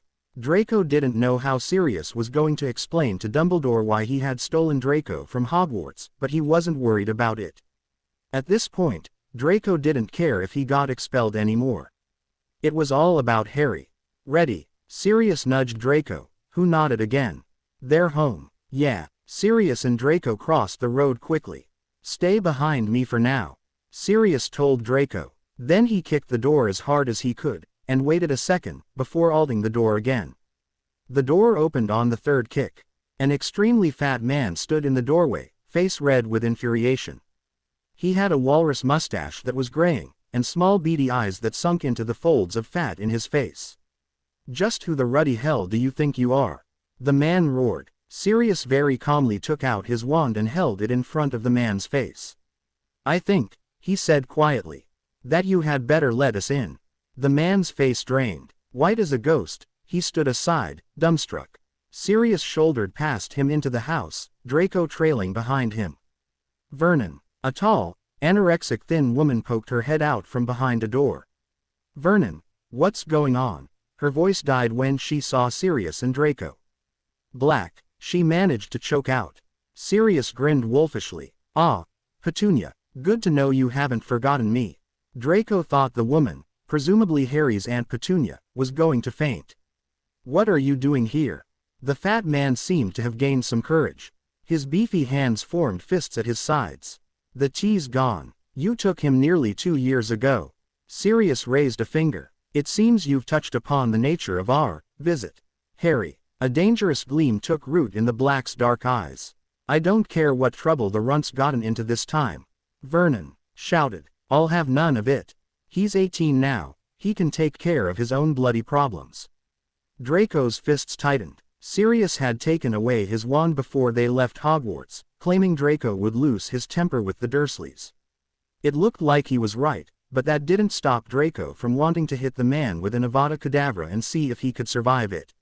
Sirius ignored Vernon's outburst. He instead locked his eyes on Petunia. "I'd have thought you, at least, would have stopped it before it went too far." Sirius was calm, but Draco heard the undertone of venom laced within his voice. The older man's hands tightened around his wand, turning his knuckles white.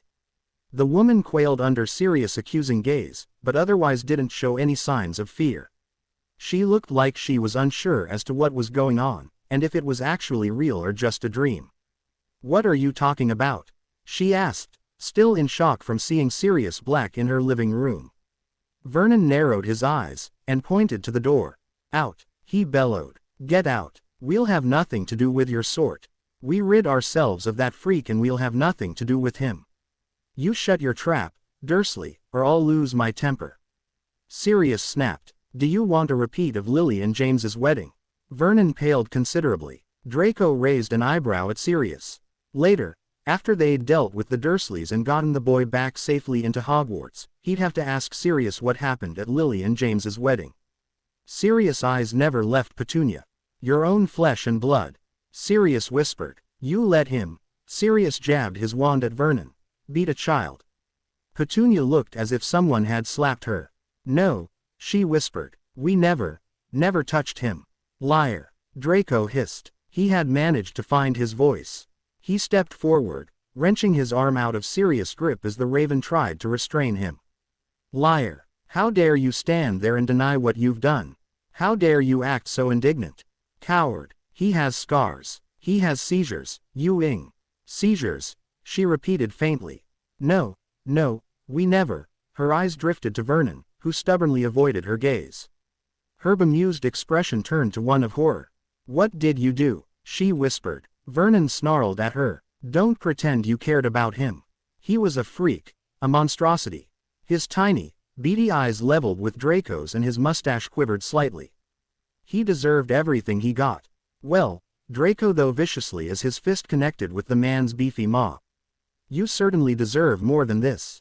"Draco." Sirius hauled Draco back by an arm wrapped around his middle.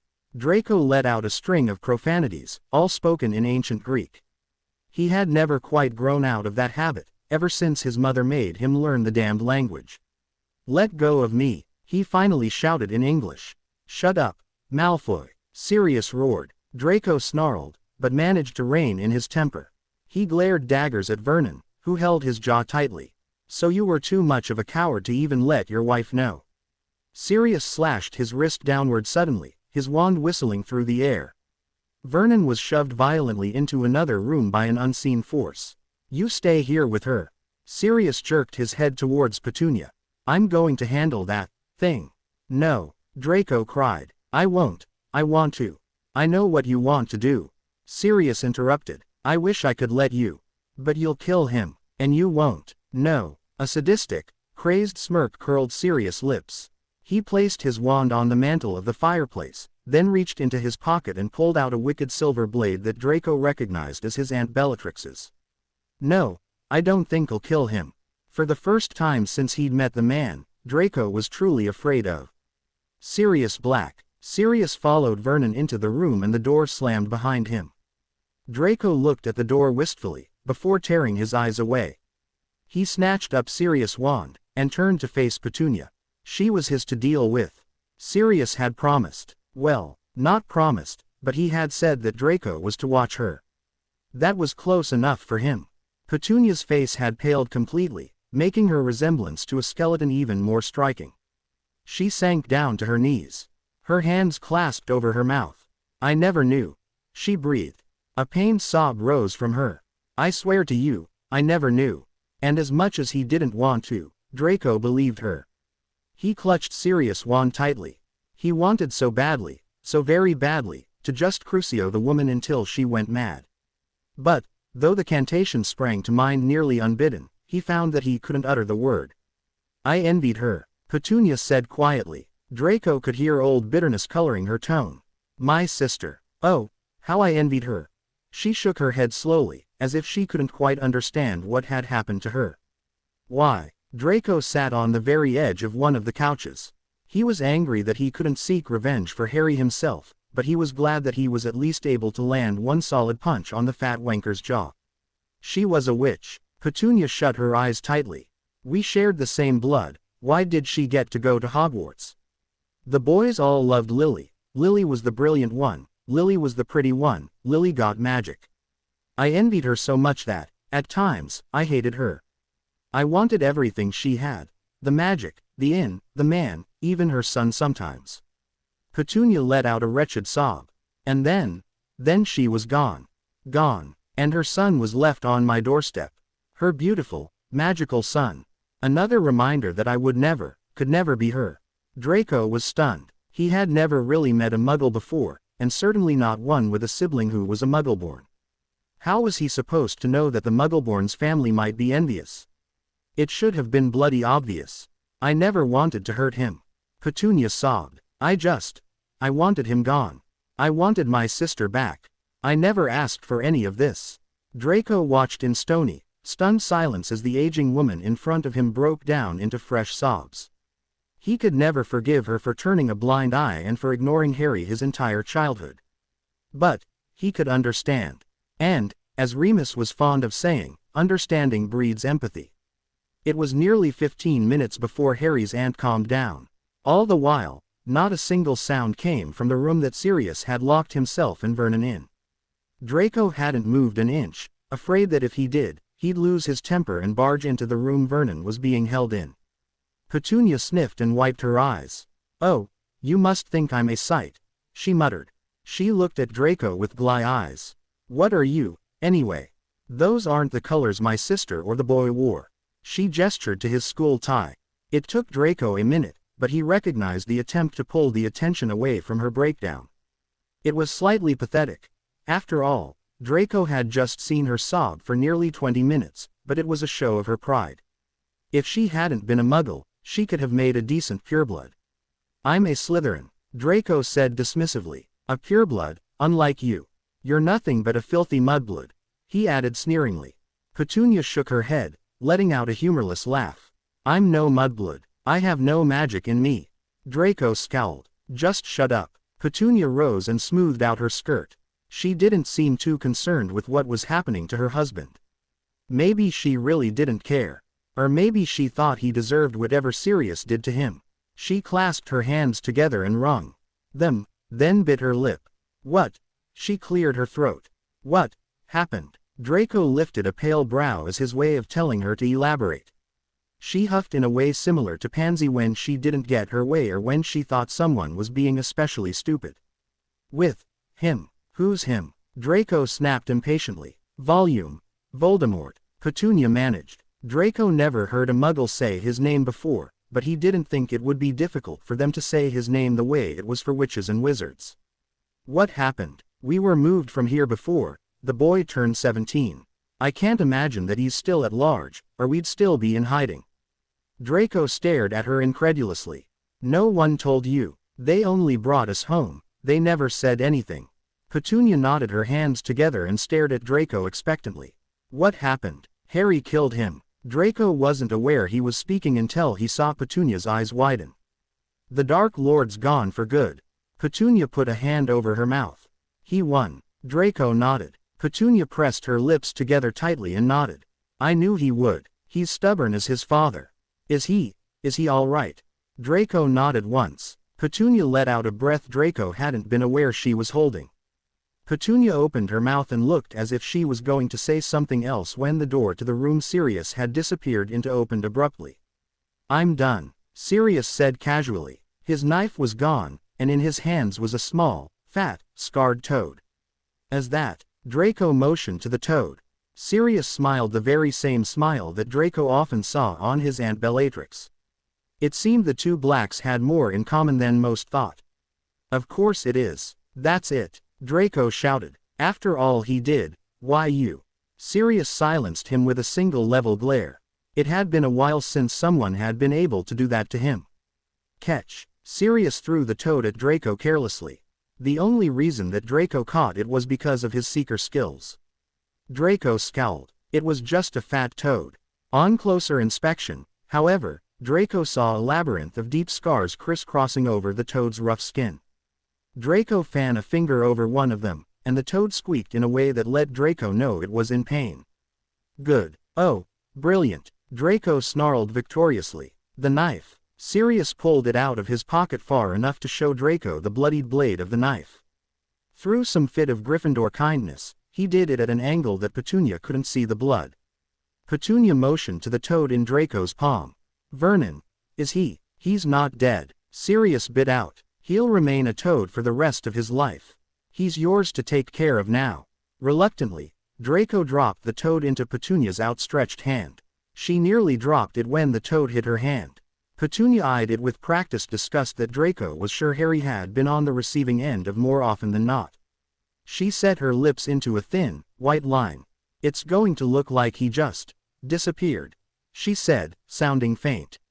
I'll take care of it, Sirius said coldly. Don't worry, you won't look like a murderer. She nodded once. No one will ask about him. No, good. She dumped Vernon the toad on the table and gave it one of the iciest glares Draco had ever seen, even after years of living in the Slytherin dorms and in the Malfoy manor. I absolutely hate reptiles and toads and frogs. I don't think it will survive very long out in the wild, not with all the hawks I've seen recently. Vernon the toad let out a terrified croak. Draco stared at the woman in front of him with a newfound appreciation. Perhaps not all muggles were complete dunderheads. The woman who stood before him possessed the potential to have been as great and as nasty and as cunning a woman as his mother, had she been born a pureblood or even a half-blood. Sirius's lips quirked in approval as he looked at his best friend's sister-in-law. I always told Lily you weren't a complete fright, he praised. Petunia raised an eyebrow, seemingly unperturbed, a display only falsified by her shaking hands. Did you? Now, well, no, Sirius shrugged, but she was always telling us. Draco thought Petunia had never been more touched, relieved, shocked, and disgusted with herself in her entire life. Sirius gestured to the door. Let's go. He nudged Draco in the direction of the door. We're done here. What about her? Though Draco understood, and empathized, with Harry's aunt, he couldn't just forgive her for the way she had treated Harry. She didn't touch him. Sirius shook his head. Harry will forgive us for going after his uncle. But even though he's the Golden Gryffindor, he quoted Draco's description of the Raven during their first trip to New York City. He'll never forgive either of us for hurting someone who'd never put a hand on him. What about that fat kid? Draco suddenly remembered Harry saying something about being fast so Dudley couldn't catch him. Mudley or whatever. To his immense surprise, Sirius let out a bark of laughter. Believe it or not, Harry and Dudley made up after the war. Draco scowled. You're right, I don't believe you. Fine, wait a month and ask him yourself. Sirius gave Draco an exasperated glare. Why the bloody hell would I lie to you? A small cough brought both Sirius and Draco's attention back to Petunia. She was looking at her feet, avoiding eye contact with either wizard. I don't think that, Harry, Draco realized that this was the first time she'd used the boy's name all night, would have willingly told or shown you proof of what Vernon did to him. Is he all right? She was unable to lift her eyes to meet either Sirius or Draco's, but Draco was able to hear a new emotion in her voice, worry. He was sure that it was one of the first times that she had ever been actually, truly worried about her nephew. But she was worried about him now. A spell backfired. He was de-aged to his 7-year-old self. Sirius explained briskly. His face softened when he saw how white the woman's knuckles were. He's fine, and the antidote will be ready by the end of the next month. Petunia bit her lip, but didn't speak. The men took this as their signal to leave. Well, that was informative, Sirius said grimly as he closed the front door behind him. I'm glad you were satisfied. Draco snapped. I didn't do anything. Why didn't you let me have a go at the fat pig? I've seen and done a lot. I could have annihilated him. Damn it, Draco. Sirius grabbed Draco by the shoulders and forced to look him in the eyes. Would you just think a minute? Consider the consequences of what I just did. Why do you think Harry never told anyone what was going on at home? Because he didn't want anyone to seek revenge. Sirius answered his own question before Draco could interrupt. He didn't want his friends to bloody their hands and possibly land themselves in Azkaban. And, quite frankly, do you honestly expect Harry to be as willing to forgive you for torturing his only living relatives as he would be for Ron or Hermione? I don't care, Draco snapped. He's already going to hate me for listening to everything he's told me. What's one more reason? Sirius looked like he would quite like to hit Draco, but he miraculously refrained. Then maybe you'll consider the whole Azkaban thing. If this gets back to the Ministry, you would have landed your ass next to your father. I don't care anymore, Draco shouted. He was furious to find himself dangerously close to tears. I just don't care. Do you think anyone's going to want to work with an ex-Death Eater anyway? Come it off. You know that you can go to America. What if I don't want to leave my home? What if they find out? Draco was infuriated. He had Ed up, and no one would let him wallow in self-pity, even for a little while. And, to be perfectly honest, I really don't think that Potter would care if I was sent to Azkaban. And what about me? Sirius snarled. What if I don't want you to go to Azkaban? Why would you care? Draco really felt like he was about to cry.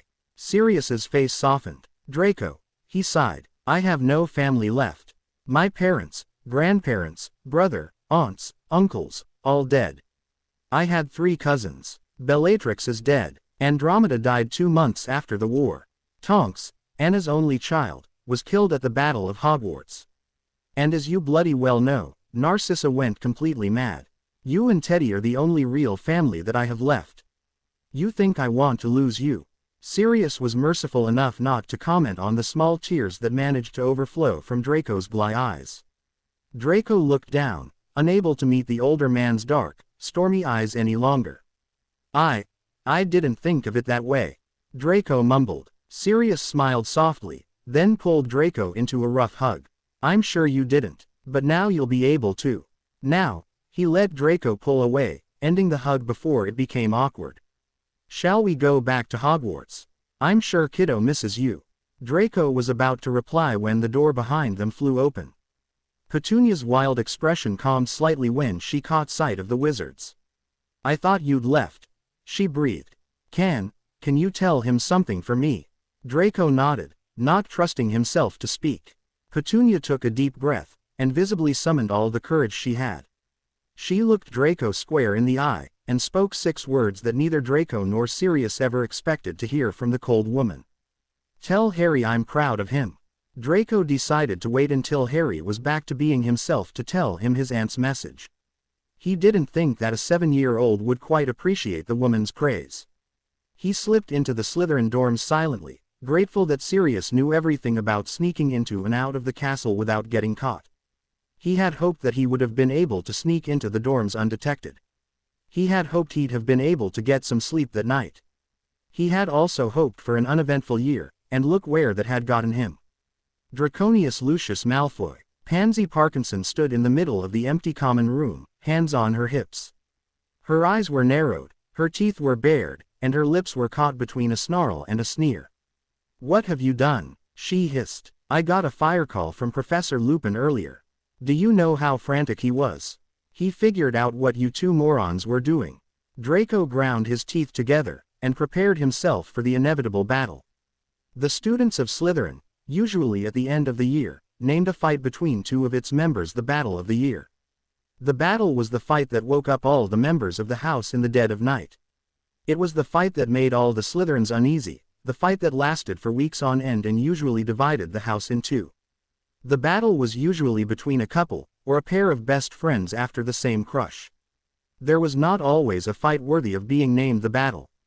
Hell, there had only been two in the 7 years Draco had been at Hogwarts. Unfortunately, Draco had a feeling that he was about to be immersed in the greatest of all the battles in Slytherin history. "What have you done?" Pansy screamed. "God damn it, Draco, you will answer me. What have you done?" "Nothing you wouldn't have done," Draco shot back, not bothering to keep his voice down. "If people were stupid enough to come down when they heard screaming, let them. I didn't feel like going and torturing muggles because of something that happened over 11 years ago." Pansy snarled. She slammed a fist down on the coffee table next to the couch she stood in front of. "What were you thinking?" "I was thinking that he deserved justice," Draco shouted. He heard the faint patter of the first of their soon-to-be observers.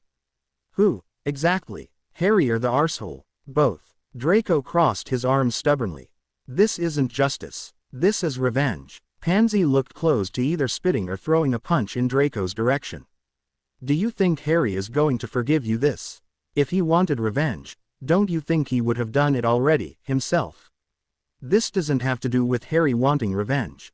Draco began pacing. A couple of harried-looking sixth years came down the stairs, stopping when they saw the Prince and Queen of Slytherin in the midst of a shouting match, looking quite close to blows. The two girls froze, and one scurried back up the stairs, presumably to tell the rest of the house of the match in the common room. "Then what does it have to do with?" Pansy hissed. "For God's sake, Draco. This isn't your fight. Why would you do this? You're still on parole." Draco winced. He had enough to deal with without having his trial brought into the argument. "Don't worry, I won't get thrown in Azkaban," Draco drawled, rolling his eyes. "Black said I can't be held responsible because I didn't actually touch the bastard."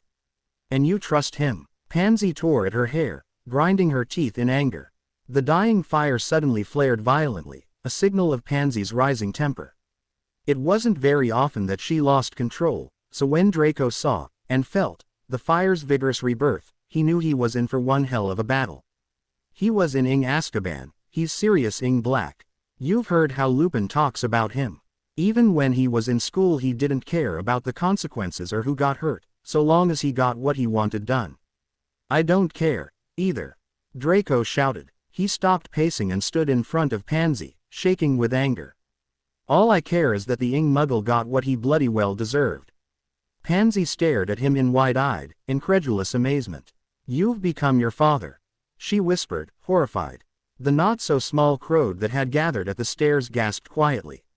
Though Draco's father had been spared, he was still rotting away in Azkaban. Lucius Malfoy was allowed monthly visits from his son, under heavy supervision, of course, but Draco hadn't seen him since before Christmas. A very heated argument between the two Malfoy men had resulted in Draco being disowned and Draco declaring that he'd never speak to or visit his father again. Everyone, even those not in Slytherin, knew better than to mention Draco's father. Draco's wand was in his hand and pointed at Pansy's before the crowd went completely silent again. "Shut your mouth," Draco hissed. "You shut your mouth, Parkinson, or I'll shut it for you."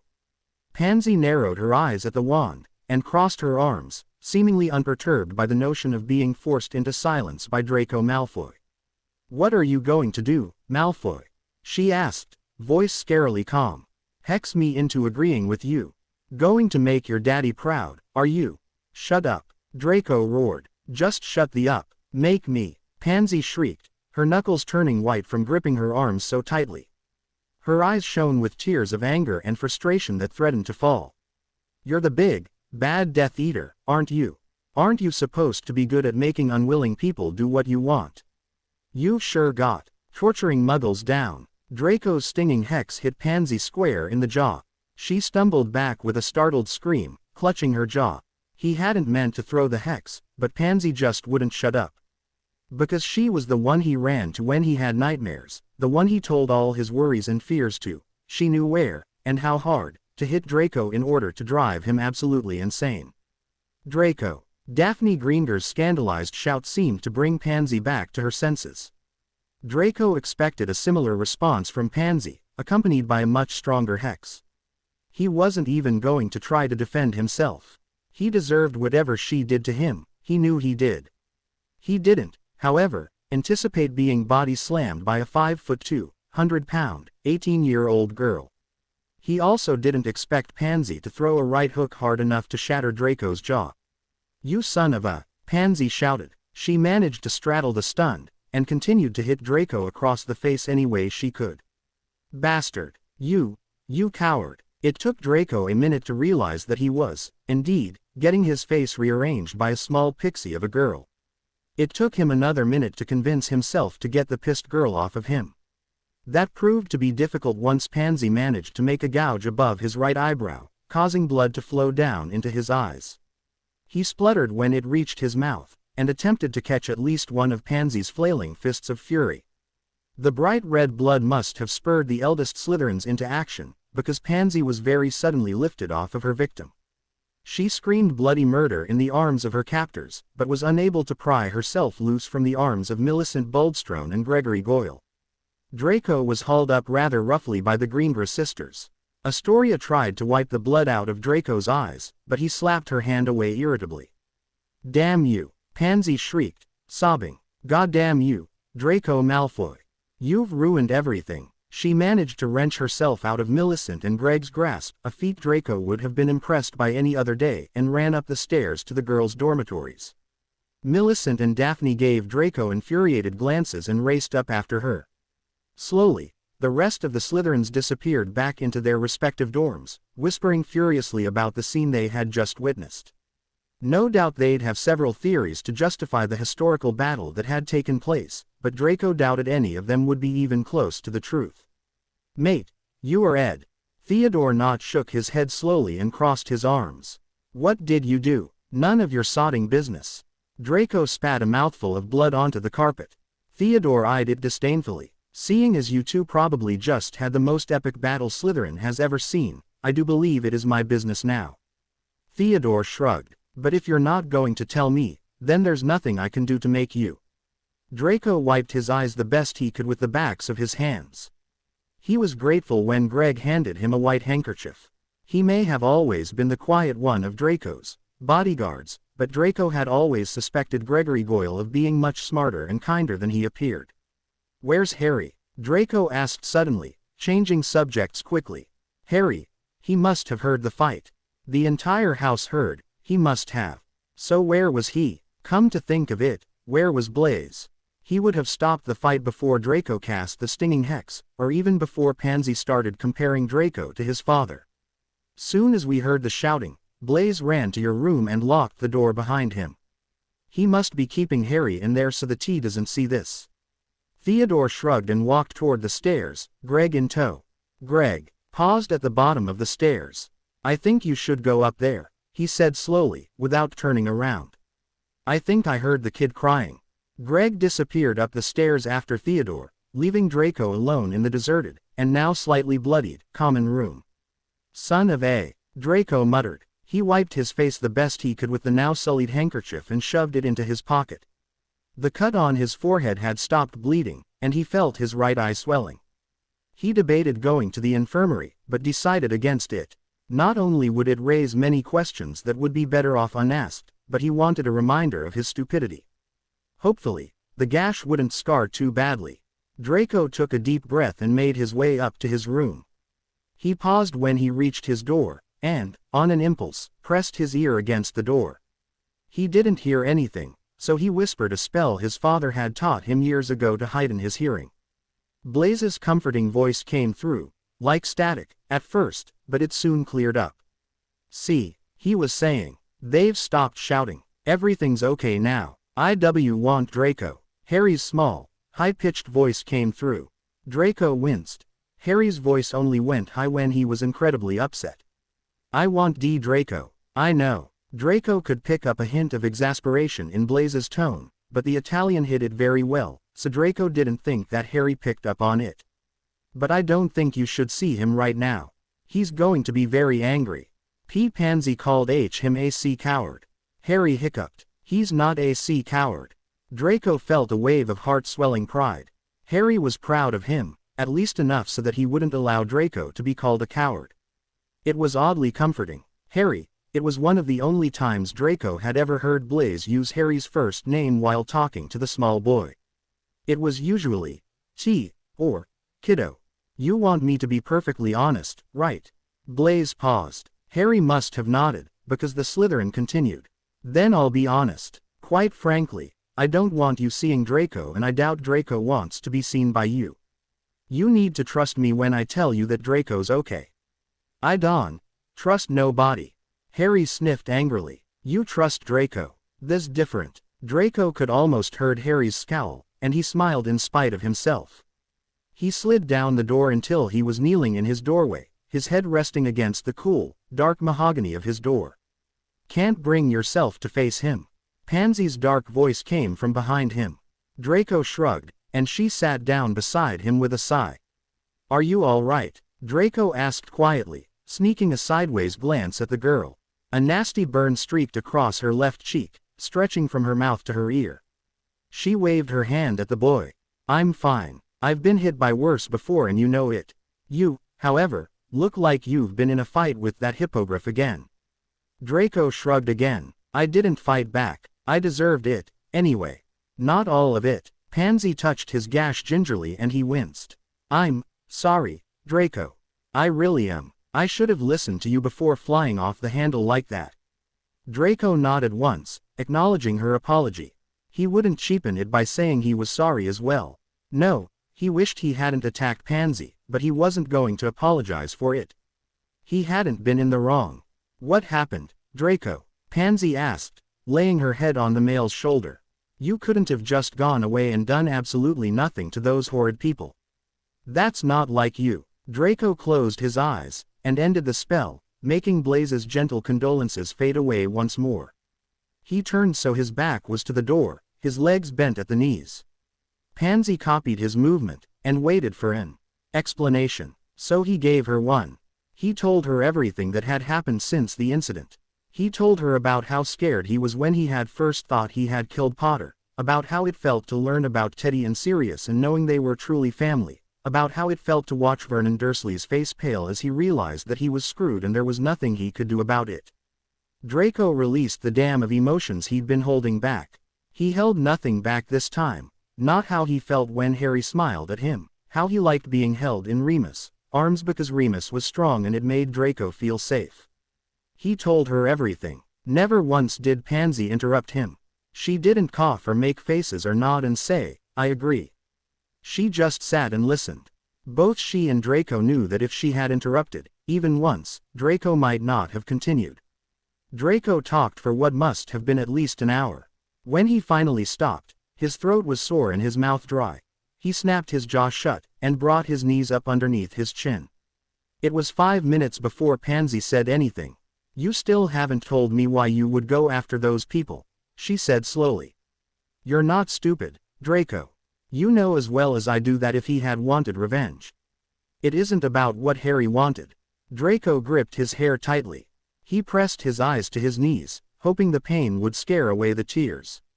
For Christ's sake, I wanted revenge. Why? Because I love him. Draco cried, pulling his hair tighter. And not just the little boy in my bed right now. I've fallen in love with the 18-year-old savior of the wizarding world. He took a deep breath and rushed forward before Pansy could tell him he was imagining things. Every time I look at Harry I imagine him older. I actually miss his banter because he was actually pretty witty when he wanted to be. I look at him now, and I can understand everything. I understand why he felt the need to take every problem our school ever had head on, and I understand why he prevailed. I look at him now and I know what he grows up to be like and to do, and it's something that I absolutely love knowing because I know that no one else, not even Granger or Weasley, no one else know what I do. I love how he frowns when he concentrates on something and that he bites his lip when he can't figure it out. I remember him doing that during McGonagall's CL because Granger always hit him and told him to stop it because it was a nasty habit. I love that he memorizes the most random trivia that no one else knows. God damn it, I love him. He ended up shouting by the end. Pansy stared at him in wide-eyed amazement. You really do love him, she whispered, awed. Draco nodded, kindly refraining from pointing out that he had been saying that for the past hour. I know, Draco groaned, and allowed Pansy to wrap her arms around him. So what are you going to do? That, Draco held up a finger. I do not know. Eris ran past the two Slytherins at a full gallop, interrupting their special moment. She skid to a stop a few yards down the hall and trotted back to the couple with her tail held high. Eris sat her little white butt down right in front of Draco and fixed her unnerving emerald gaze on him. She waited a moment, then yelled loudly. I think she wants in. Pansy observed nonchalantly. The two teens exchanged a glance, and burst into hysterical giggles. Come here, Eris. Draco, still chuckling, scooped up the tiny kitten and stroked her ears. The feline let out a content putt, and busied herself with making a nest in his arms. Did you run out when Blaise opened the door? Probably. Pansy ran a hand over Eris' spine. The cat arched happily, purring louder. Speaking of Blaise, shouldn't you release him from his babysitting duties? He's probably at his wit's end. Draco snorted. He'll be a horrible father. He has no patience for little kids. Pansy shrugged as she stood up. I can train him, I'm sure. Pansy scowled. Or maybe you can, seeing as you're the baby guru and all. He's not a baby, Pans. He's 7 years old. Draco allowed himself to be hauled up. He paused. We're good, right? I already told you yes. For what it's worth, I'm sorry I hexed you. Draco rested his hand on the doorknob, nervous to go in. I know, Pansy said simply. She stopped him quickly. Wait, don't you dare go in there, there's blood all over your face. A quick spell gently cleaned Draco's face and hair, leaving both devoid of blood. Thanks. He hadn't moved. Pansy paused, then hugged Draco quickly. Don't give up, Draco. We're both spoiled TS, we always get what, and who we want. Draco smiled and returned the hug. Think Blaise'll kill me, most defiantly. Draco sighed, and forced himself to open the door. He peeked inside warily, then opened the door fully, laughing quietly. Pansy followed, curious. Blaise lay on top of Draco's sheets, sound asleep and snoring softly. Harry was curled into his side, his head on the Italian's stomach. The boy's eyes were red and puffy, and tear tracks were evident on his face. He sniffed pitifully every couple of minutes, but otherwise his slumber was undisturbed. Blaise had a hand protectively placed on Harry's hair. The two look exhausted. Horrible father, huh, Pansy muttered. Draco smirked as he closed the door. I suppose I'm sleeping in your room tonight, he said innocently. Like hell, I'll take the cat. Go sleep in the common room, you abusive son of a. Pansy took Eris from Draco's arms and walked off to her rooms without another glance back. Draco laughed the entire time as he made his way back down to the common room. The final weeks sped by so quickly that when Draco woke up that fateful Sunday morning, though it was still the week beforehand. Groaning, he rolled over and cast a Tempest Charm. It showed 8:19 a.m. What ungodly force had caused him to wake up so bloody early on a Sunday? The loud pounding on his door probably had something to do with it. Draco, make 'em go, W-A-A-A-A-A-Y, Harry mumbled, burrowing further underneath the covers. Draco smiled with pride. 4 months of living with him, and Draco had beat the morning person right out of the young raven. And they said it couldn't be done. Draco, open the door. Pansy shouted. Go away. Draco shouted back. He crawled under the covers as well and ended up next to Harry. Harry pressed their foreheads together and looked at Draco with crossed eyes as he tried to wake up and focus.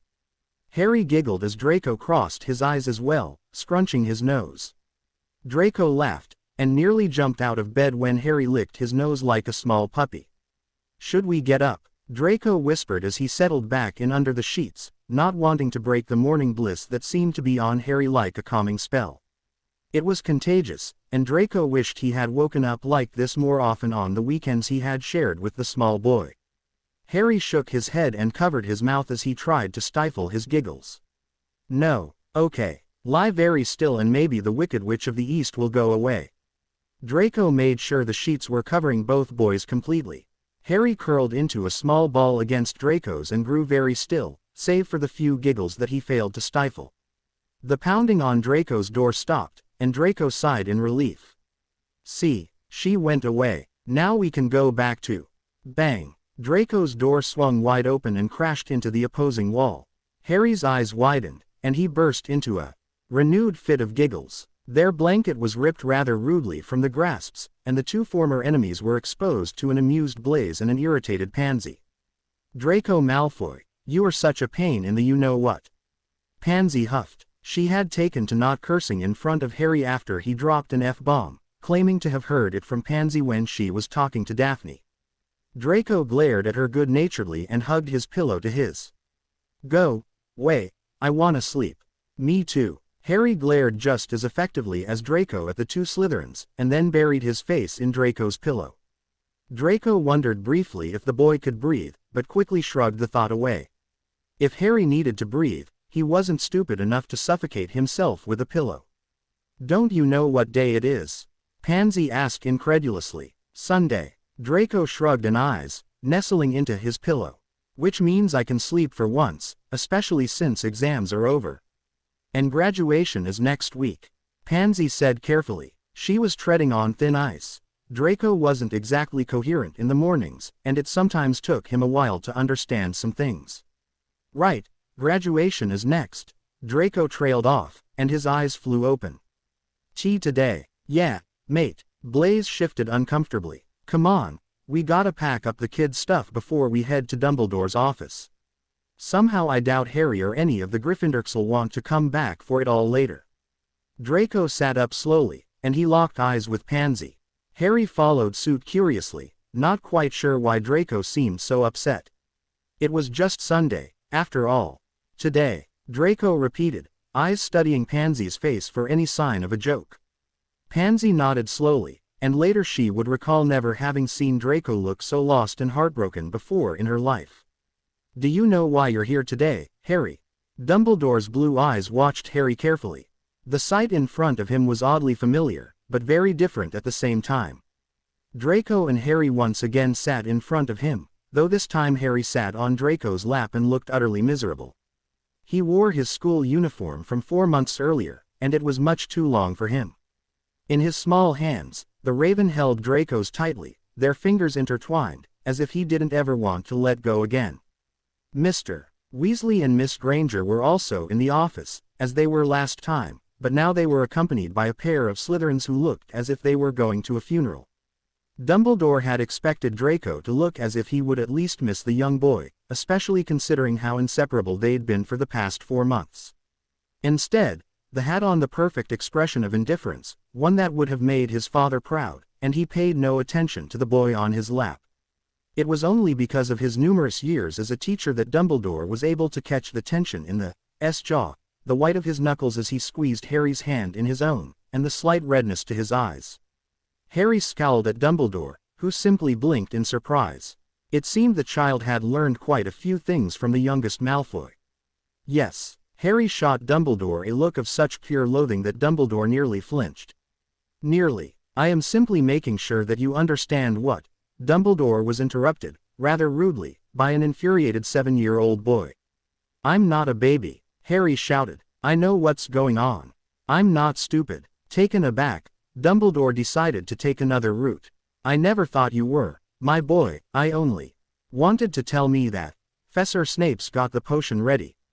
Harry gave Dumbledore a glare that the old man had never seen on the Potter boy's face before. You wanna take me away from Draco?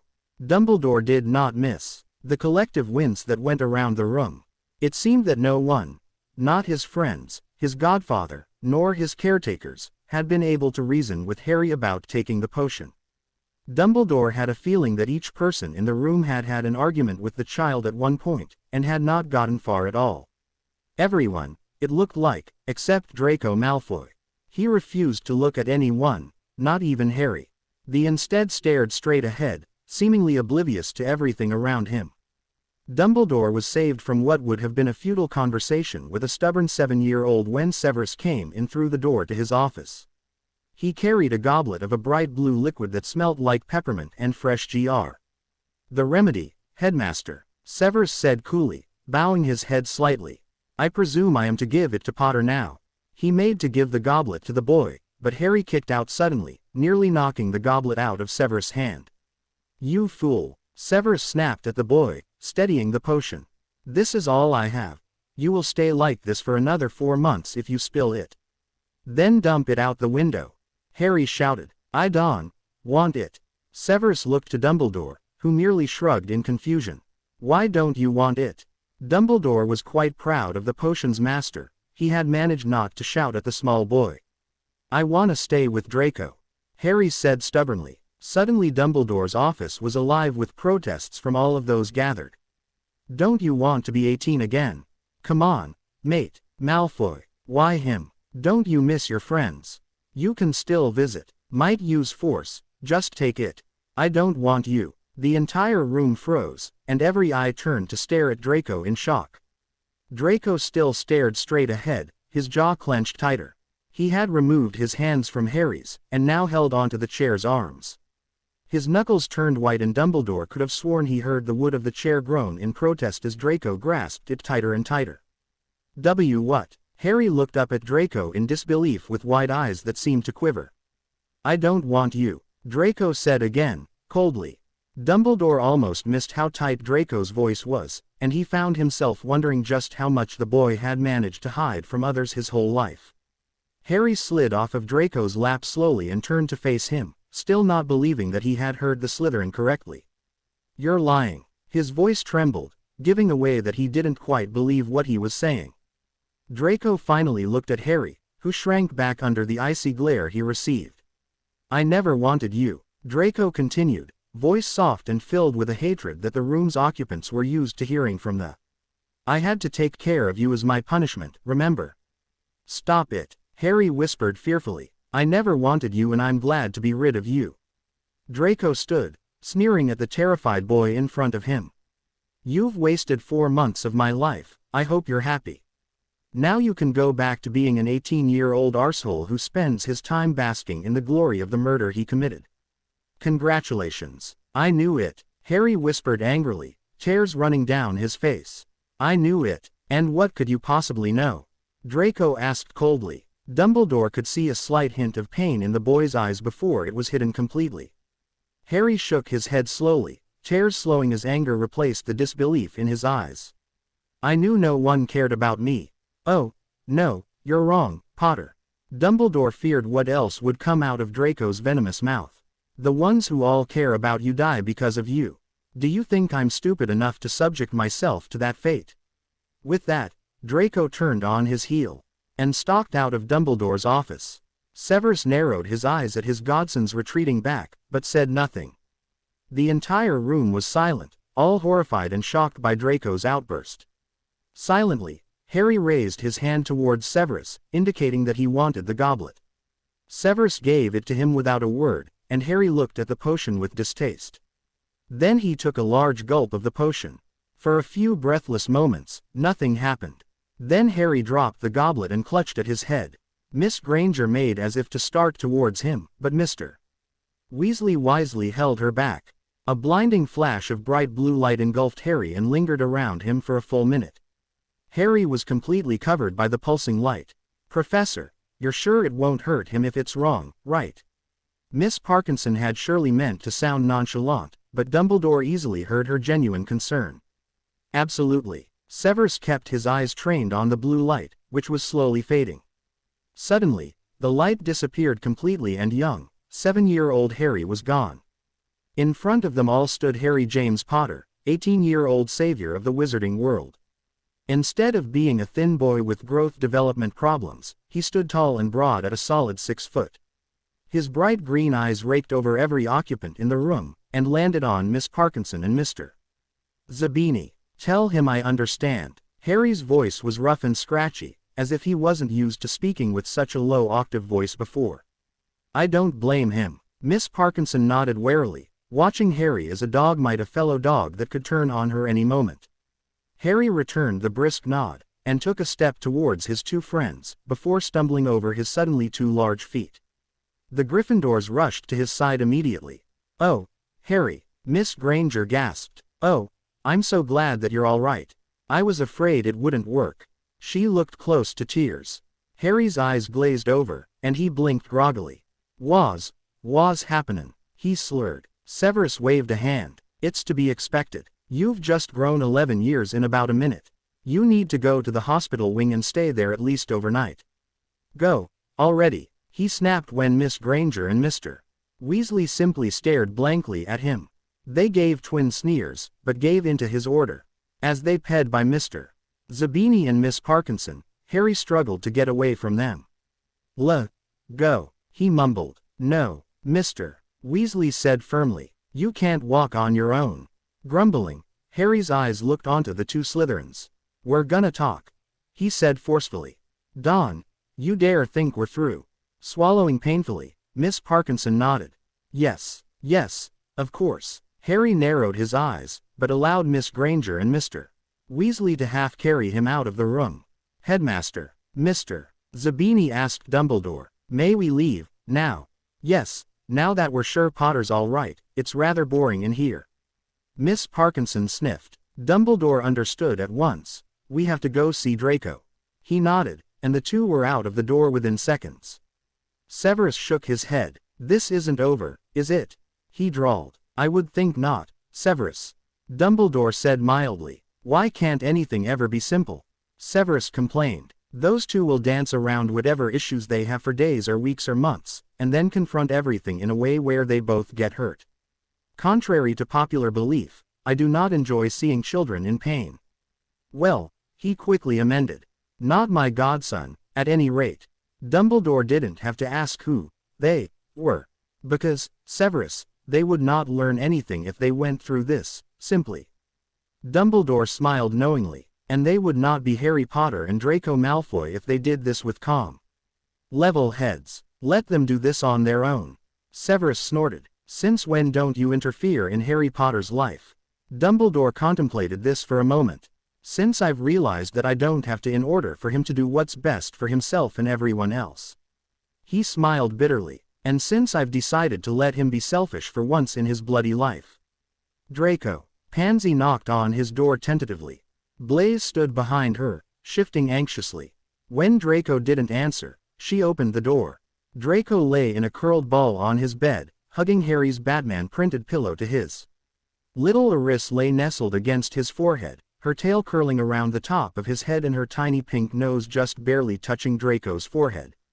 Draco's shoulders shook, and a small sob came from him. "Oh, Draco." Pansy crossed the room quickly and sat next to him. "Draco, why are you crying?" "Shove off." Draco snapped. "I don't want you here." He said he understood. Blaise said, closing Draco's door behind him. Draco glared at Blaise over his shoulder. "What?" he snapped. "Potter. He said he understood, and he doesn't blame you." Blaise shrugged. "He also said that we have to talk with him. Somehow. I don't think that he'll let us just walk out of his life. He's not AT anymore."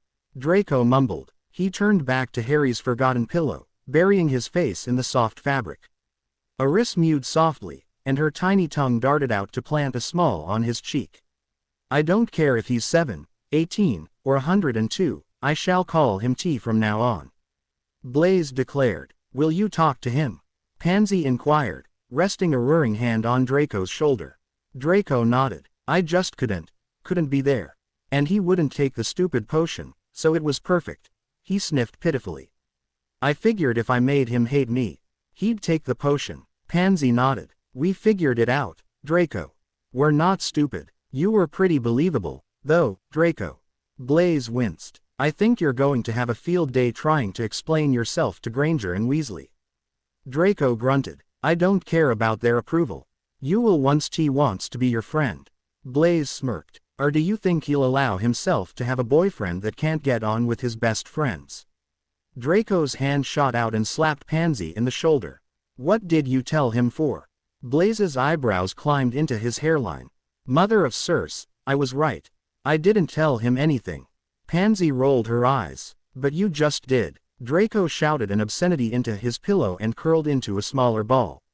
Oh, come on, Draco. Pansy rested her forearms on Draco's side. You'll get your boy. We'll help, right? She looked at Blaise expectantly.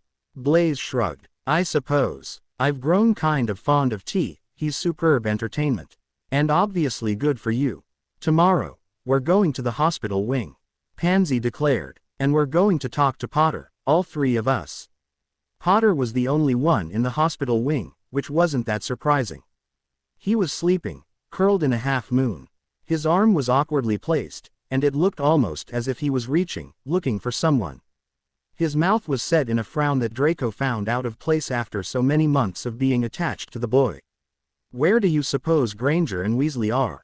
Pansy asked, keeping her voice low. I chased them out. Madame Pomfrey swept in, holding a tray of potions and food. You said you would come eventually, and they were furious with you, Mr.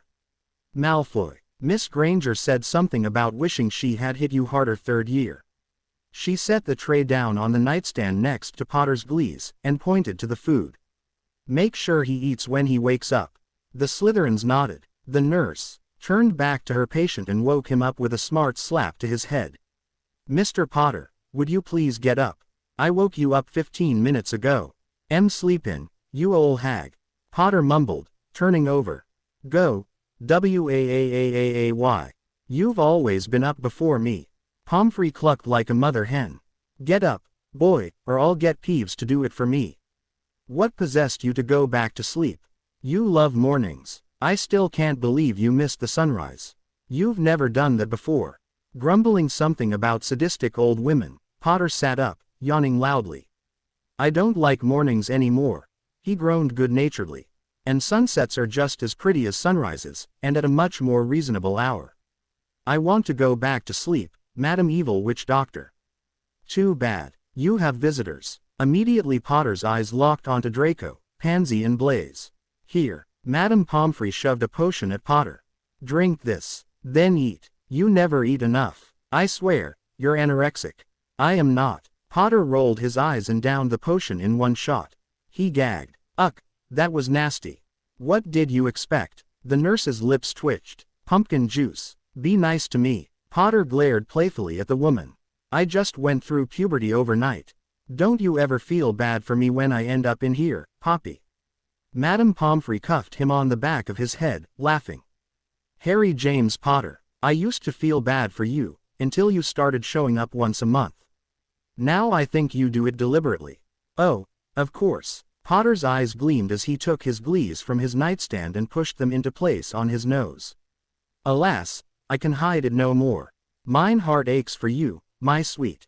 He dramatically clasped a hand over his heart, grasping one of Madame Pomfrey's in the other.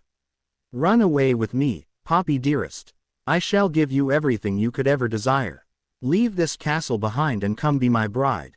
Madame Pomfrey burst into laughter and snatched her hand back. I'm afraid I must decline. I do believe you have some serious mother issues, my boy.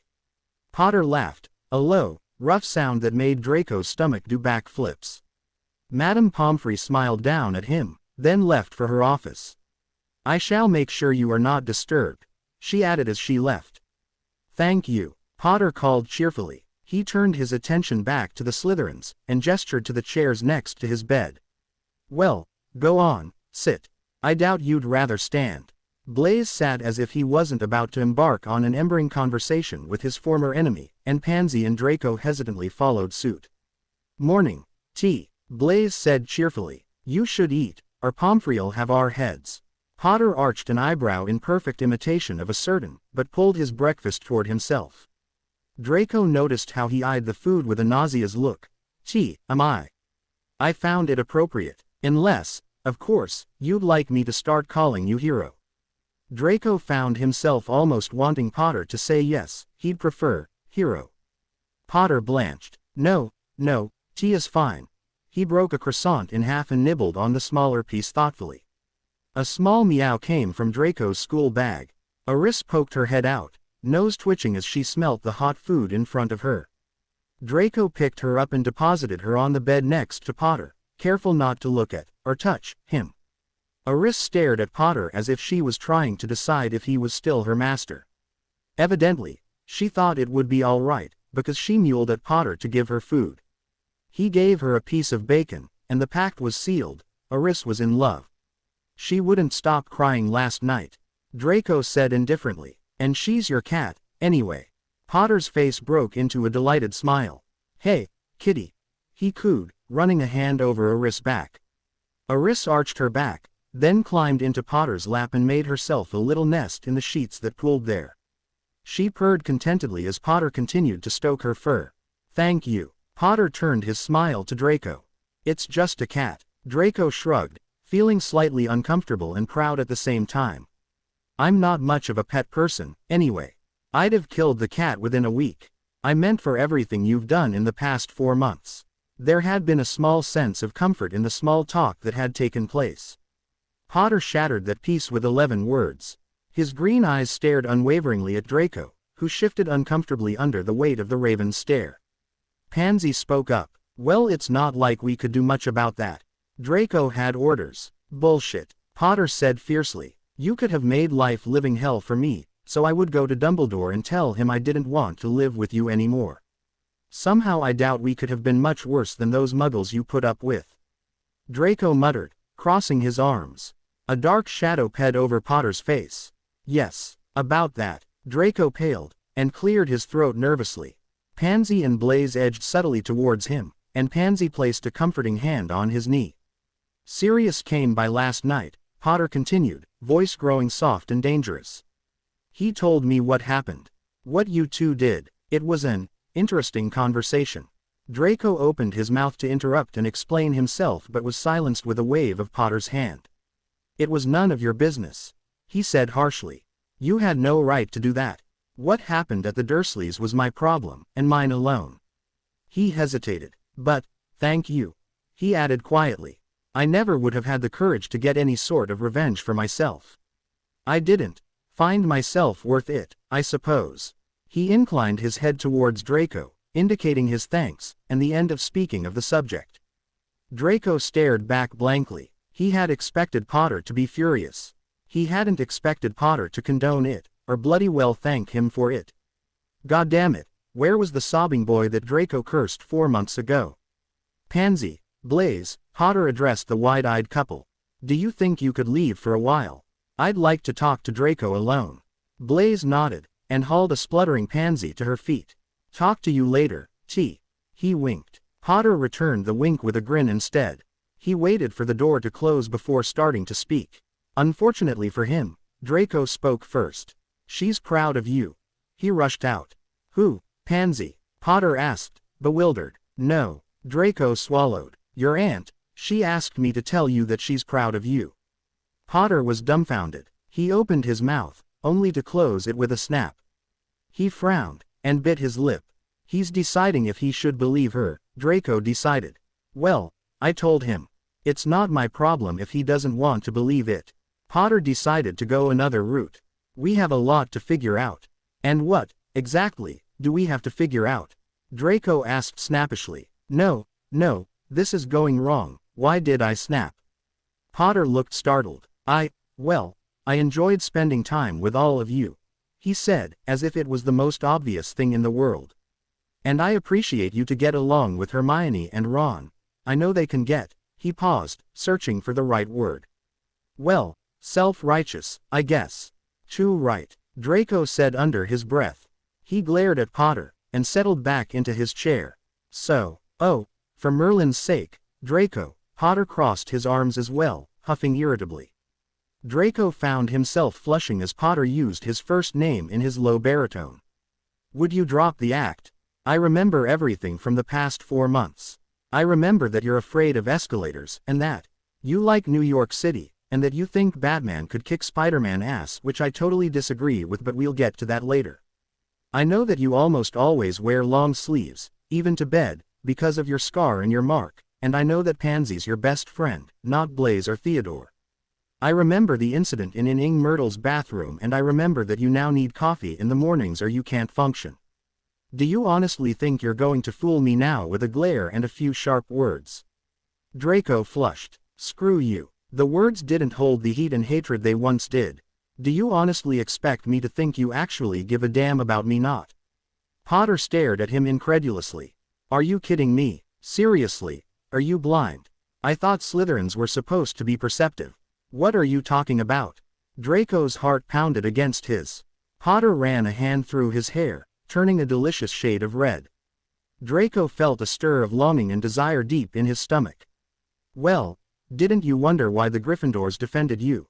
At least, the older students tried to. They were defending you, not me. Yes, they were. Potter ran his tongue over his lips. Damn it, they did it because of me. Obviously. Draco said dryly. No, you're not listening. Since the beginning of the year, has anyone screwed with you past a few verbal insults? Draco frowned, but shook his head. It was odd, once he thought about it. He had expected to be a permanent fixture in the hospital wing, but the year actually hadn't been that bad. That's because of the Gryffindors. Potter sounded as if he had thought Draco had already figured it out. I told them to protect you and the other Slytherins. Granted, it was really only the older years actually listened to me, but were a pretty formidable force. And why the hell would you want to protect me? You hate me, Draco protested. And why would they listen? This doesn't make any sense. It would if you factor in that I'm the king of Gryffindor and they pretty much have to listen to me. Potter snapped. Did you think Slytherin was the only house with a hierarchy? You may be prince, but I'm their damned king. And I didn't get that title just because I'm Harry Potter, I had to earn it. If I demand something, which I do not do often, they damn well do it. If I wanted to protect you and the Slytherins from the abuse I knew was coming your way, then I must have a damn good reason. Then how did you convince them, huh? I could understand the rest of the Slytherins, but me. I'm the reason Dumbledore was nearly killed. Draco was becoming frantic. I'm the Death Eater, why would they protect me? Gryffindors are sappy about love, that would be able to convince them if one of them loved me, could he possibly? Potter stared at Draco with obvious disbelief. I've been completely obsessed with U.S. In 6th year, he blurted out. You didn't know. I thought you were smart. Potter flushed again, growing darker than it was earlier. That's why they defended you. You're important to me. Silence fell over the hospital wing. Draco was completely stunned. How didn't I notice this? He wondered vaguely. He stalked me 6th year. He always knows everything that's going on with me. And how he looked at me in the mansion, how did I miss this? Potter cleared his throat and looked away, face still burning with shame. Would you at least say something? I'd rather you yell at me to you saying absolutely nothing. You hated me. Draco found his voice. No, I hated Voldemort. Potter chuckled darkly. Trust me, if I hated you, you'd know it by now. He removed his tray from his bed and placed it on his nightstand. None of the food, save for half his croissant, had been touched. You need to eat, Draco said suddenly, remembering how much Harry had eaten at breakfast not 2 days ago. Where had the boy's appetite gone? Potter shrugged. Not hungry. Bullshit. Draco echoed Potter's earlier objection and narrowed his eyes. Eat, or I'll make you. And how do you plan on doing that? Potter looked skeptical. Draco snarled. The same way I got you to drink that potion when you broke your arm. The steady blush on Potter's cheeks fled instantly, and his skepticism was replaced by horror. You wouldn't. I've done a lot of things these past 4 months that most would have said I wouldn't do. Draco said sharply. He didn't like the way Potter looked at the food, as if it would make him sick just sitting there. Draco pointed to the food.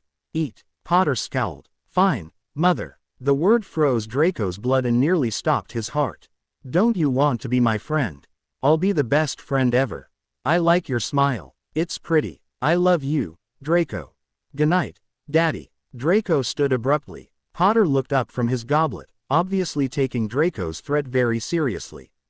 Draco, he asked, frowning at the green look on Draco's face. I have to go. Draco turned and fled, ignoring Potter's confused shouts that followed him out of the hospital wing. Draco ran downstairs and halls, and eventually stopped in a small alcove by the divination tower.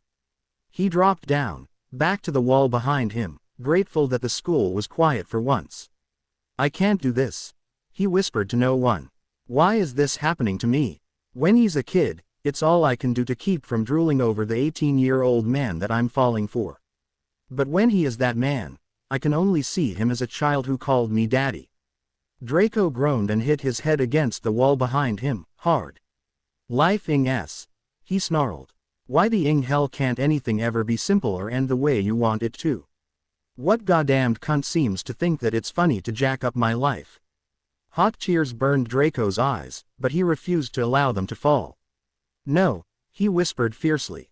"I will not cry. I've wasted enough tears on him." He wiped his eyes angrily, hating himself for being unable to control his emotions. "I have to figure this out," Draco thought bitterly. "Whether I like it or not, I need that son of a." Harry was bloody exhausted. It was only 2 days. 2 days, since he'd gone back to being 18, and already he found himself missing Draco.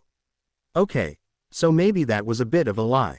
He had started missing Draco since the dam walked out of Dumbledore's office. Don't get him wrong, he was thrilled to be his regular self again. He was relieved to no longer need help reaching the top shelf, or to have to be continuously looking up at everybody. He liked not having to need help with some of the taller stools and chairs in Cleason rooms. And no matter how much he liked Spider-Man, he was very happy to no longer want to wear the bug man on kid-sized tighty-whities. But if you did happen to find them in his size, you might have to let him know about that because there is a very microscopic chance that he might interested. He loved being able to talk to Hermione and Ron and Neville and Ginny without feeling any sort of resentment towards any of them. Hermione and Ron had been slightly put out to find out that it had been Neville who helped Harry out of Gryffindor Tower, but were impressed that Harry had been able to find his way around the castle, even with the aid of a map, at the age of 7. Harry wasn't sure if he should be proud of the accomplishment, or insulted that they thought so little of him. Harry was relieved to find out that Hermione and Ron were still unaware of how bad it had been at the Dursleys. He had received an hour lecture from Sirius and Remus when they came to visit him the first day in the hospital wing. Both were beyond infuriated that Harry hadn't seen fit to tell them what went on at his aunt's. "I could handle it," Harry had protested. "The way you did your 4th year. Anything was better than the disappointment in Remus' voice." Harry winced, and looked away. "God damn it, Harry, why must you be a martyr all the time? For once in your life, let someone take care of you. You don't need to be the hero, Harry," Sirius had said quietly. He was shaking, and when Harry dared a glance, the man had gly eyes that seemed very likely to spill over. "Don't you trust us?" "Of course I do." Harry was insulted. How could they think that he didn't trust them? "Then how could you possibly keep this a secret?" Sirius snarled. "Those people, they abused you. We would have gotten you out of there." "You don't understand," Harry shouted back, hands fisting in the sheets of his bed. "And what do we not understand?" For the first time in his life, Harry thought Remus wanted to hit him. Harry looked down at his hands at a scar on his right wrist, tracing it absent-mindedly. He had gotten it when he was washing windows when he was 10. The window had shattered when Dudley threw a ball through it, and a shard of GL sliced Harry's wrist. His aunt came up to find out the cause of the noise, and when she saw Harry struggling to keep the blood from draining from his wrist, she had reacted the same way she had when Dudley had cut open his knee on his bike. She even called Harry by his name, and told him that if he died she'd never forgive him because he was all she had left to remember her sister. "They are my family," he said quietly. Remus's face softened. "Harry, don't." "Harry, me." Harry ground out. "I know I should have told you, I know I should have gotten help.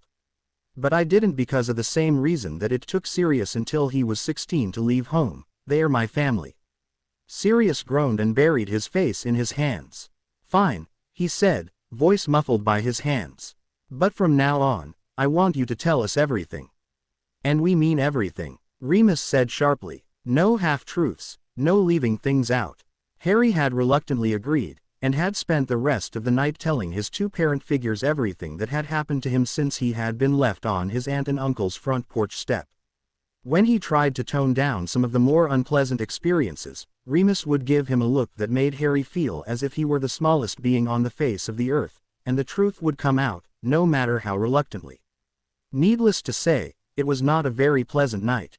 After being released from the hospital wing, Harry had met with Pansy and Blaise twice more. The three had decided to remain on the best of terms as possible.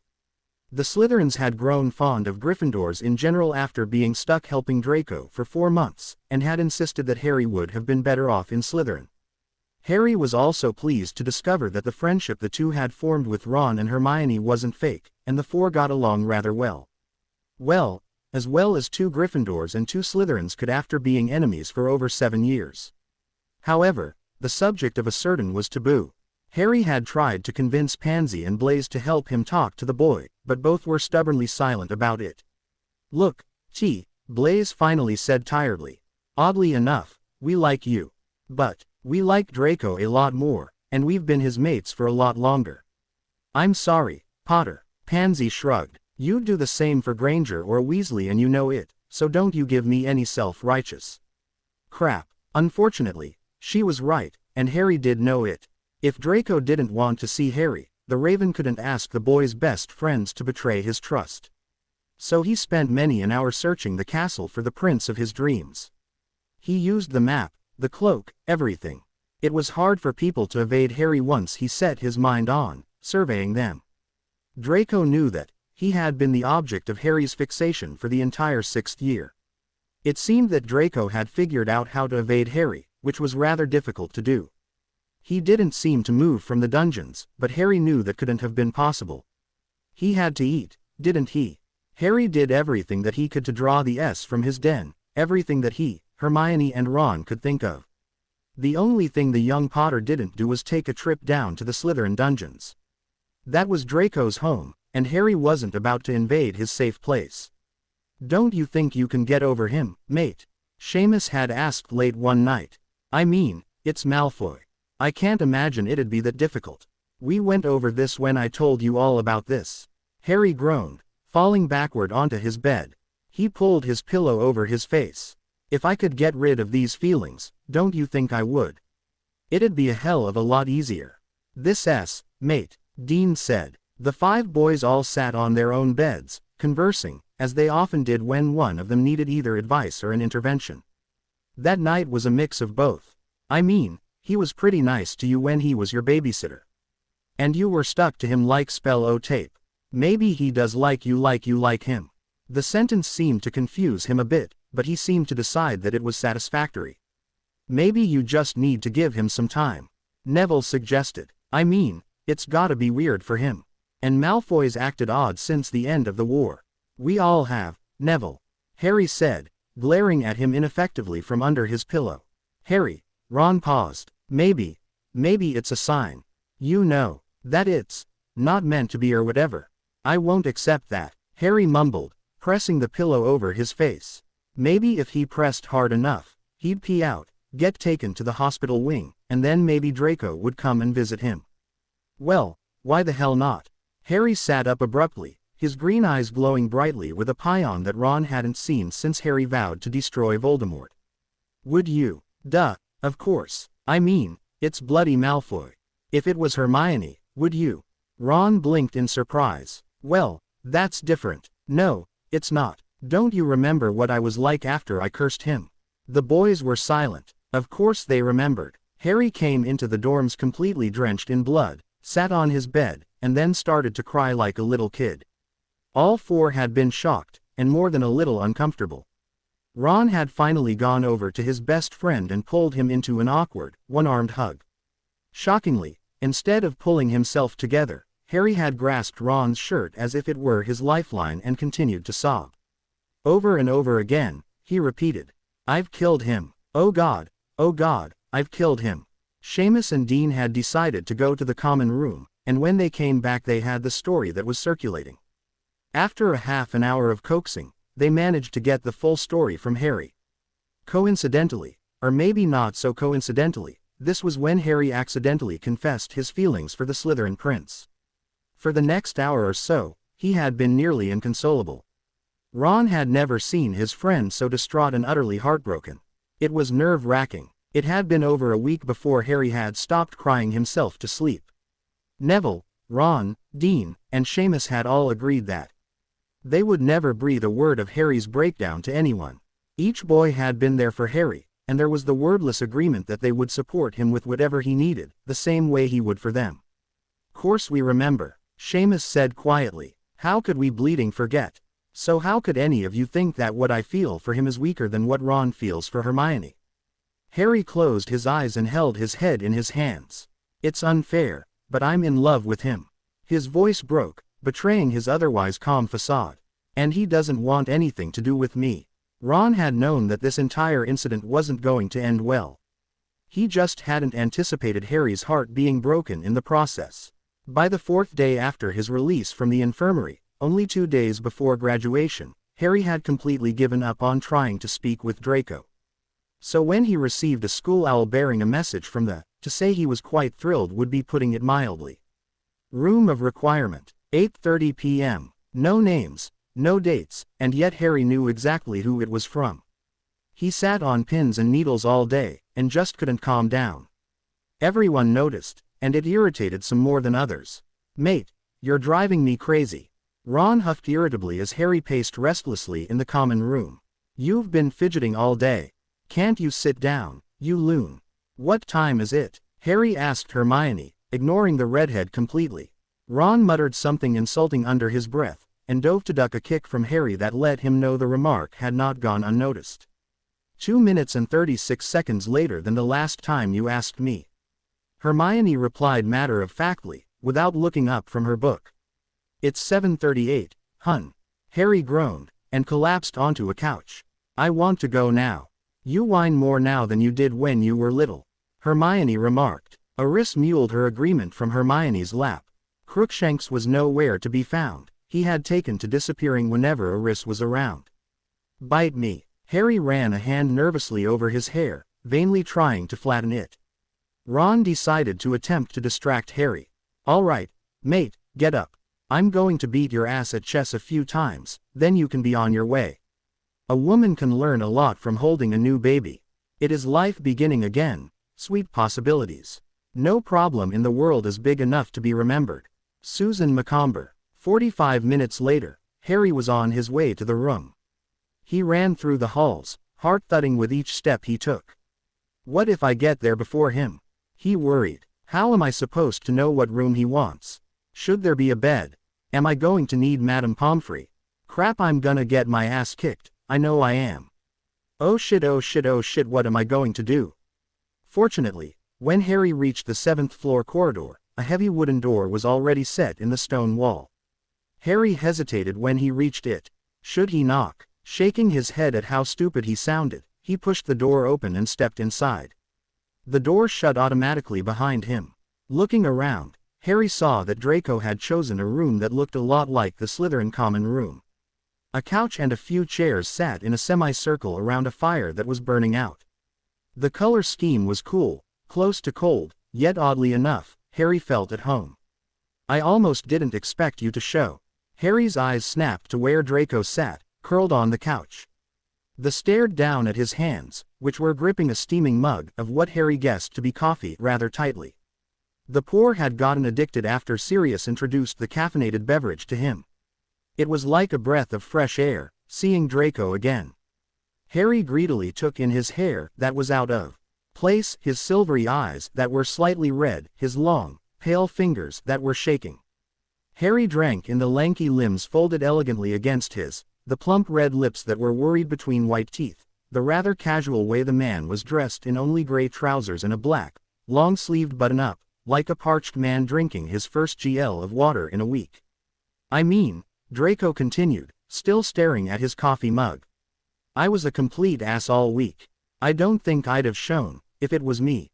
Harry shrugged, shifting his weight from one foot to the other. "I understand. I've kinda grown used to your mood swings, so it wasn't too horrible. And I'm used to being ignored, especially after 5th year." A small, yet slightly sarcastic, smile graced Draco's lips. "Yes, I suppose you." He motioned to the couch he sat on, indicating the empty seat next to him. "Well, come on, then, sit down. We've a lot to talk about, if Blaze and Pansy's incessanting is anything to go by." Harry sat Indian style, facing Draco from his end of the couch with his back resting against the armrest. "We don't have to if you don't want to," he said cautiously. "If you're not comfortable, I mean, I can wait." "No, no," Draco let out a deep sigh. "I need this, whether I like it or not." There was a moment of silence that wasn't quite awkward, but most defiantly wasn't comfortable. Harry decided to break it. "I'm sorry I made you run out of the hospital wing." He winced as the words came from his mouth. Pomfrey had me on painkillers and they really mess me up most of the time, especially with talking. I start babbling and saying a lot of stuff I don't mean to say. I didn't mean to freak you out, I promise." Quote. Draco waved a hand impatiently. "That's not why I ran." He flushed sweetly. Honestly, I was quite pleased when you said that." Harry frowned, though his insides did a little dance and he felt a little more relaxed. "Then why did you run?" Draco sighed again, keeping his gaze firmly away from Harry's. "Because, well, it sounds stupid. I was 7 for 4 months. I'm sure I did and said some pretty stupid things," Harry said lightly, "especially by your standards. I know I was a weird kid." "Yes, you did, and you were." Draco took a deep breath. I was surprised. And I was pleased. I don't think I would have run, but you called me mother. And I know you were being sarcastic, but," he paused. "Do you remember when you were sick? You were pretty dazed." "Vaguely." Harry frowned. "Why? Do you remember what you called me?" Harry bit his lip, and grinned sort of sheepishly. "Draco. You called me Daddy," Draco said quietly, his voice hitching ever so slightly. "Do you understand that? What that meant to me? You called me Daddy." Harry was stricken. No, he hadn't. He wouldn't have. He'd never called anyone, not even Remus or Sirius. "Oh shit, he had. And then you called me mother and all I could think about was a little boy who would only hold my hand because everyone else wasn't good enough and who slept in my bed every night because thunderstorms scared him and who called me Daddy when he was sick." Draco took a breath of air and continued. "And it felt so wrong to want that boy, even if he was older." Harry contemplated this for a few moments and decided that he could understand this. He told Draco so, and watched as the visibly relaxed. "But," he continued gently, "I'm not 7 anymore." "I know." Draco frowned. "But you can understand, I suppose, but can't you let it go? I mean, even if I had been 7, I'm older now." "What if the age difference was 11 years between us?" Harry pressed. "Would it really matter that much to you?" "It wasn't the age difference," Draco said snappishly. "It was the relationship we had that was creeping me out." "And why did it matter what our relationship was? And what if it was you lusting after Teddy when he's 18? Draco retorted. "It won't be the age that freaks you out, it'll be the fact that he's your godson." "But it's different," Harry protested. "He's my godson. I was just a kid you had to look after. What the hell do you think I thought of you as for the past couple of months?" Draco let out a bitter laugh. "It feels like I've lost a child." He looked down at his mug, snarling as his eyes began to burn. He felt so pathetic, losing control of his emotions and the situation the way he was. "I feel lost," he admitted quietly. He finally looked up to see Harry, only to find the raven mere inches away from him. When the hell did he get this bloody sneaky? Harry lifted his hand and tucked a few strands of hair behind Draco's ear. "Then let me find you," he whispered, before gently pressing his lips to Draco's. Draco froze, heart pounding. His mind raced from image to image of a small boy who looked at him like he was the center of the universe. He struggled at first, nearly succeeding in pulling away, before Harry's hands rested themselves on his biceps. Draco jumped at the contact, almost surprised to find them the large hands of a man instead of the small hands of a child. "Close your eyes." Draco wasn't sure where the little voice in his head was born, but he decided to listen to it. He shut his eyes tightly, and allowed his sense to take over. He felt strong hands holding him as if he were made of GL threads that would shatter in an instant. He felt soft lips moving gently against his own, and he felt soft hair brushing just barely over the top of his nose. He felt his heart stuttering almost painfully against his, and the blood that flowed toward his groin. His mind was still saying that this was a little kid, but his body soon overruled this cry. No little kid could possibly know how to touch him like that, could possibly make Draco react like this. He wanted more. More of the hands that caressed his arms, more of the mouth that was just a little more talented than he expected. But just as he began to respond and to truly lose himself in the single sense of touch, that delicious mouth left, leaving Draco breathless. He gave an involuntary whimper. Still think I'm 7. Harry stayed close enough that Draco could feel his breath playing over his lips. No, Draco breathed back. He was still off in a dream world, not really comprehending everything that was going on around him. Come back. I'm sure glad you didn't spill that coffee. Draco vaguely heard Harry say. That would have hurt. Glancing down, Draco saw that he was still holding his mug, though loosely. Any more relaxation in his grip and Harry would have gotten a lapful and a crotch full of rather hot coffee. Harry tugged the coffee out of Draco's hand, watching it warily as the liquid came sloshing around the rim of the cup. I'll just take that, he said, carefully setting the coffee on the floor. Draco couldn't help it. He burst into laughter. Harry Potter had just given him the snog of his life, and he was only worried about spilling hot coffee on his precious bits. So glad you find that amusing. Harry grumbled good-naturedly. Oh, shut up, would you? Draco said cheerfully, before latching onto Harry's lips again. His arms wound around Harry's neck, pulling him as close as possible. Harry responded eagerly, his tongue peeking out to shyly trace Draco's lips. Draco opened his mouth, and granted Harry the entrance he sought. He groaned at the skill of Harry's tongue as it mapped out every contour of his mouth. Harry's hand slipped from Draco's arms to his waist, and Draco found himself pulled into the lap of a very excited savior.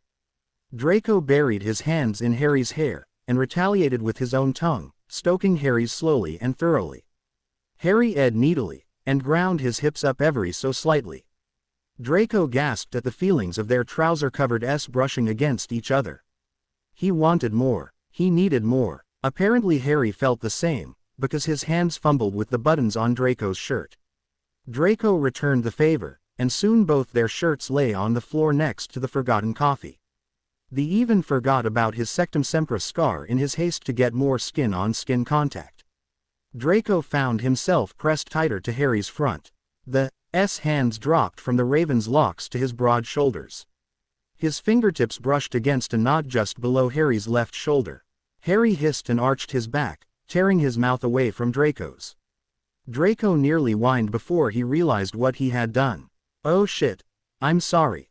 Harry grimaced, but tried to smile. Well, they're sore. It's all right, you couldn't have known that. Even though it's been nearly a week. Draco narrowed his eyes, thoughts formulating in his head. That's odd. You had a seizure, didn't you? My back was stretched rather quickly. Harry said defensively. He sounded angry. Why was he angry with Draco? It's not unbelievable. You didn't answer my question. I shouldn't have to. Harry glared at Draco, who was still nestled snugly on his lap. It's none of your business. Who are you to demand that information? Draco snarled, and shoved Harry back against the back of the couch. Harry gave a noise of pain that sounded somewhere between a groan and a scream. Don't you dare, the Slytherin hissed, his well-ed lips pulled back into a vicious sneer. Don't you dare tell me I have no right, you martyr. Harry glared at him silently in a mix of loathing, pain, lust, and helplessness. Draco had no idea that Harry had already been called a martyr, and was getting rather sick of it. Draco had also never known such a look could be accomplished, but Harry pulled it off wonderfully.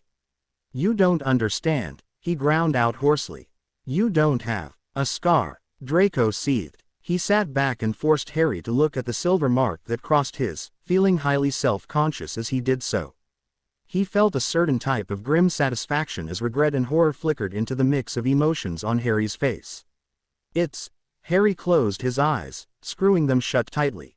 He breathed heavily for a few moments, trying to rein in his discomfort. It's not the same. And how the hell is it not the same? You nearly killed me, or do you not remember that? Of course he remembered. Why the hell wouldn't he? Draco scolded himself for being such an ass for bringing it up, but he held firm to his plan. He had to get Harry to trust him with everything, or he could never be with the bastard.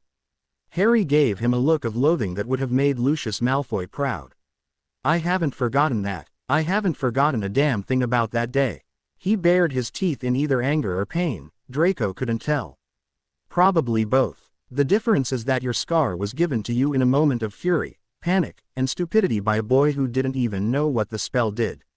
You were healed immediately, and you had a swarm of Slytherins to swoon over you while you recovered. I was 5. The man who did this to me was supposed to be someone who I could go to for protection. He didn't take me to the hospital. My uncle stitched me up, and now the pain is so bad at times that I can't even scream. He paused, face red and breathing heavily. As he continued, Draco heard a note of hysteria that grew louder and more pronounced. Yours wasn't even supposed to scar. I don't know why it did. Snape said it wouldn't. Mine were left so I would always remember my place, would always remember that I wasn't their family.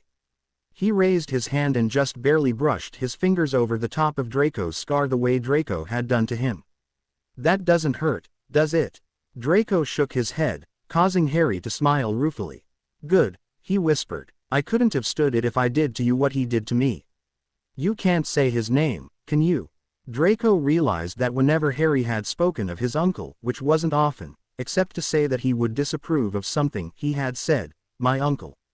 He had only ever used the fat prick's name once or twice, and flinched whenever it was spoken.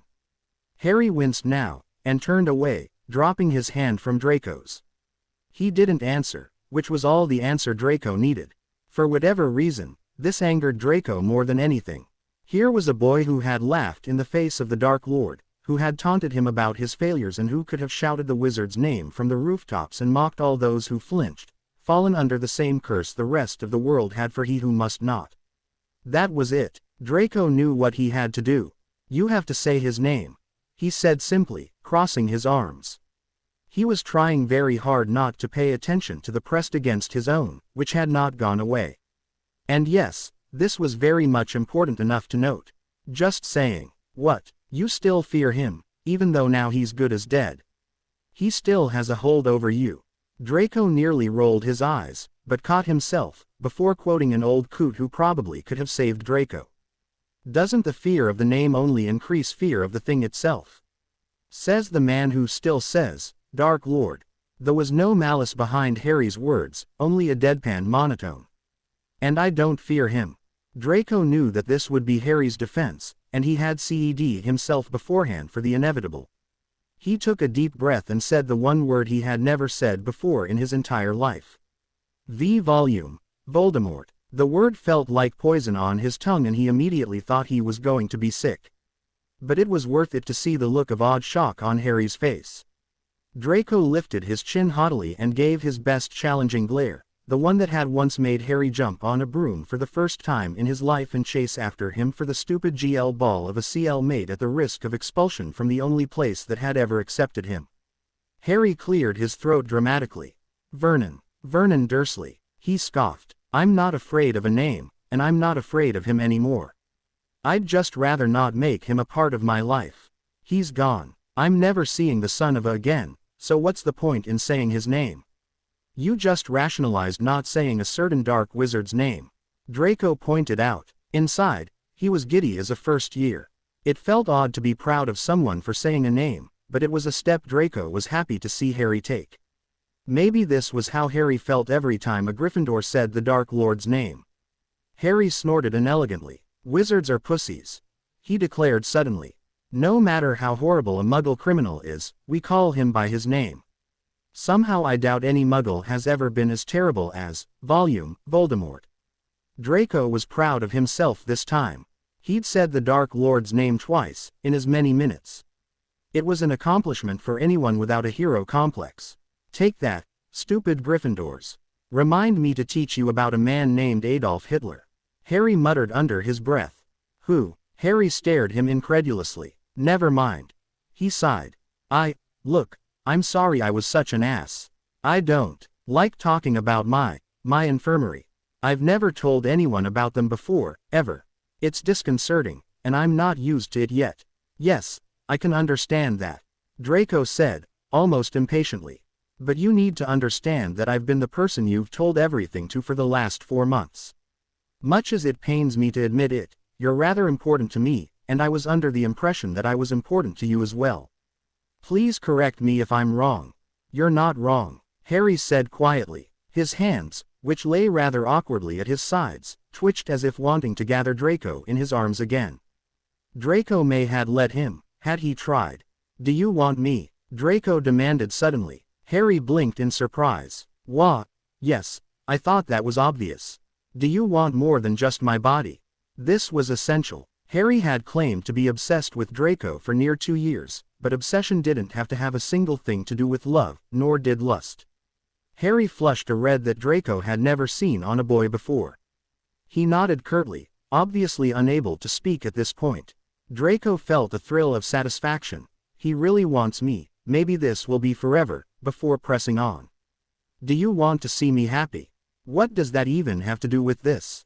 Harry burst out, flushing redder and darker, and growing more horrified. Just answer the damn question. But, yes, isn't that kind of what I've been saying? Draco decided it would be his life's mission to make Harry turn that shade of red every day.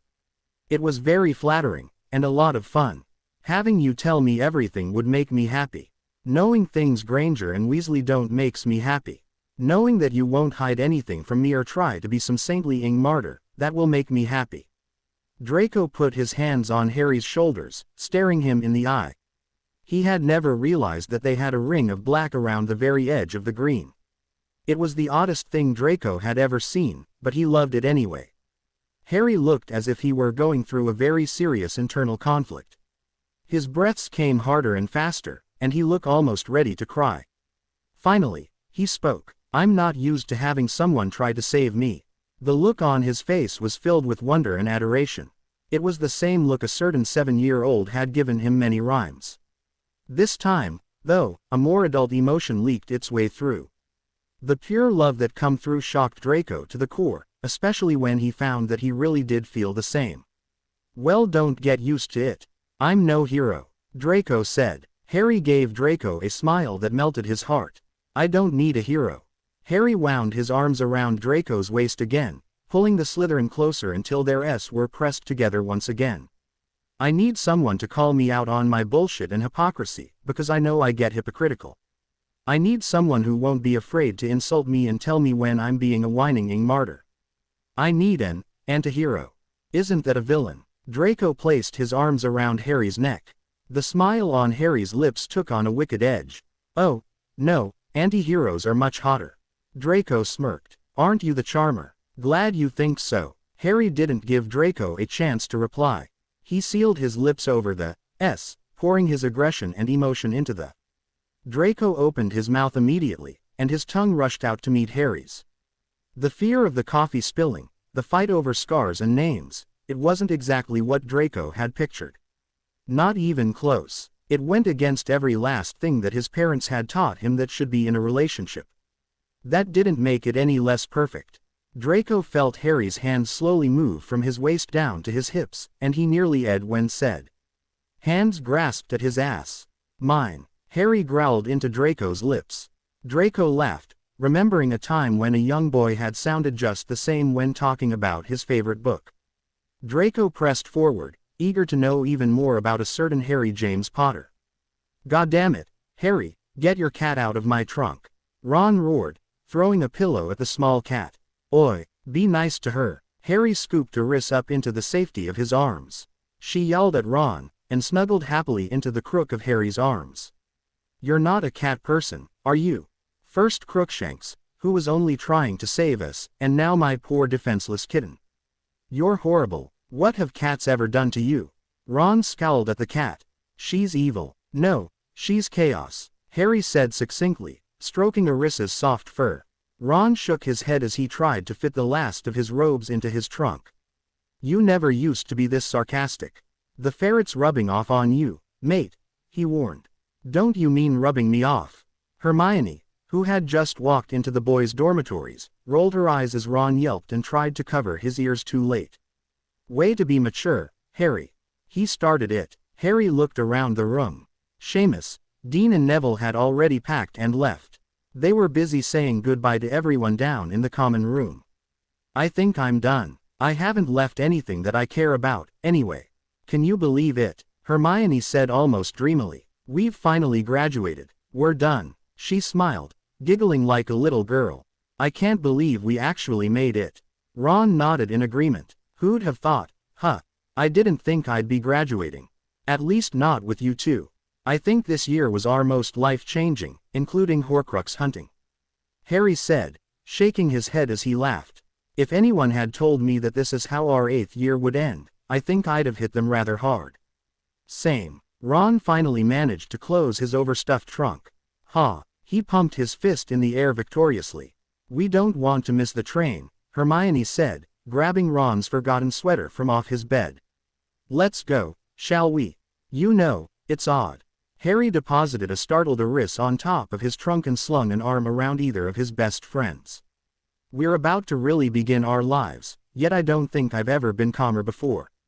Ron grinned. I know the feeling, mate. After basilisks and dementors and dark lords and ferret babysitters, becoming a real adult doesn't seem as scary as it did when I was a mere first year. A mere first year? That wasn't even 10 years ago, Ron. But you're right, this seems easy. Hermione laughed, and hugged the two men tightly. Watch us find a way to make this difficult. None of us can live without the challenge. Harry declared. But whatever we go through together. Ron and Hermione finished the oath the three had taken several years before. Grinning like, and ecstatic as, little kids, the Golden Trio talked excitedly about what their lives would be like, ready to start from a new beginning. Sonifa. Blaise. Draco shouted, scaring a third year out of her wits. Where the is my book, you bloody wanker? Why would I know? Blaise yelled back from the top of the stairs in a sing-song voice. Bastard. He knew where the book was. Because you're a no-good, sneaky little thief who steals my shit every year because you think it's funny to watch me run around like a loon trying to find it. Draco climbed the stairs angrily, snapping cruelly at anyone who tried to speak to him. Goddammit, Zabini, it's not even mine. Ah, did Draco steal his boyfriend's book? Pansy giggled as she came out of her room, a few final things gathered in her arms. No, it's one of Granger's. King, something, King, and the title is something about a dragon, I don't know. It's a muggle book and rather good and your stupid boyfriend stole it. She's going to bloody murder me if I don't have it for her. Draco snarled. Zabini, all right, stop your ing. Blaise came down the stairs, his trunk levitating behind him. He held the small book in his hands. If I had known it was Granger's, I wouldn't have taken it. I know how she gets, and I doubt she'd let me live when you told her I took it. Draco snatched the book from him. Where's the bookmark? Bookmark. It was a worn-out bit of leather. Where is it? Draco began to panic. Is it that big of a deal? Blaise rolled his eyes. Just make her a new one. I can't just make her a new one. She'd know. Draco nearly tore his hair out. You son of a... You've killed me. You're overreacting. I most certainly am not. Draco whipped out his wand. I know where your minds just went. Stay out of the gutter, people. And pressed it to Blaise's throat. Pansy sniggered. You are going to find that id. I don't care if you miss the train and are here until September, you are going to find it, and if I don't, Blaise challenged. Draco snarled. Then I'll let you tell Granger that you lost her bookmark. The bookmark she's had since she was 8, the one her now dead grandmother made for her. You can tell her that little tidbit. Blaise paled and held up his hands in surrender. All right, I'm going. Find it. Draco shouted to Blaise's back as he backtracked his steps back up the stairs. You're very touchy today, Pansy observed dryly. This wouldn't have anything to do with Potter, would it? Absolutely not. Why would moving in with my boyfriend of 3 days and his godfather stress me out? Draco asked sarcastically, with a roll of his eyes. Pansy rolled her eyes in turn, exasperated. You're being stupid. I've earned it. I never said you didn't. Pansy looked down at the M of objects in her arms. She pulled out a length of leather about 7 inches long, with a bright blue bead tied to the end. This wouldn't happen to be the bookmark, would it? Draco nodded. Yes, it is. You left it in my room 2 nights ago. Draco smirked wickedly. I know. You know, he said conversationally as Pansy let out a bark of laughter. Maybe now he'll learn not to steal my stuff. The train ride home was like nothing either boy had ever experienced. Crammed into one small compartment were 3 ex-Slytherins, 3 ex-Gryffindors, 4 owls, 2 cats and 6 trunks. Ginny had joined the group at one point, causing a rather awkward atmosphere. The entire compartment was grateful when Neville stuck his head in and offered Ginny a seat with him and Luna. Now they sat rather comfortable. Pansy sat on Blaze's lap, her back against the window and her feet on Draco's lap. Draco sat next to them, with Harry leaning against his legs at his feet. Ron lay stretched across the opposing bench, his head on Hermione's lap. Crookshanks gave Ron the evil eye from under Draco's bench, and Eris lay curled in a tiny white ball on Harry's. Pigwidgeon and the other owls hooted occasionally from the racks above the teens' heads.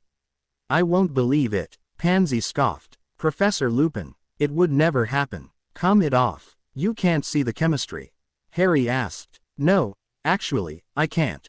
There's no more chemistry between those two than there is between you and Weasley." "Oi," Ron said indignantly, mock glaring at Harry. "I thought we had an agreement. What happens in the Quidditch locker rooms, stays in the Quidditch locker rooms." Harry and Blaze roared with laughter as Hermione smacked Ron's head. "You're an idiot." "Actually," Draco mused, "it's not that hard to believe, I guess.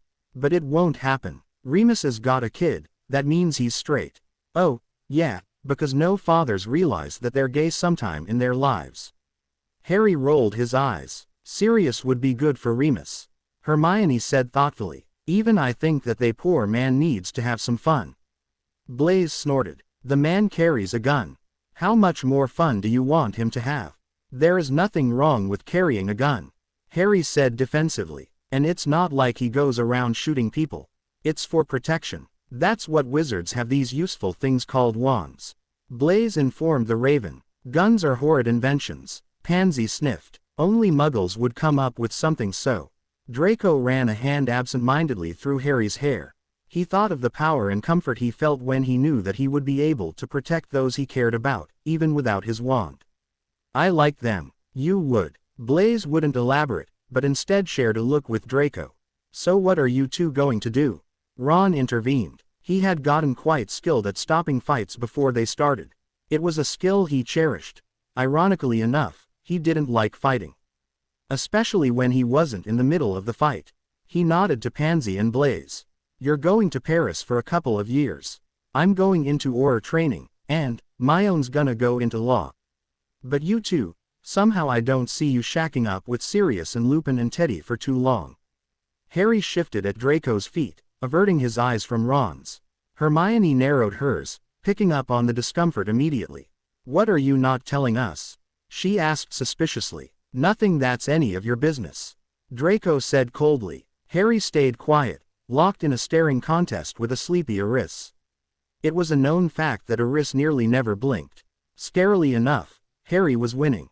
The two women's voices chimed together. "Harry James Potter, Draconius Lucius Malfoy." Blaze whistled. "Ooh, you two got middle named." Pansy glared at Draco and kicked him with her shoeless foot. "What are you planning?" Draco met her glare with a cool one of his own. "Since you obviously can't mind your own damn business, we're going to New York City for a while. Sirius found us an apartment we can rent." He shrugged. "From there, who knows? Maybe Miami or Rome or Tokyo." "I vote Miami," Harry piped up from the floor. "I wanna go to South Beach. Remus said it's beautiful."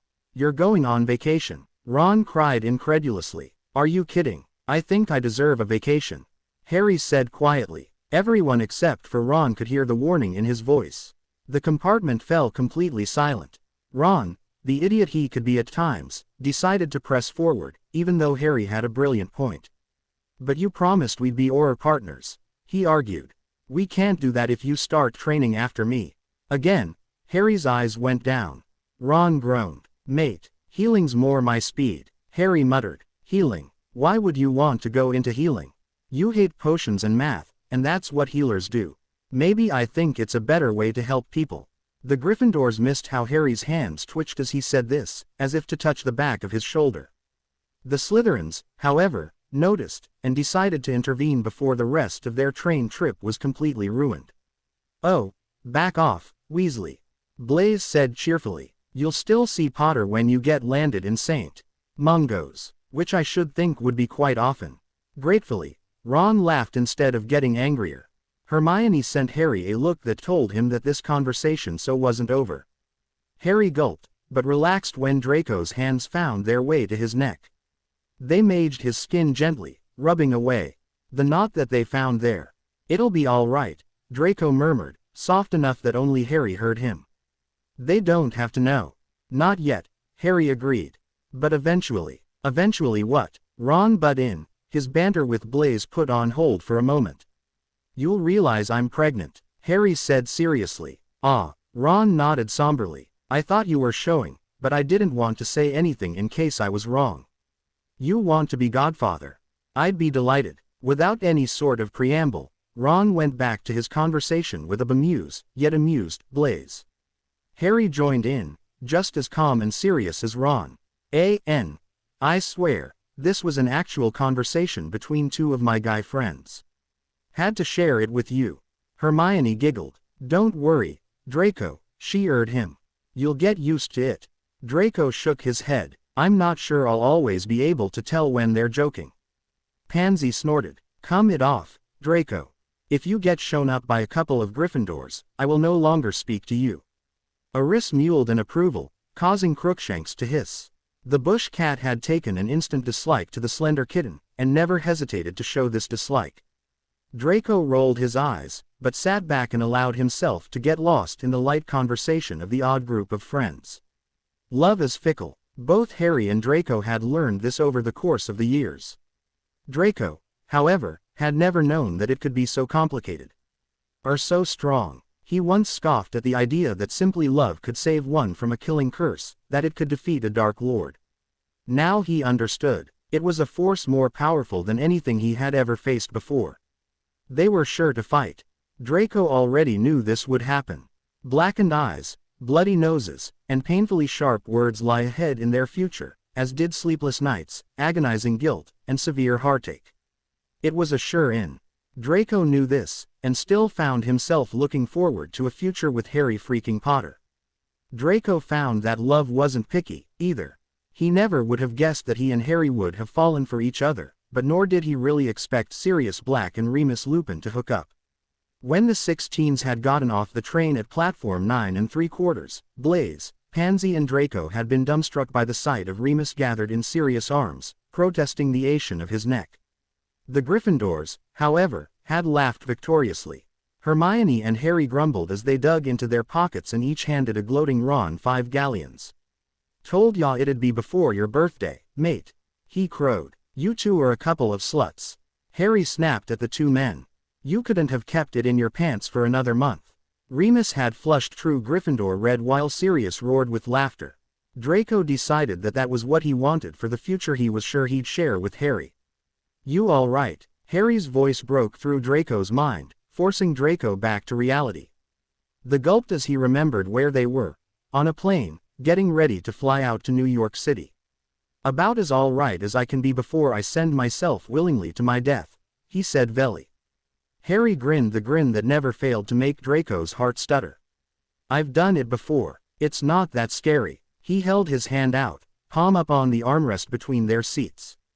Though I suppose it'll be easier if you can hold someone's hand.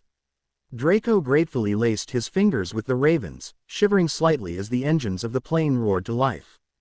Don't worry, Harry continued, squeezing Draco's hand roaringly. Even if by some chance nothing short of a miracle, the plane does go down. Draco paled significantly and gripped Harry's hand in a death grip as Harry hurriedly continued. Then I'll apparate us to either New York or back home. I save people, remember. It's a hero thing. Why couldn't you just apparate us to begin with? Draco whined. Because I can't stand apparation, period. Some people get seasick, I get apparation sick. Draco gave him a dubious look. If I die I'm going to haunt your ass and never leave you alone.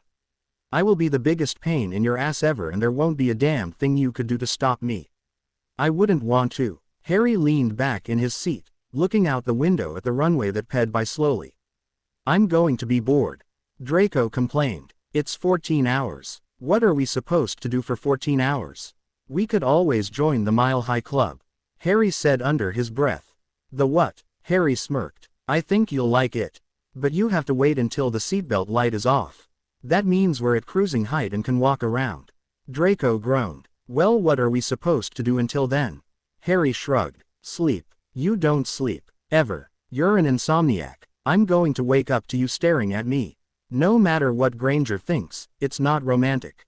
It's creepy. Then think of something. I'm sure they'll have movies playing. But they won't play what I want to watch. You've got to broaden your horizons, Draco. Harry laughed. There's a lot more to movies than just Spider-Man and Batman. Draco scowled at first, then lit up as he thought of a promise made to him in hushed tones in the cover of darkness and the security of a lover's arms. You promised to tell me about those Horcrux things. That I did. Harry looked over to Draco. That's going to take a lot longer than it will for us to get to cruising height. You sure you want to push our membership initiation back? I really don't care about joining some stupid club. You're going to regret those words. Harry warned. Draco waved his hand impatiently. So let me regret them later. I want to hear about the Horcrux hunt. Harry smiled. All right then. As Harry dove into the tale that began in their 6th year, Draco couldn't help feeling excitement that he had never felt before. Yes, love was fickle and complicated and downright confusing. But it was also powerful and wonderful and completely intoxicating. It was like a drug, one that Draco just couldn't get enough of. It probably wasn't what his parents would have wanted for him, but he couldn't care less. The end. I hope you enjoyed this story. Also remember to subscribe and like this video. See you in the next video.